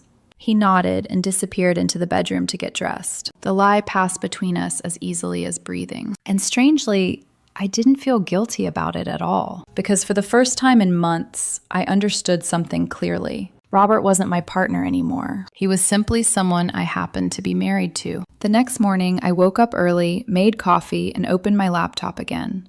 Not to reread the messages. I'd already seen enough. Instead, I started planning. Step 1. Separate finances. Our joint checking account would stay open for now, but my paycheck needed to stop going into it immediately. Step 2. Housing. Our apartment lease was up for renewal next month. That gave me an exit. Step 3. Legal protection. Evidence organized. Documents saved. Lawyer consultation ready. By the time Robert left for work that morning, kissing my cheek like everything was normal, my mind was already moving 3 steps ahead of him. At lunch that day, I walked into a different bank across town and opened a new checking account. Quietly. Privately. Then I logged into my company's payroll portal and rerouted my direct deposit. That afternoon, I called our landlord. Hi, this is Jessica Mitchell in Unit 4B, I said. Yes? I won't be renewing the lease next month. My husband might stay, but I'll be moving out. There was a brief pause. Understood, the landlord replied gently. That evening, Robert mentioned something about his upcoming trip again. 2 weeks in Paris, he said with a grin. You're going to miss me. I smiled faintly. You have no idea. Because by the time Robert got on that plane, my entire plan would already be in motion. And when he finally came home, his secret life wouldn't be secret anymore. Tuesday afternoon, I sat across from Stephen Mitchell in his office. A quiet suite on the 8th floor of a downtown building that smelled faintly of coffee and printer toner. The walls were lined with framed law degrees and photos of Stephen shaking hands with clients who looked relieved to be done with whatever had brought them there. I placed a folder on his desk. Inside it were the screenshots, phone records, hotel charges, cloud backup messages, evidence. Stephen opened the folder and began flipping through the pages methodically. He didn't rush. He didn't make dramatic noises or shake his head in outrage, the way friends sometimes do when they want to prove they're on your side. He just read, carefully. After about 10 minutes, he leaned back slightly in his chair. This is very clear, he said calmly. You've documented the affair extremely well. That was the idea. Does your husband know you've discovered any of this? Not yet. Good, he said. Keep it that way for now. He tapped the stack of papers lightly. With this evidence, we can move quickly. We'll file for divorce immediately. Irreconcilable differences, supported by documented infidelity. That usually moves the process along faster. How long? Paperwork filed within 48 hours, he said. Service can happen whenever you choose. I exhaled slowly. Serve him when he gets back from Paris. Stephen nodded. That's actually perfect timing. He slid a document across the desk toward me. This is the retainer agreement, $2,000. The number stung, not because I didn't expect it, but because it represented something final. The beginning of the end. Still, I signed it without hesitation. Then I wrote the check. Stephen gathered the papers into a neat stack. We'll start immediately, he said. In the meantime, keep everything quiet. Don't confront him. Let him believe everything is normal. Trust me, I said quietly. He already does. The week Robert left for Paris was strangely calm, almost peaceful. He kissed me goodbye at the airport pickup line. 2 weeks, he said with a grin. Don't miss me too much. I smiled. I'll try. Watching him walk into the terminal, I felt something I never expected to feel in that moment. Not heartbreak. Relief. Because the performance was over. Now I could move. The first thing I did when I got home was change our Netflix password. It was a small thing. Petty, maybe. But something about the idea of Robert trying to log in from Paris and realizing it didn't work made me smile faintly. Then I sat down with my laptop and finished separating our finances. My new checking account was active. My paycheck rerouted. Automatic payments adjusted. Next came the apartment. I met with the landlord 2 days later. I'll be out by the end of the month, I explained. He nodded sympathetically. Breakups happen, he said. Don't worry about the early notice. I'll work with you. By Thursday, most of my personal belongings were already packed in boxes stacked along the walls. Books, clothes, work files, tools. Everything that actually mattered to me. The furniture could stay. None of it meant anything anymore. The final step was the hardest. Calling Robert's parents, Thomas answered. Jessica, he said warmly, how are you? I'm calling because there's going to be a situation soon, I said carefully. There was a pause. What kind of situation? Robert and I are having serious problems, I said. I wanted you to hear it from me first before things escalate. Thomas sighed heavily. Marriage is complicated, he said. You two just need to communicate better. Maybe. But communication only works when both people are telling the truth. I just wanted you to be prepared, I said. Linda came on the line briefly after that, sounding worried but gentle. Talk to him when he gets home, she urged softly. I will, I replied. Technically, that wasn't a lie. By the time Robert sent the message asking to extend his trip 2 more weeks, everything was ready. The divorce petition had already been filed with the court. The process server had instructions. All that remained was timing. So when I replied with that calm message, "Hope you and Emma are enjoying yourselves. Divorce papers will be waiting when you return," it wasn't an emotional reaction. It was the final move in a plan that had been building for weeks. The response came quickly. My phone started ringing about 15 minutes later. Robert's parents. Over and over again. I let it ring. Voicemail after voicemail stacked up. Then Linda called again. And again? Eventually, I blocked them too. An hour later, someone knocked hard on my apartment door. I walked over and checked the peephole. Thomas Caldwell stood outside, looking furious. I opened the door, but didn't invite him in. "What the hell is going on?" he demanded immediately. "Your husband is in Paris having a breakdown because you sent him some insane message about divorce." "My husband isn't in Paris with coworkers," I said calmly. "He's there with a woman named Emma Davidson. They've been having an affair for 6 months. Thomas froze. His face went blank. "That's not true." "It is.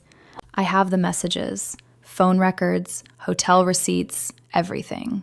He shook his head slowly. "You can't just throw away a marriage over a misunderstanding." "It's not a misunderstanding," I said quietly. "It's a series of choices, hundreds of them.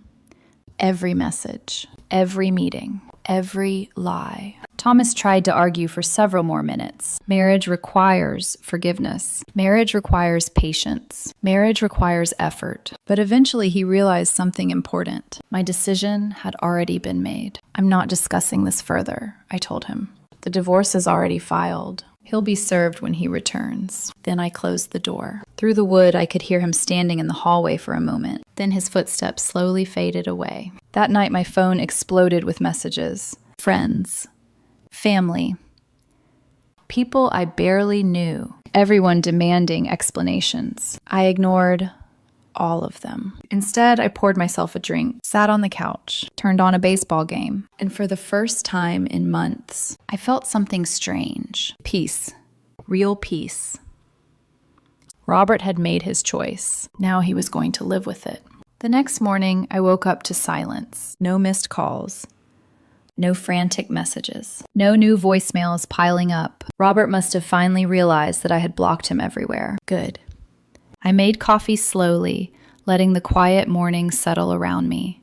Sunlight filtered through the kitchen window, landing softly across the table where I had spent so many evenings planning budgets and grocery lists and weekend errands, with a man who apparently had been living a completely different life behind my back. For a moment, I stood there, holding the mug in both hands, staring out the window. 5 years. 5 years of marriage. 5 years of memories that now felt strangely distant, like photographs of someone else's life. My phone buzzed on the counter. An email from Stephen. Attached was the draft of the divorce petition. I sat down and opened it carefully. Petitioner, Jessica Mitchell. Respondent, Robert Caldwell. The words looked clinical and cold on the screen. Irreconcilable differences. Division of marital assets. Dissolution of marriage. 5 years of life together. Summarized in legal language that barely filled 3 pages. I read through it twice, making a few small notes before sending it back with my approval. There was something almost surreal about how procedural everything felt. Marriage had been emotional, messy, complicated. Divorce, on the other hand, was paperwork. Clear, precise, final. Around mid-morning, my phone rang. Unknown number. I almost ignored it, but something told me to answer. "Hello?" "You absolute coward." Robert's voice exploded through the speaker. "You blocked me everywhere. Are you serious right now?" "Completely serious," I said calmly. "I cannot believe you'd accuse me of cheating," he continued angrily. "I'm in Paris with my friends, and you're having some kind of paranoid breakdown back there." I leaned back in my chair. "You're in Paris with Emma." Silence. A long one. Then he spoke again, quieter this time. "What are you talking about?" "Emma is in Texas visiting family," I said evenly. "David is in Colorado with his parents. Jason never left town." Another silence. "I called them all," I continued. "Took about 10 minutes to confirm the story." The line stayed quiet for several seconds. Then Robert sighed heavily. When he spoke again, his voice had changed. Less angry, more controlled. "Fine," he said. "Emma is here." I didn't respond. "But it's not what you think," he continued quickly. "She had a work trip and I tagged along. That's it. Nothing happened." I actually laughed. Not loudly. Just a quiet, tired sound. Friends don't book hotel rooms together. They don't send messages about how amazing the other person makes them feel. They don't complain about their spouse being boring. They don't plan secret romantic trips. "You read my messages?" he said, horrified. "Every single one. The cloud backup is very convenient. 6 months of proof," I added. "The calls, the hotel, the texts, all of it." The silence that followed was different this time. Heavy.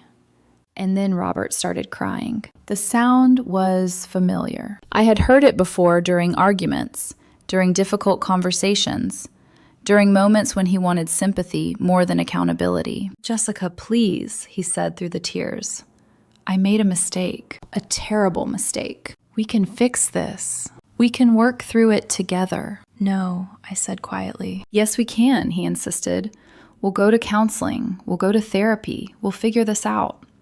"I'm not interested in figuring anything out with you. I already filed for divorce." "You did what?" "You'll be served when you return to the country." "You can't do this to me," he said desperately. "We can." For the first time since the conversation started, something sharp twisted inside my chest. But because the man begging on the other end of the phone sounded like the same person who once knelt in our living room and asked me to build a life with him. For a moment, an old memory flickered across my mind. The rain outside that night, the takeout containers on the coffee table, Robert holding a ring with nervous hands, and the quiet certainty I had felt when I said yes. That memory hurt more than the betrayal, because it reminded me that the marriage we lost had once been real. I closed my eyes briefly, then I let the memory go. "You chose this path," I said calmly. "You wanted excitement. Congratulations. Now you get to be excited about finding somewhere else to live." "Where am I supposed to go?" he demanded.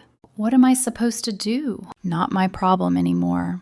"Maybe Emma has a spare room." He started crying harder, but the sound didn't move me the way it once would have, because the truth was simple. Robert had already grieved this marriage months ago, while he was falling in love with someone else. The only difference now was that he had finally been caught. "I'm done with this conversation," I said. Then I hung up and blocked that number too. For a moment, I just sat there staring at the silent phone in my hand. The quiet apartment, the sunlight across the kitchen floor, and suddenly the weight of everything pressed down on me at once. 5 years of love, gone. A marriage dismantled, piece by piece, by lies I hadn't even known existed. For the first time since discovering the affair, my chest tightened painfully, not with regret, but with grief. Grief for the version of my life that no longer existed. I walked into the living room slowly and sat on the couch. The silence in the apartment felt heavier now, darker, like standing in the ruins of something that used to matter. For a few minutes, I just sat there breathing, letting the reality settle. This was the lowest point. The moment where the future felt uncertain and the past felt poisoned. But even Robert had destroyed our marriage, not me. And I was not going to spend the rest of my life paying for his choices. The days after that phone call settled into a strange, controlled rhythm. I answered emails. On the surface, nothing about my life looked unusual. But underneath that routine, everything had changed. I was moving forward. And that difference mattered. Wednesday afternoon, while reviewing a set of construction estimates, I received a message from someone I barely knew, Daniel Rivera, one of Robert's coworkers. I had met him once at a company holiday party 2 years earlier. His message was short. "Hey, Jessica, I heard about what happened. Just wanted you to know a lot of us had no idea about Robert and Emma. That's seriously messed up.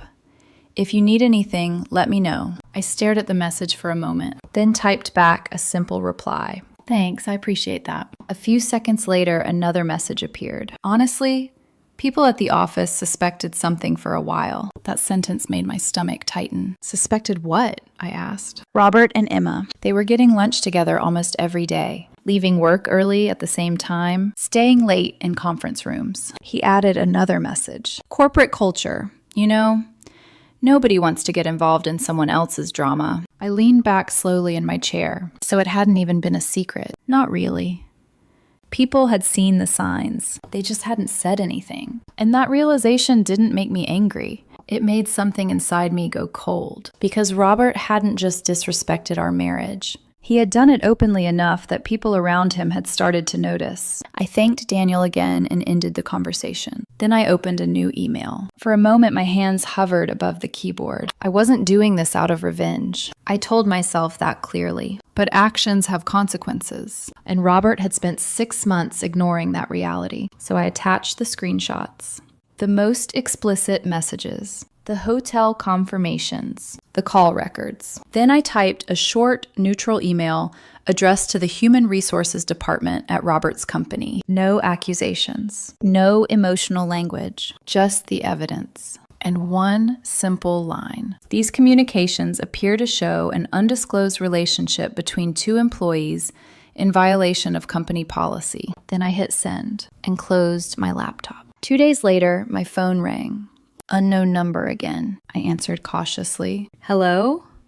Stop what you're doing right now. The voice was male, shaking slightly. Who is this? You know exactly who this is. Emma, Robert's affair partner. The woman who had been secretly sleeping with my husband for 6 months. Stop sending things to our company, she snapped. This is between you and Robert. Leave me out of it. I leaned back in my chair slowly. You made it my business when you decided to sleep with a married man. That's not your concern. It became my concern the moment it destroyed my marriage. Her breathing grew sharper on the other end. I could lose my job because of this, she said. Good.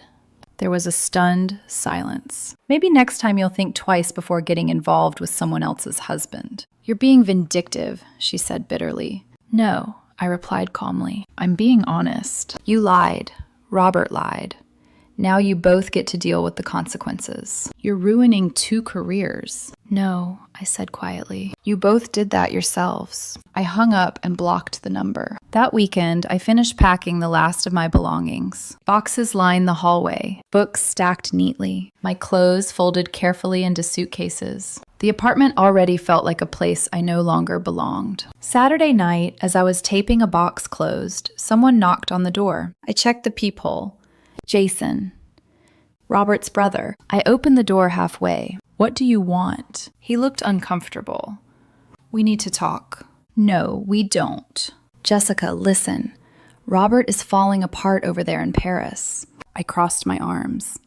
He should have thought about that before cheating. People make mistakes, Jason said. Everyone deserves a chance to fix things. I looked at him for a long moment. A mistake is forgetting milk at the grocery store, I said quietly. 6 months of lies isn't a mistake. That's a pattern. Jason sighed heavily.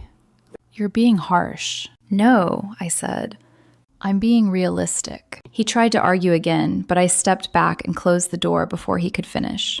Because there was nothing left to discuss. Robert had made his choice, and now the consequences were beginning to catch up with him. Tuesday afternoon, the door to our apartment finally opened again. Robert stood there with a suitcase in his hand. His face looked exhausted, eyes red, makeup smeared.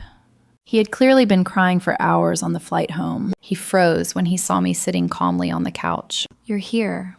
This is still my apartment for another 2 weeks, I replied. He stepped inside slowly. Please, he said softly. Can we talk? There's nothing left to talk about. Yes, there is. I made a mistake. We can fix this. I shook my head slowly. You keep using that word, we. There is no we anymore. Robert sat down across from me, trying to compose himself. I love you.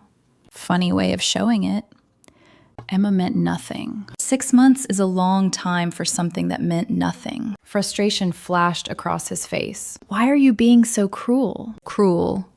That word hung in the air between us. You lied to everyone, I said quietly. You lied to me.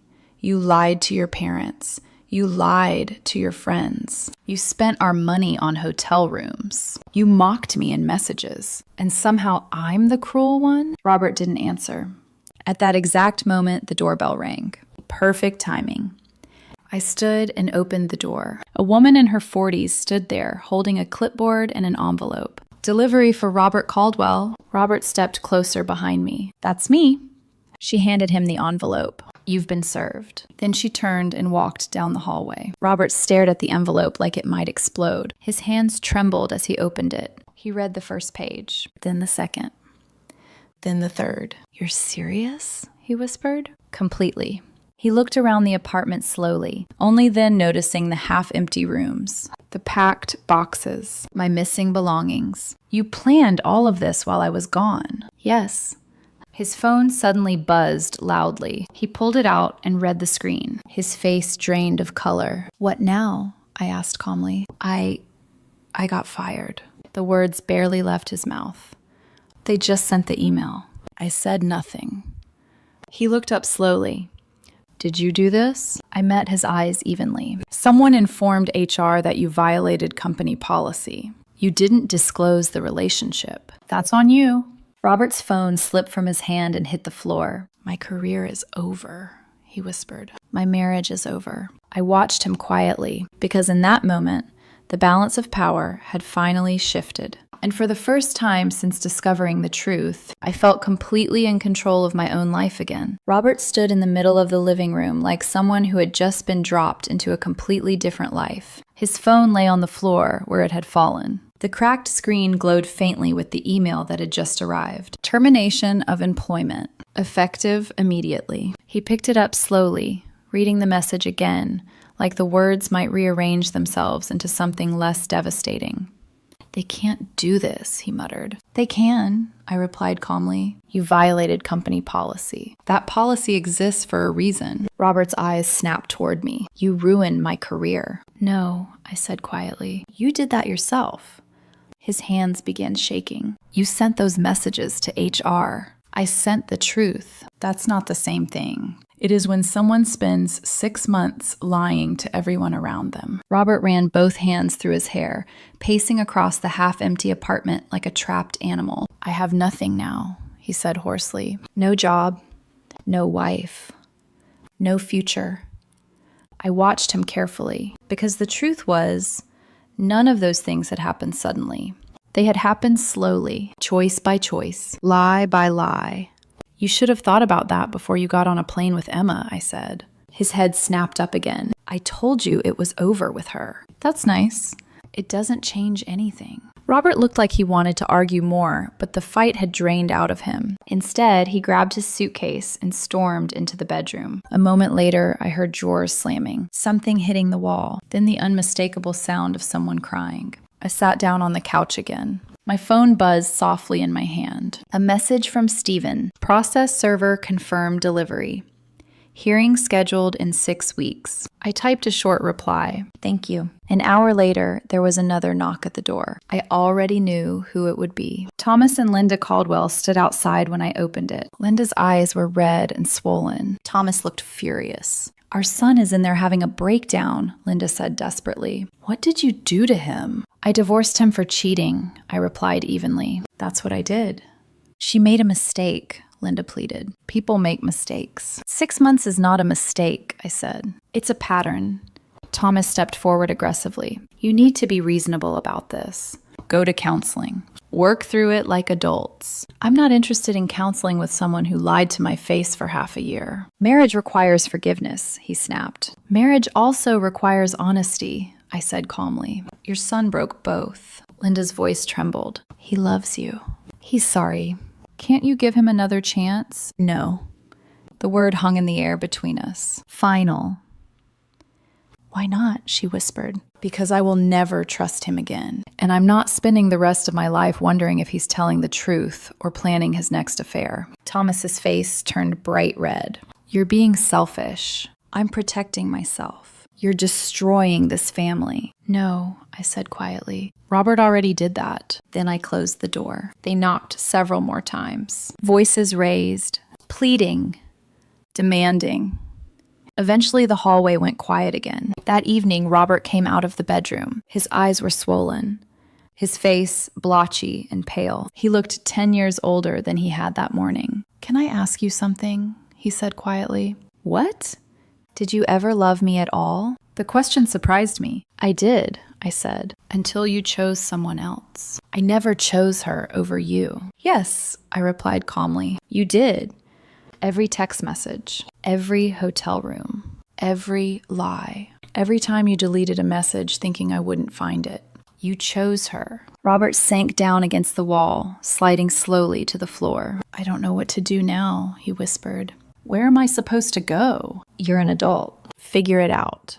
I don't even have a job anymore. Your parents have a house. Stay there. He looked at me in disbelief. You're really not going to help me? Help you? I repeated quietly. After everything you did? No. Robert shook his head slowly. You've changed. You're not the woman I married. You're right, I said. I'm not. The woman you married would have forgiven you. She would have believed your excuses. She would have tried to fix everything. I grabbed my jacket from the counter, but that version of me doesn't exist anymore. Robert watched silently as I walked toward the door. Where are you going? He asked. I'm leaving. I'll come back tomorrow for the last of my boxes. Don't be here when I do. Then I walked out. I didn't look back. The next morning when I returned to the apartment, Robert was gone. The bedroom was empty. Closets half open, suitcase missing. A single note sat on the kitchen counter. I hope you're happy. You destroyed everything. I read it once, then crumpled it and dropped it into the trash. Because the truth was simple. I hadn't destroyed anything. Robert had. All I had done was finally refuse to carry the weight of his choices anymore. I loaded the last of my boxes into my car. Then I drove away from that apartment for the final time. And strangely, instead of sadness, I felt something else. Freedom. My new apartment was smaller, much smaller. 1 bedroom, a modest kitchen, a narrow balcony that overlooked a parking lot instead of a skyline. But it was mine. No shared passwords, no hidden messages, no lies waiting quietly behind someone else's phone screen. Just peace. The first weekend I spent there was quiet and strangely satisfying. I assembled my bed frame, set up the couch, unpacked my books, and organized the kitchen exactly the way I liked it. Nothing was fancy, nothing was expensive. But every single thing in that apartment belonged to me and only me. That mattered more than I realized. Monday morning, I returned to work. My boss, Richard Marsh, stopped by my desk around lunchtime. You seem lighter, he said. I looked up from my laptop. Personal situation finally sorted out. He nodded once. Good. We've got the Riverside project starting next week. I need you sharp. You'll have it. Work became my anchor. Schedules. Budgets. Meetings. Problems with solutions that actually made sense. There were no hidden betrayals in spreadsheets, just numbers that either worked or didn't. Weeks passed, then months. The divorce hearing arrived in early November. Robert was there with his lawyer, sitting on the opposite side of the courtroom.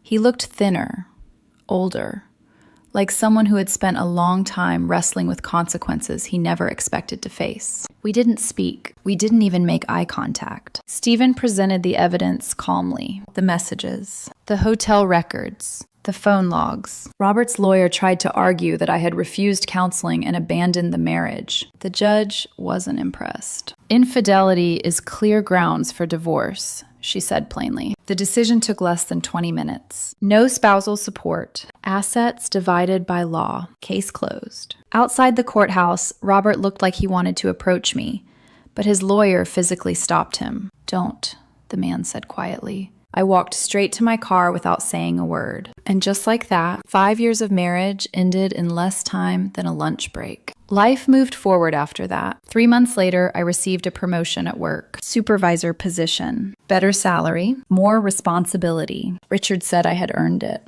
And for the first time in a long time, I believed him. I also heard bits of news through mutual friends. Robert had moved back in with his parents. Emma disappeared from his life shortly after the scandal. Apparently, she transferred to another company in another state. Some people run when consequences arrive. Robert couldn't run. He had to sit with them. One Saturday in February, I ran into him unexpectedly at the grocery store. He looked tired, older. He froze when he saw me. For a moment, we simply stood there in the produce aisle. Jessica, he said quietly, I nodded politely. "How are you?" he asked. "Good." He swallowed hard. "I'm sorry," he said, "for everything." I studied him for a moment. 5 years of history standing in front of me. Regret written across his face. But regret doesn't rewrite the past. "Okay," I said simply. That was all. Not forgiveness, not anger, just acknowledgement. Because closure doesn't always come from long conversations. Sometimes it's just realizing you've already moved on. I paid for my groceries and left the store without looking back. A few weeks later, I started dating someone new. His name was Daniel, a project manager from another construction company I met at a conference. Nothing dramatic. No games. No secrets. Just simple conversations and quiet dinners. One evening, he asked about my previous marriage. I told him the short version. "That's rough," he said, "but it sounds like you handled it the right way." "I did what I had to do," I replied. He smiled slightly. "Most people would have stayed. Most people are afraid to walk away." He nodded thoughtfully. "Are you?" I shook my head. "No." Because the most important thing that whole experience taught me wasn't about betrayal. It wasn't about revenge. And it wasn't even about divorce. It was about something much simpler. Your peace is more valuable than someone else's apologies. When someone shows you who they really are, believe them the first time. Robert wanted excitement. He got consequences. And I wanted peace. So I chose myself. And I never looked back. The moment I saw Adrian writing names on that napkin at Romano's, I knew my marriage was about to become a crime scene. Not the bloody kind. The kind where a woman's dignity gets slaughtered in broad daylight, while everyone at the table keeps chewing, blinking, pretending they don't smell smoke. "Eva, sweetheart, we need to talk about the guest list," Adrian said. His voice dipped in that polished gentleness he used whenever he wanted something ugly to sound reasonable. The restaurant hummed around us with warm light, clinking glasses, and the easy laughter of families who probably weren't planning emotional executions between bites of pasta. I sat there with my hand still resting near my water glass, watching his expensive pen move across a paper napkin as if he were jotting down innocent names. He wasn't. Vanessa Cole, Sophia Blake, Natalie Pierce. 3 women who had no business attending my wedding unless they were strangers passing through the room. I stared at the names, then lifted my eyes to his face. "These are your exes, Adrian." He didn't even flinch. "They're my friends, Eva. Very close friends." He smiled after saying it, and that smile chilled me more than if he had shouted. It was the smile of a man who had already rehearsed this moment in his head and expected me to fail inside it. Across from us, my sister Clara slowly lowered her fork. Our parents exchanged one of those tight, silent looks parents use when they know something is wrong, but haven't decided whether to intervene or survive it quietly. "If you can't handle that," Adrian said, leaning back in his chair, "then maybe we shouldn't get married." There it was. Not a conversation, not a compromise, an ultimatum dressed up as honesty. And the worst part was, I had been waiting for it. For months, things had felt wrong in ways I couldn't fully prove. The late networking dinners, the phone he kept turned face down, the sudden obsession with image, cologne, tailored shirts, and gym sessions that somehow required more vanity than discipline. I'm a civil engineer. I've built my life on studying foundations, pressure points, and hidden weaknesses. By then, I already knew ours was cracking underneath the surface. So instead of giving him the explosion he expected, I picked up my fork, cut into my lasagna, and said quietly, "Okay." Adrian blinked. "Okay," he repeated. I looked at him calmly. "It's your wedding too. Invite whoever you want." What I didn't say was this. I had already started looking beneath the foundation. And once I found what was buried there, his perfect little love story was going to collapse all at once. My name is Eva Carter.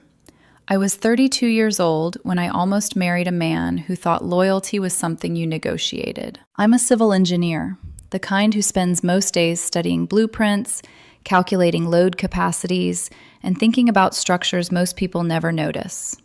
Bridges, foundations, reinforcement systems. It's a profession that quietly teaches you one important truth. Everything collapses eventually if the structure underneath is flawed. I met Adrian Blake 4 years earlier at a charity event hosted by a development company that had hired my engineering firm to evaluate a large urban project. He walked into the room the way some men naturally do, with that effortless confidence that makes people look up before they even know why. Tall, impeccably dressed, dark hair always styled just enough to look careless. He worked in corporate consulting, advising real estate investors on market strategies. He was charming in a way that felt practiced, but not yet suspicious. When we were introduced, he smiled and said, "So you're the engineer responsible for telling everyone whether their million-dollar buildings will collapse?" I laughed. Only if they deserve to. That was the beginning. At first, Adrian felt like the perfect contrast to my quiet, analytical world. I was methodical, practical, sometimes overly serious. He was social, witty, spontaneous. Where I studied blueprints, he read people. Where I solved equations, he navigated conversations. For the first year, our relationship felt almost cinematic. Weekend trips, late dinners in the city, long conversations about future plans. Adrian liked to say I made him feel stable. "You're like the foundation under a skyscraper," he once told me while we were walking along the river downtown. I smiled when he said that. At the time, it sounded like admiration. Looking back, it sounded more like strategy. Still, I fell in love. My family liked him too. My parents appreciated that he was successful and well-spoken. My sister Clara, who had always been the brutally honest one in the family, was a little more cautious. "He's charming," she told me once over coffee, "but charming men sometimes perform instead of feel." I brushed that off back then. Because Adrian could also be incredibly attentive. He remembered small details about me, how I preferred my coffee, the fact that I hated loud parties, the books I liked reading on quiet Sunday mornings. 2 years into our relationship, he proposed. It happened during a weekend trip to a quiet coastal town in Rhode Island. The sunset painted the harbor gold, and Adrian knelt beside the railing with a velvet ring box in his hand.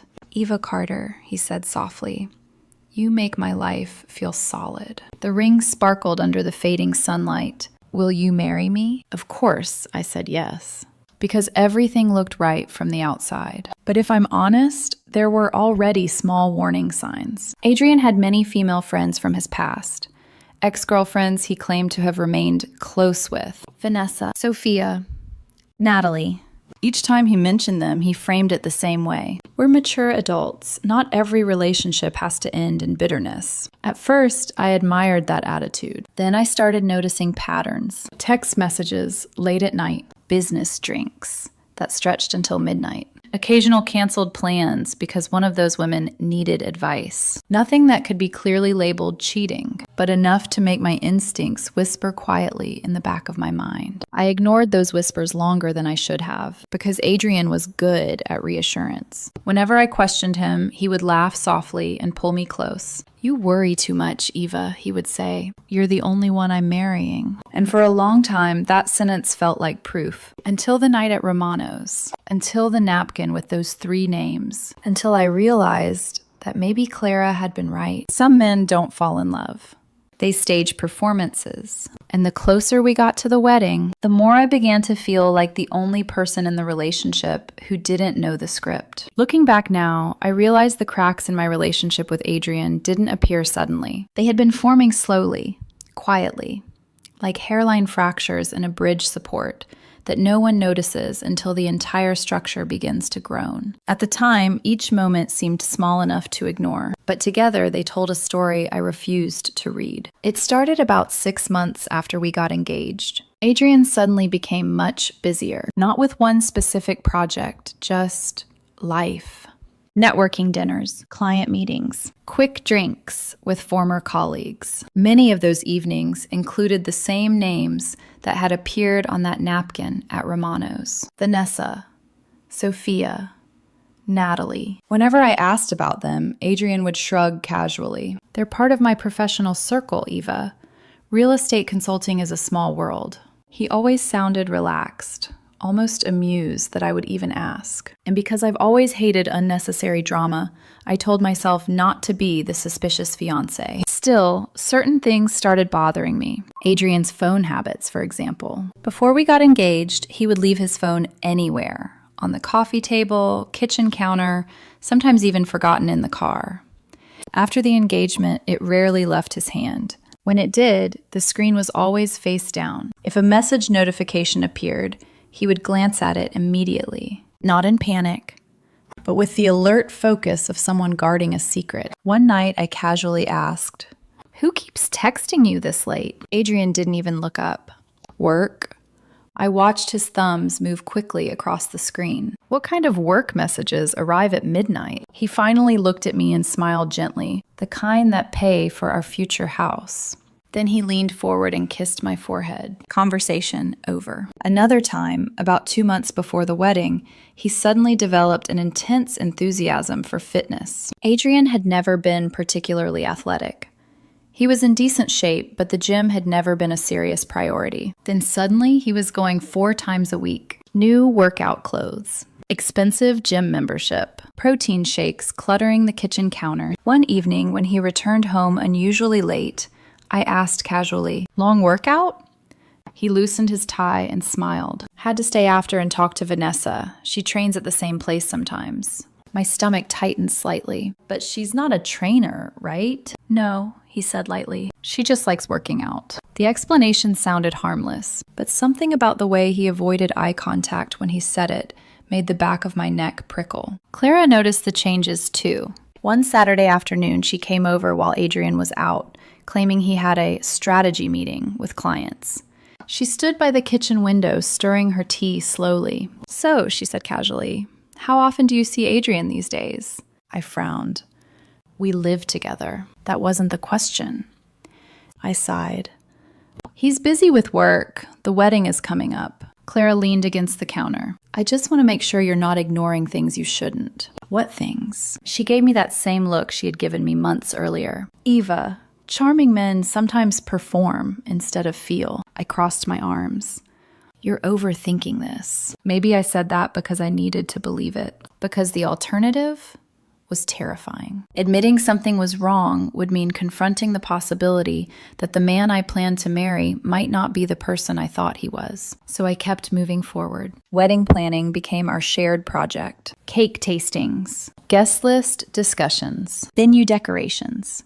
Adrian would sit beside me on the couch, smiling warmly while we discussed flower arrangements. But sometimes, in the corner of my eye, I noticed his phone lighting up. And when I glanced over, I would see a name flash across the screen. Vanessa, or Sophia, or Natalie. One night, as we sat reviewing seating charts, Adrian laughed at something on his phone. "What's funny?" I asked. "Just a stupid meme." He locked the screen quickly. I didn't ask to see it, because at that moment, I realized something unsettling. My instincts were no longer whispering. They were warning me. But suspicion without proof is like stress without calculation. You feel the pressure. Yet you can't identify the exact point where the structure might fail. And I wasn't the type of person who destroyed something important based on feelings alone. I needed evidence, real data, real proof. What I didn't know then was that the proof already existed, hidden quietly inside the device Adrian never let out of his sight. And the night I finally looked, everything changed. The night everything finally broke open was strangely ordinary. Adrian came home around 9:30 p.m., loosening his tie the way he always did when he stepped through the door. His hair smelled faintly of expensive cologne, and there was a calm confidence in his posture that I had once found reassuring. "Long day?" I asked from the kitchen. "The usual," he said. "Clients, meetings, endless conversations about money." He kissed my cheek lightly and headed toward the bedroom. "I'm going to shower." I nodded. "Dinner's in the fridge." "Perfect." The bathroom door closed. A moment later, I heard the shower turn on. That's when I noticed his phone sitting on the kitchen counter, face down. Unlocked. It was a small thing, a tiny crack in the wall of secrecy he'd built around it. For a few seconds, I just stared at it. My heart wasn't racing. I wasn't shaking. In fact, I felt strangely calm. The same calm I experience when analyzing a damaged structure. When you know something is wrong but haven't yet confirmed how bad the damage is. I picked up the phone. The screen lit up immediately. Messages, notifications, group chats, and right there near the top, a conversation titled Adrian's Wedding. The laughing emoji felt like a slap across the face. I tapped the chat. The messages loaded instantly. Vanessa, I still can't believe you're actually going through with this. Adrian, relax. Eva is stable. Great career, good income, zero drama. So marriage just means what? Adrian, it means I get the house, the lifestyle, and I keep my freedom. Natalie, you're evil. Adrian, no, I'm practical. My fingers suddenly felt cold. I kept scrolling. Vanessa, what about Thursday nights? Adrian, still hours. Sophia, and Saturdays? Adrian, obviously. Natalie, does Eva suspect anything? Adrian, she's too trusting. Another message followed seconds later. Adrian, honestly, she's like a golden retriever. Loyal, sweet, and completely blind. I stopped breathing for a moment. Not because I didn't understand what I was seeing, but because I understood it perfectly. The conversation stretched back months. Photos, plans, inside jokes about me. One message from Vanessa made my stomach twist. Vanessa, how long do you think before she figures it out? Sophia, I give it a year. 2. Adrian, please. Eva overthinks bridges, not people. Then came the part that hurt most. A betting pool. They were literally wagering on how long it would take before I discovered Adrian was sleeping with all 3 of them. The current prediction? 2 years. I sat down slowly at the kitchen table. The shower continued running down the hallway. Steam fogged the bathroom mirror, while the man I planned to marry hummed casually behind the door. And meanwhile, my entire relationship was collapsing silently on a glowing phone screen. There were photos I will never forget, messages that replayed in my head for weeks. Plans for Thursday nights with Vanessa, Saturday afternoons with Sophia, Sunday mornings with Natalie. 3 different lives, 3 different women, and somehow, in the middle of all of it, me. The fiancé, the stable one, the financial security, the woman who was apparently too boring to notice what was happening. For the first time since opening the chat, anger flickered inside me, but it wasn't explosive. It was cold, controlled, the kind of anger that builds slowly, like pressure inside a sealed structure. I stood up and placed Adrian's phone exactly where it had been, face down. 2 minutes later, the bathroom door opened and he walked out wrapped in a towel. He smiled casually. Everything okay? I looked at him and returned the same calm smile. Of course. Inside my chest, something had shifted permanently because I wasn't guessing anymore. I had proof. And engineers don't react emotionally when they find structural damage. They document it. They study it. And then they decide the most effective way to expose the failure. Adrian thought I was blind. He thought I would take years to discover the truth. He had no idea that the investigation had already begun. And by the time I was finished, the collapse would be impossible for anyone to ignore. After Adrian came out of the shower that night, nothing about my behavior changed. At least, nothing he could see. I warmed up dinner. We ate together at the small dining table near the kitchen window, like we had done hundreds of times before. He talked casually about a potential consulting deal with a real estate group in Boston. I nodded. I asked normal questions. I even laughed once when he made a sarcastic comment about one of his clients. But inside my mind, something had shifted permanently. The woman who sat across from him was no longer the trusting fiancé planning a wedding. She was now an investigator. Because emotions can lie, but evidence never does. Later that night, Adrian went to bed early. I've got an early meeting tomorrow, he said, stretching lazily. Don't stay up too late working. I won't, I replied. He kissed my forehead and disappeared into the bedroom. The apartment grew quiet. The moment I heard the bedroom door close, I walked into my home office and opened my laptop. My hands were steady. Not because I wasn't hurt, but because the shock had already burned away. What remained was something colder. the analytical focus that takes over whenever I'm solving a complex engineering problem. If Adrian believed I was blind, then he had made a critical miscalculation. The first step was simple. Adrian and I shared an iCloud account for convenience. Calendars, photo backups, shared documents for wedding planning. He had never bothered to change the default backup settings. Within 5 minutes, I had access to everything that had been syncing from his phone. Messages, photos, archived chats.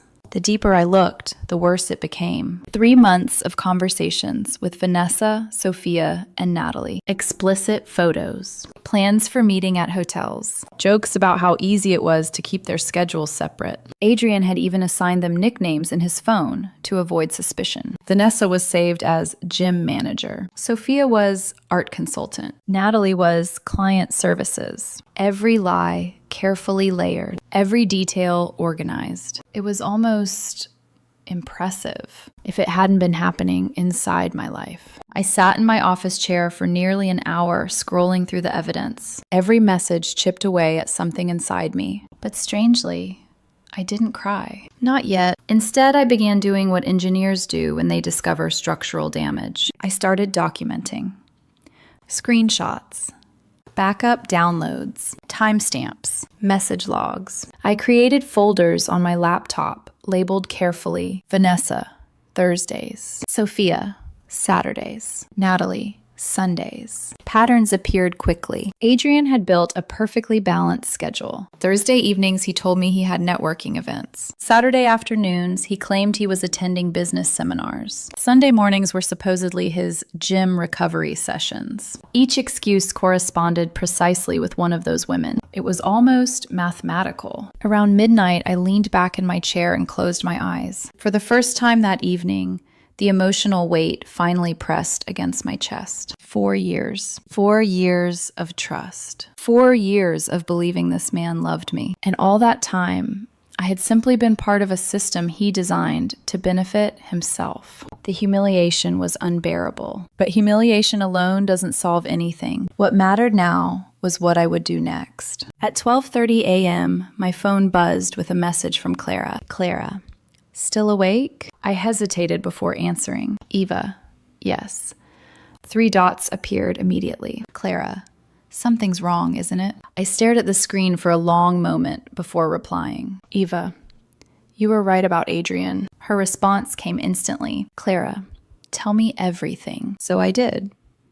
I sent her screenshots, message logs, photos of the group chat. She called me within 30 seconds. When I answered, the first thing she said was, "That arrogant bastard." Her voice was shaking with anger. How long has this been happening? 6 months, I said quietly. There was a long silence. Then Clara asked something that surprised me. What are you going to do? I looked at the glowing screen filled with Adrian's messages. Then I thought about the wedding invitations already mailed, the venue booked, our families preparing for the celebration. And suddenly, a very clear idea formed in my mind. I'm going to finish what he started. Clara frowned.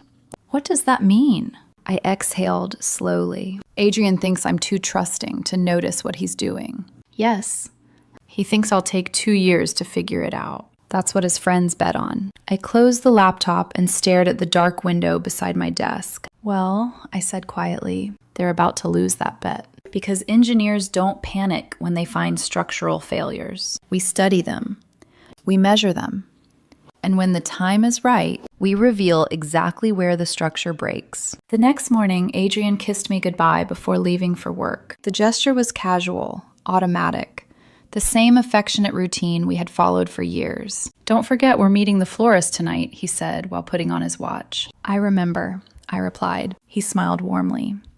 I love how organized you are. The irony almost made me laugh. Once the door closed behind him, I walked straight to my office desk and opened the evidence folders again. The more I studied Adrian's messages, the clearer the pattern became. This wasn't careless cheating. It was carefully engineered deception. Schedules, excuses, backup explanations, even coordinated conversations between Vanessa, Sophia, and Natalie so their stories wouldn't overlap. They joked about it like it was some elaborate game, and apparently, I was the prize. Or, more accurately, the financial stability Adrian wanted once he got married. One message from Natalie summed it up perfectly. So after the wedding, you'll finally be set. Adrian's reply had been immediate. Exactly. Eva's reliable, good career, great credit score, and she actually believes in marriage. I read that message 3 times. Then I closed the laptop. If Adrian wanted to treat our relationship like a strategic operation, then I would respond the same way. The first call I made was to a private investigator. His name was Daniel Russo. Clara had recommended him after a friend used his services during a divorce case. When he answered, his voice sounded calm and slightly amused, the tone of someone who had seen every version of betrayal imaginable. Russo Investigations. My name is Eva Carter, I said. I need someone to document a cheating fiancé. He didn't sound surprised. That's unfortunately a very popular request. We met that afternoon in a small office above a hardware store downtown. Daniel looked exactly like the kind of investigator you'd imagine.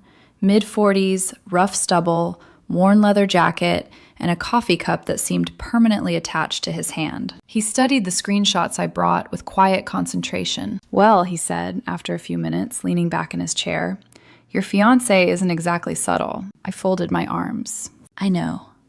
Daniel slid 3 printed photos across the desk. These were taken this week. My stomach tightened.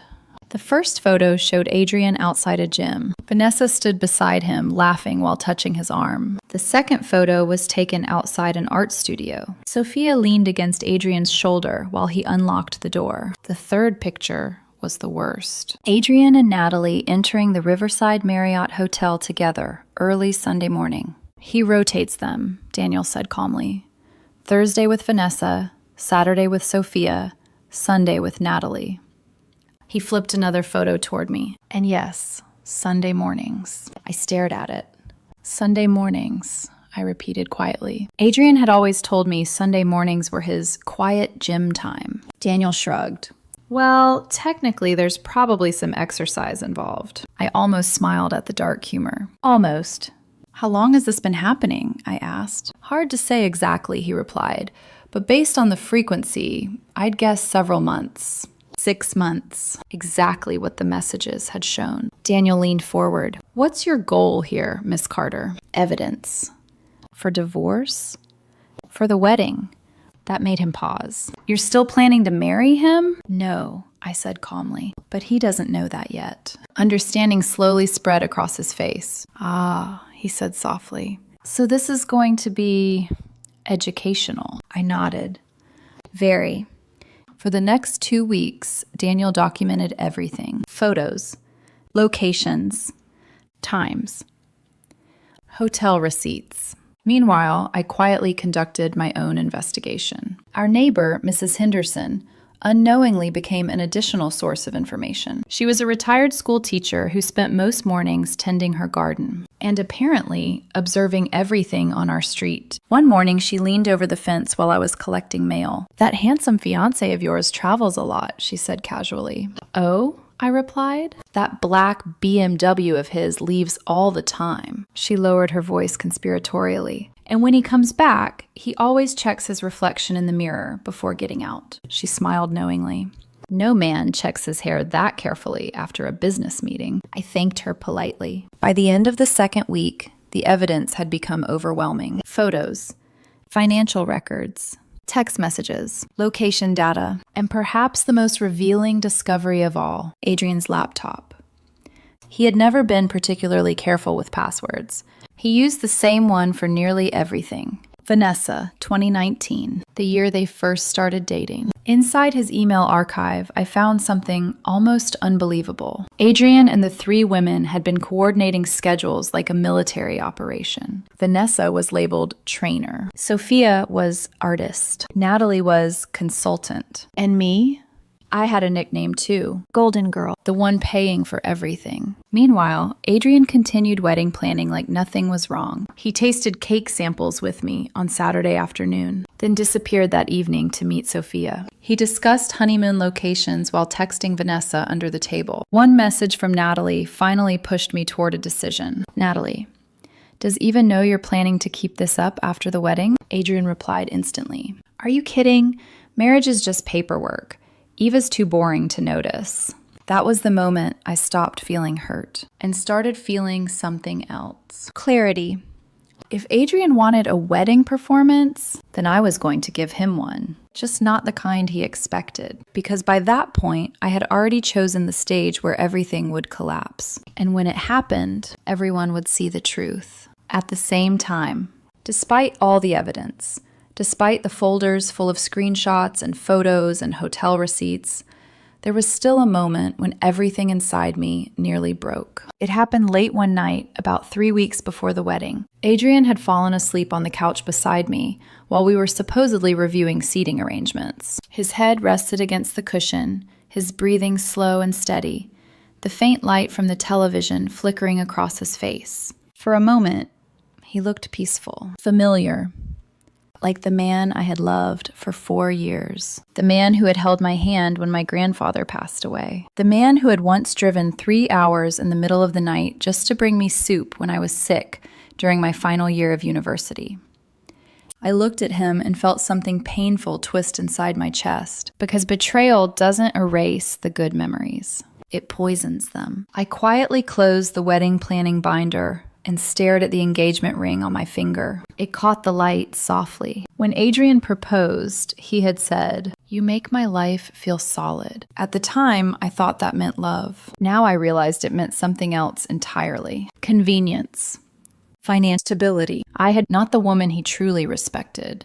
For the first time since discovering everything, tears finally blurred my vision. The night air was cool.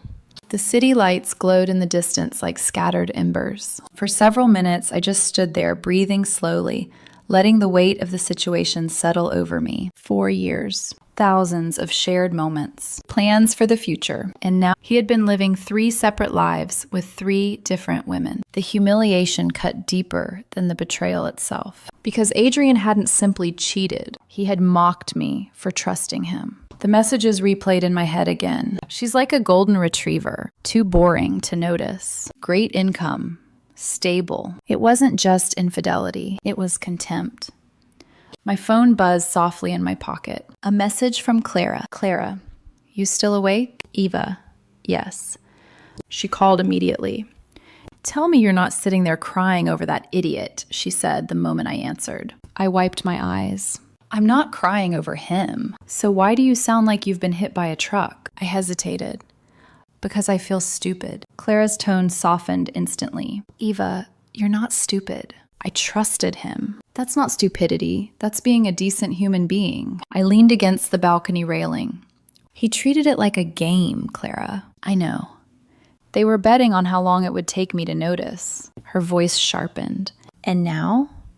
I exhaled slowly. "Now I know." There was a brief silence. Then Clara said something that stayed with me for the rest of this entire situation. "You know what the real problem is?" "What?" "You still think this is about him." I frowned. "What do you mean?" "This isn't about Adrian cheating," she said calmly. "It's about whether you're going to let someone like that decide your worth." The words landed harder than I expected. Because deep down, she was right. Part of my pain wasn't just betrayal. It was the quiet fear that maybe Adrian had been right about me. Maybe I was boring. Maybe I was predictable. Maybe I had been too trusting. Clara seemed to sense that thought immediately. "Eva," she said firmly, "you're one of the strongest women I know." I closed my eyes. "You say that because you're my sister." "No," she replied. "I say that because you're the only person I know who can calmly dismantle a liar using spreadsheets and engineering logic." Despite everything, I laughed quietly. "You're not wrong." "Exactly," she said. "So stop thinking about what he did to you. Think about what you're going to do next." I looked back through the glass door. Adrian still slept peacefully on the couch, completely unaware that his carefully balanced life was already collapsing. And suddenly the sadness inside me began to fade. Not completely, but enough for something stronger to take its place. Resolve. Because Clara was right. This wasn't about Adrian anymore. This was about me deciding what kind of ending this story would have. And one thing had become very clear. Adrian believed he understood me. He believed I was too gentle, too trusting, too predictable to fight back. But he had forgotten something important. I wasn't just his fiancé. I was an engineer, and engineers don't walk away from structural failures without documenting exactly why the collapse happened. The only question left was, when the truth finally came out, how spectacular would the collapse be? The moment that changed everything didn't happen during one of Adrian's secret meetings. It didn't happen during one of Daniel Russo's surveillance reports. It happened on a quiet Sunday night while I was sitting at my desk, reviewing the digital archive one more time. I thought I had already seen the worst. I was wrong.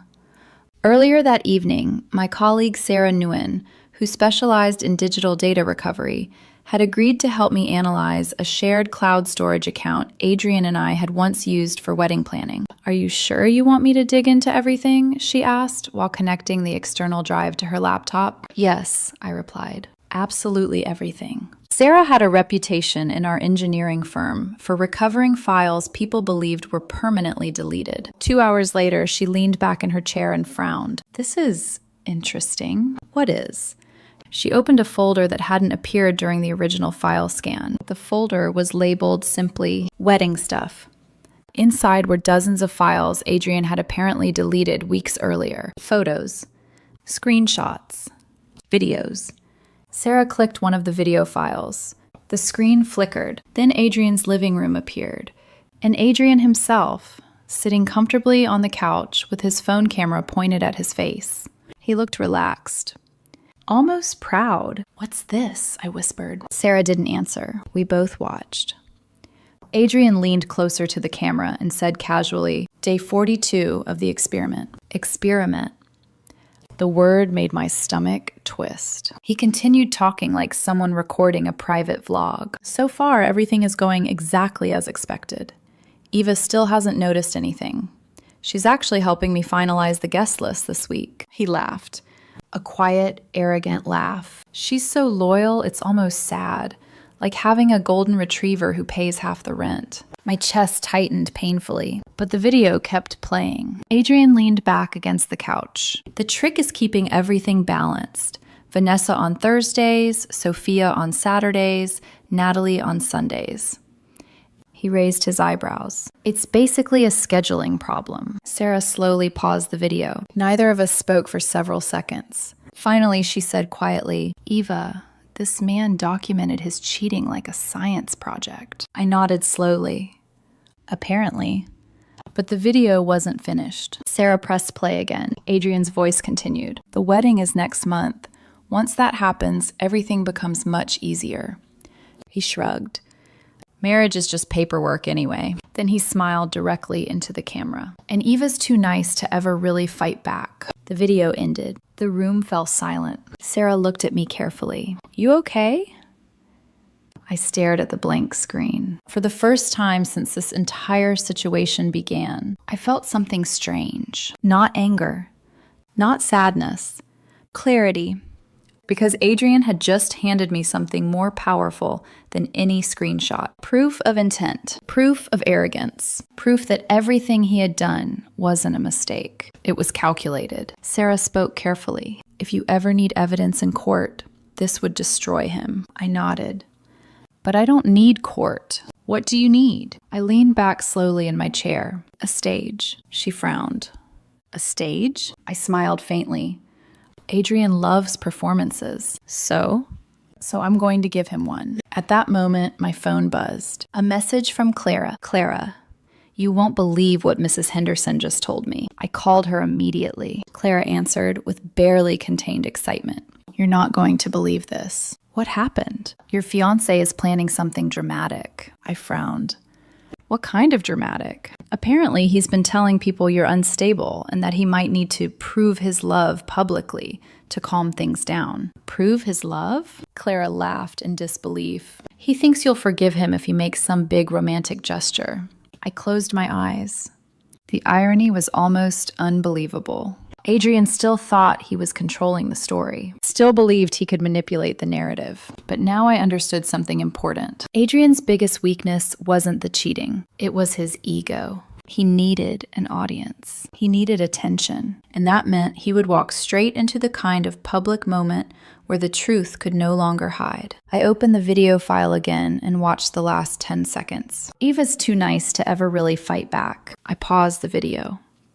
Then I said quietly, that's where he miscalculated. Because Adrian thought kindness meant weakness. He thought patience meant blindness. But the truth was much simpler. I had been waiting until the evidence was complete, waiting until the right moment appeared. And now it had. Very soon, Adrian Blake would discover something important about structural engineering. When a building collapses, it's rarely because of one single crack. It happens because someone ignored all the warnings. And Adrian had ignored every single one. The collapse didn't happen the way Adrian expected. He thought the wedding would be the moment where he finally secured everything he wanted. Status, stability, respectability. Instead, it became the moment where his entire carefully constructed life began to unravel. The event that triggered everything was something none of us originally planned. It was the wedding of Jennifer Walsh and Michael Torres, a young couple who had booked the same venue where Adrian and I were supposed to marry 2 weeks later. Riverside Manor, a beautiful estate overlooking the Connecticut River. White roses, golden autumn leaves. The kind of setting that looked perfect in wedding photographs. I learned about Adrian's plan through an unlikely source, Mrs. Henderson, our observant neighbor who had unintentionally become the neighborhood's unofficial intelligence network. She leaned over the fence one afternoon while watering her flowers. "That fiancé of yours has been making phone calls in his car again," she said casually. I froze. "What kind of calls?" "Oh, the dramatic kind." She lowered her voice conspiratorially. "He kept saying something about a grand gesture that would make you forgive him." I already knew Adrian well enough to understand exactly what that meant. He wanted a public performance, a redemption story. The man who had made mistakes but dramatically declared his love in front of witnesses. A scene where I would supposedly melt with emotion and forgive everything. Clara nearly choked on her coffee when I told her. "He thinks you're going to take him back?" "Apparently." "And he's planning this at someone else's wedding?" "Yes." She stared at me. "Your ex-fiancé is completely insane." "Probably. But insanity can be useful if you know how to anticipate it." Saturday afternoon arrived with the kind of perfect autumn weather photographers dream about. Riverside Manor looked stunning. Guests in elegant clothes walked through the entrance, laughing and greeting one another. Jennifer Walsh stood near the altar inside the ballroom, radiant in her gown. Michael Torres waited nervously beside her, smiling like a man who couldn't believe his luck. It should have been a simple, beautiful ceremony. Then Adrian arrived. He stepped out of a black BMW wearing a tailored suit and carrying a bouquet of white roses. Behind him were the 3 women who had helped destroy our relationship: Vanessa, Sophia, Natalie, the entire cast of his deception. I watched from a quiet position near the side entrance, unseen among the event staff. Adrian walked inside confidently, scanning the room. He clearly expected to find me somewhere in the crowd. The ceremony began normally. The officiant welcomed the guests. Jennifer and Michael held hands, smiling nervously. Then the officiant reached the traditional moment. "If anyone here has reason to object..." Adrian stood up. "I do." A ripple of confusion spread across the room. Jennifer's expression changed instantly from happiness to shock. Adrian stepped into the aisle holding the bouquet dramatically. "I'm sorry to interrupt," he said loudly, "but I need to say something important." Whispers moved through the guests. "This is about love," Adrian continued confidently. "Real love, the kind that survives mistakes." He looked around the room. "Eva, I know you're here." A murmur spread through the crowd. "Eva, I made mistakes," he continued, "but we can fix this." He raised the roses. "I'm ready to prove how much I love you." For a few seconds, the room was completely silent. Then I stepped forward from the side entrance. Every head turned. Adrian's face lit up with relief. "Eva," he said softly. He genuinely believed the moment was working, that this performance would rewrite the story. I walked slowly into the aisle, calm and composed. "Hello, Adrian." He smiled with hopeful intensity. "I knew you'd come." I nodded politely. "Yes." Then I turned toward the crowd. "Before this continues," I said clearly, I'd like to apologize to the bride and groom for what's about to happen. Jennifer blinked. What? I took out my phone. Adrian believes this is a romantic moment. I connected the phone to the venue's sound system, but I think everyone deserves to hear the full story. Then I pressed play. Adrian's own recorded voice filled the ballroom. Day 42 of the experiment. The room went silent. Eva still hasn't noticed anything. Adrian's smile vanished. She's basically a golden retriever who pays half the rent. Gasps erupted across the room. Vanessa covered her mouth. Sophia turned pale. Natalie stepped backward in horror. The video continued. Vanessa on Thursdays, Sophia on Saturdays, Natalie on Sundays. The silence shattered into murmurs of disbelief. Jennifer Walsh stared at Adrian with pure fury. Michael Torres looked like he might physically throw him out. Adrian's face turned white. Eva. I calmly raised a hand. You wanted a public moment, I said softly. So here it is. Security moved quickly toward Adrian and the three women. Jennifer pointed toward the exit. Get them out of my wedding. As security escorted them away, the guests began whispering loudly among themselves. The humiliation Adrian had planned for me had completely reversed. He stopped once at the door and looked back at me with disbelief. You ruined everything. I met his gaze calmly. No, I said. You did. For the first time since this entire situation began, Adrian looked like a man who finally understood something important. He had miscalculated.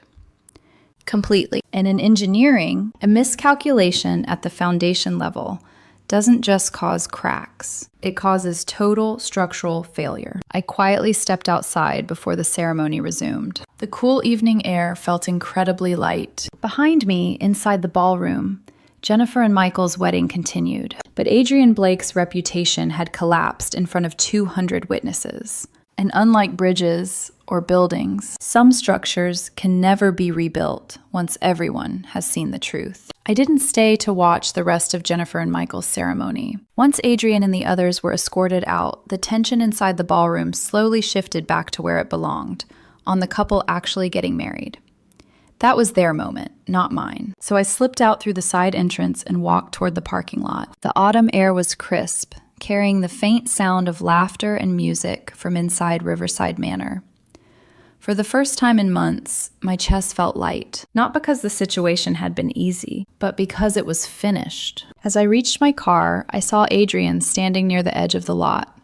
His jacket was wrinkled, the bouquet of white roses had fallen apart on the pavement, and the three women who once orbited his life had already disappeared. For once, he was alone. He saw me and walked over quickly. Eva, wait. I turned slowly. What? His voice had lost all the confidence it once carried. This is insane. You didn't have to do all that. I raised an eyebrow. All what? The video. The humiliation. You could have talked to me privately. I almost laughed. Privately? I repeated. You mean like the private group chat where you and your girlfriends place bets on how long it would take me to discover the truth? Adrian's jaw tightened. That was a joke. No, I said calmly. A joke is something everyone laughs at. I looked him directly in the eyes. You were the only one laughing. For a moment, he didn't say anything. Then he tried one last time. People make mistakes, Eva. Yes, I said. They do. He stepped closer. So you're just going to throw away 4 years? I shook my head slowly. No. I'm doing exactly what engineers do when they find structural damage. He frowned. What does that mean? It means I identified the failure. I opened my car door. Then I removed the faulty component. Adrian stared at me, finally realizing there was nothing left to argue. No emotional opening. No dramatic reconciliation. No chance of rewriting the story. As I got into the car, he said quietly, "You'll regret this." I paused. Then I looked at him one last time. "No," I said gently. "The only thing I regret is ignoring the warning signs for so long." I started the engine. As I drove away, Adrian stood alone in the parking lot, the scattered roses at his feet and the illusion of control completely gone. And strangely enough, I didn't feel anger anymore, just clarity. In the weeks that followed, the consequences unfolded exactly the way structural failures always do, slowly. Then, all at once, Adrian's reputation in the local business community took a serious hit after the wedding incident.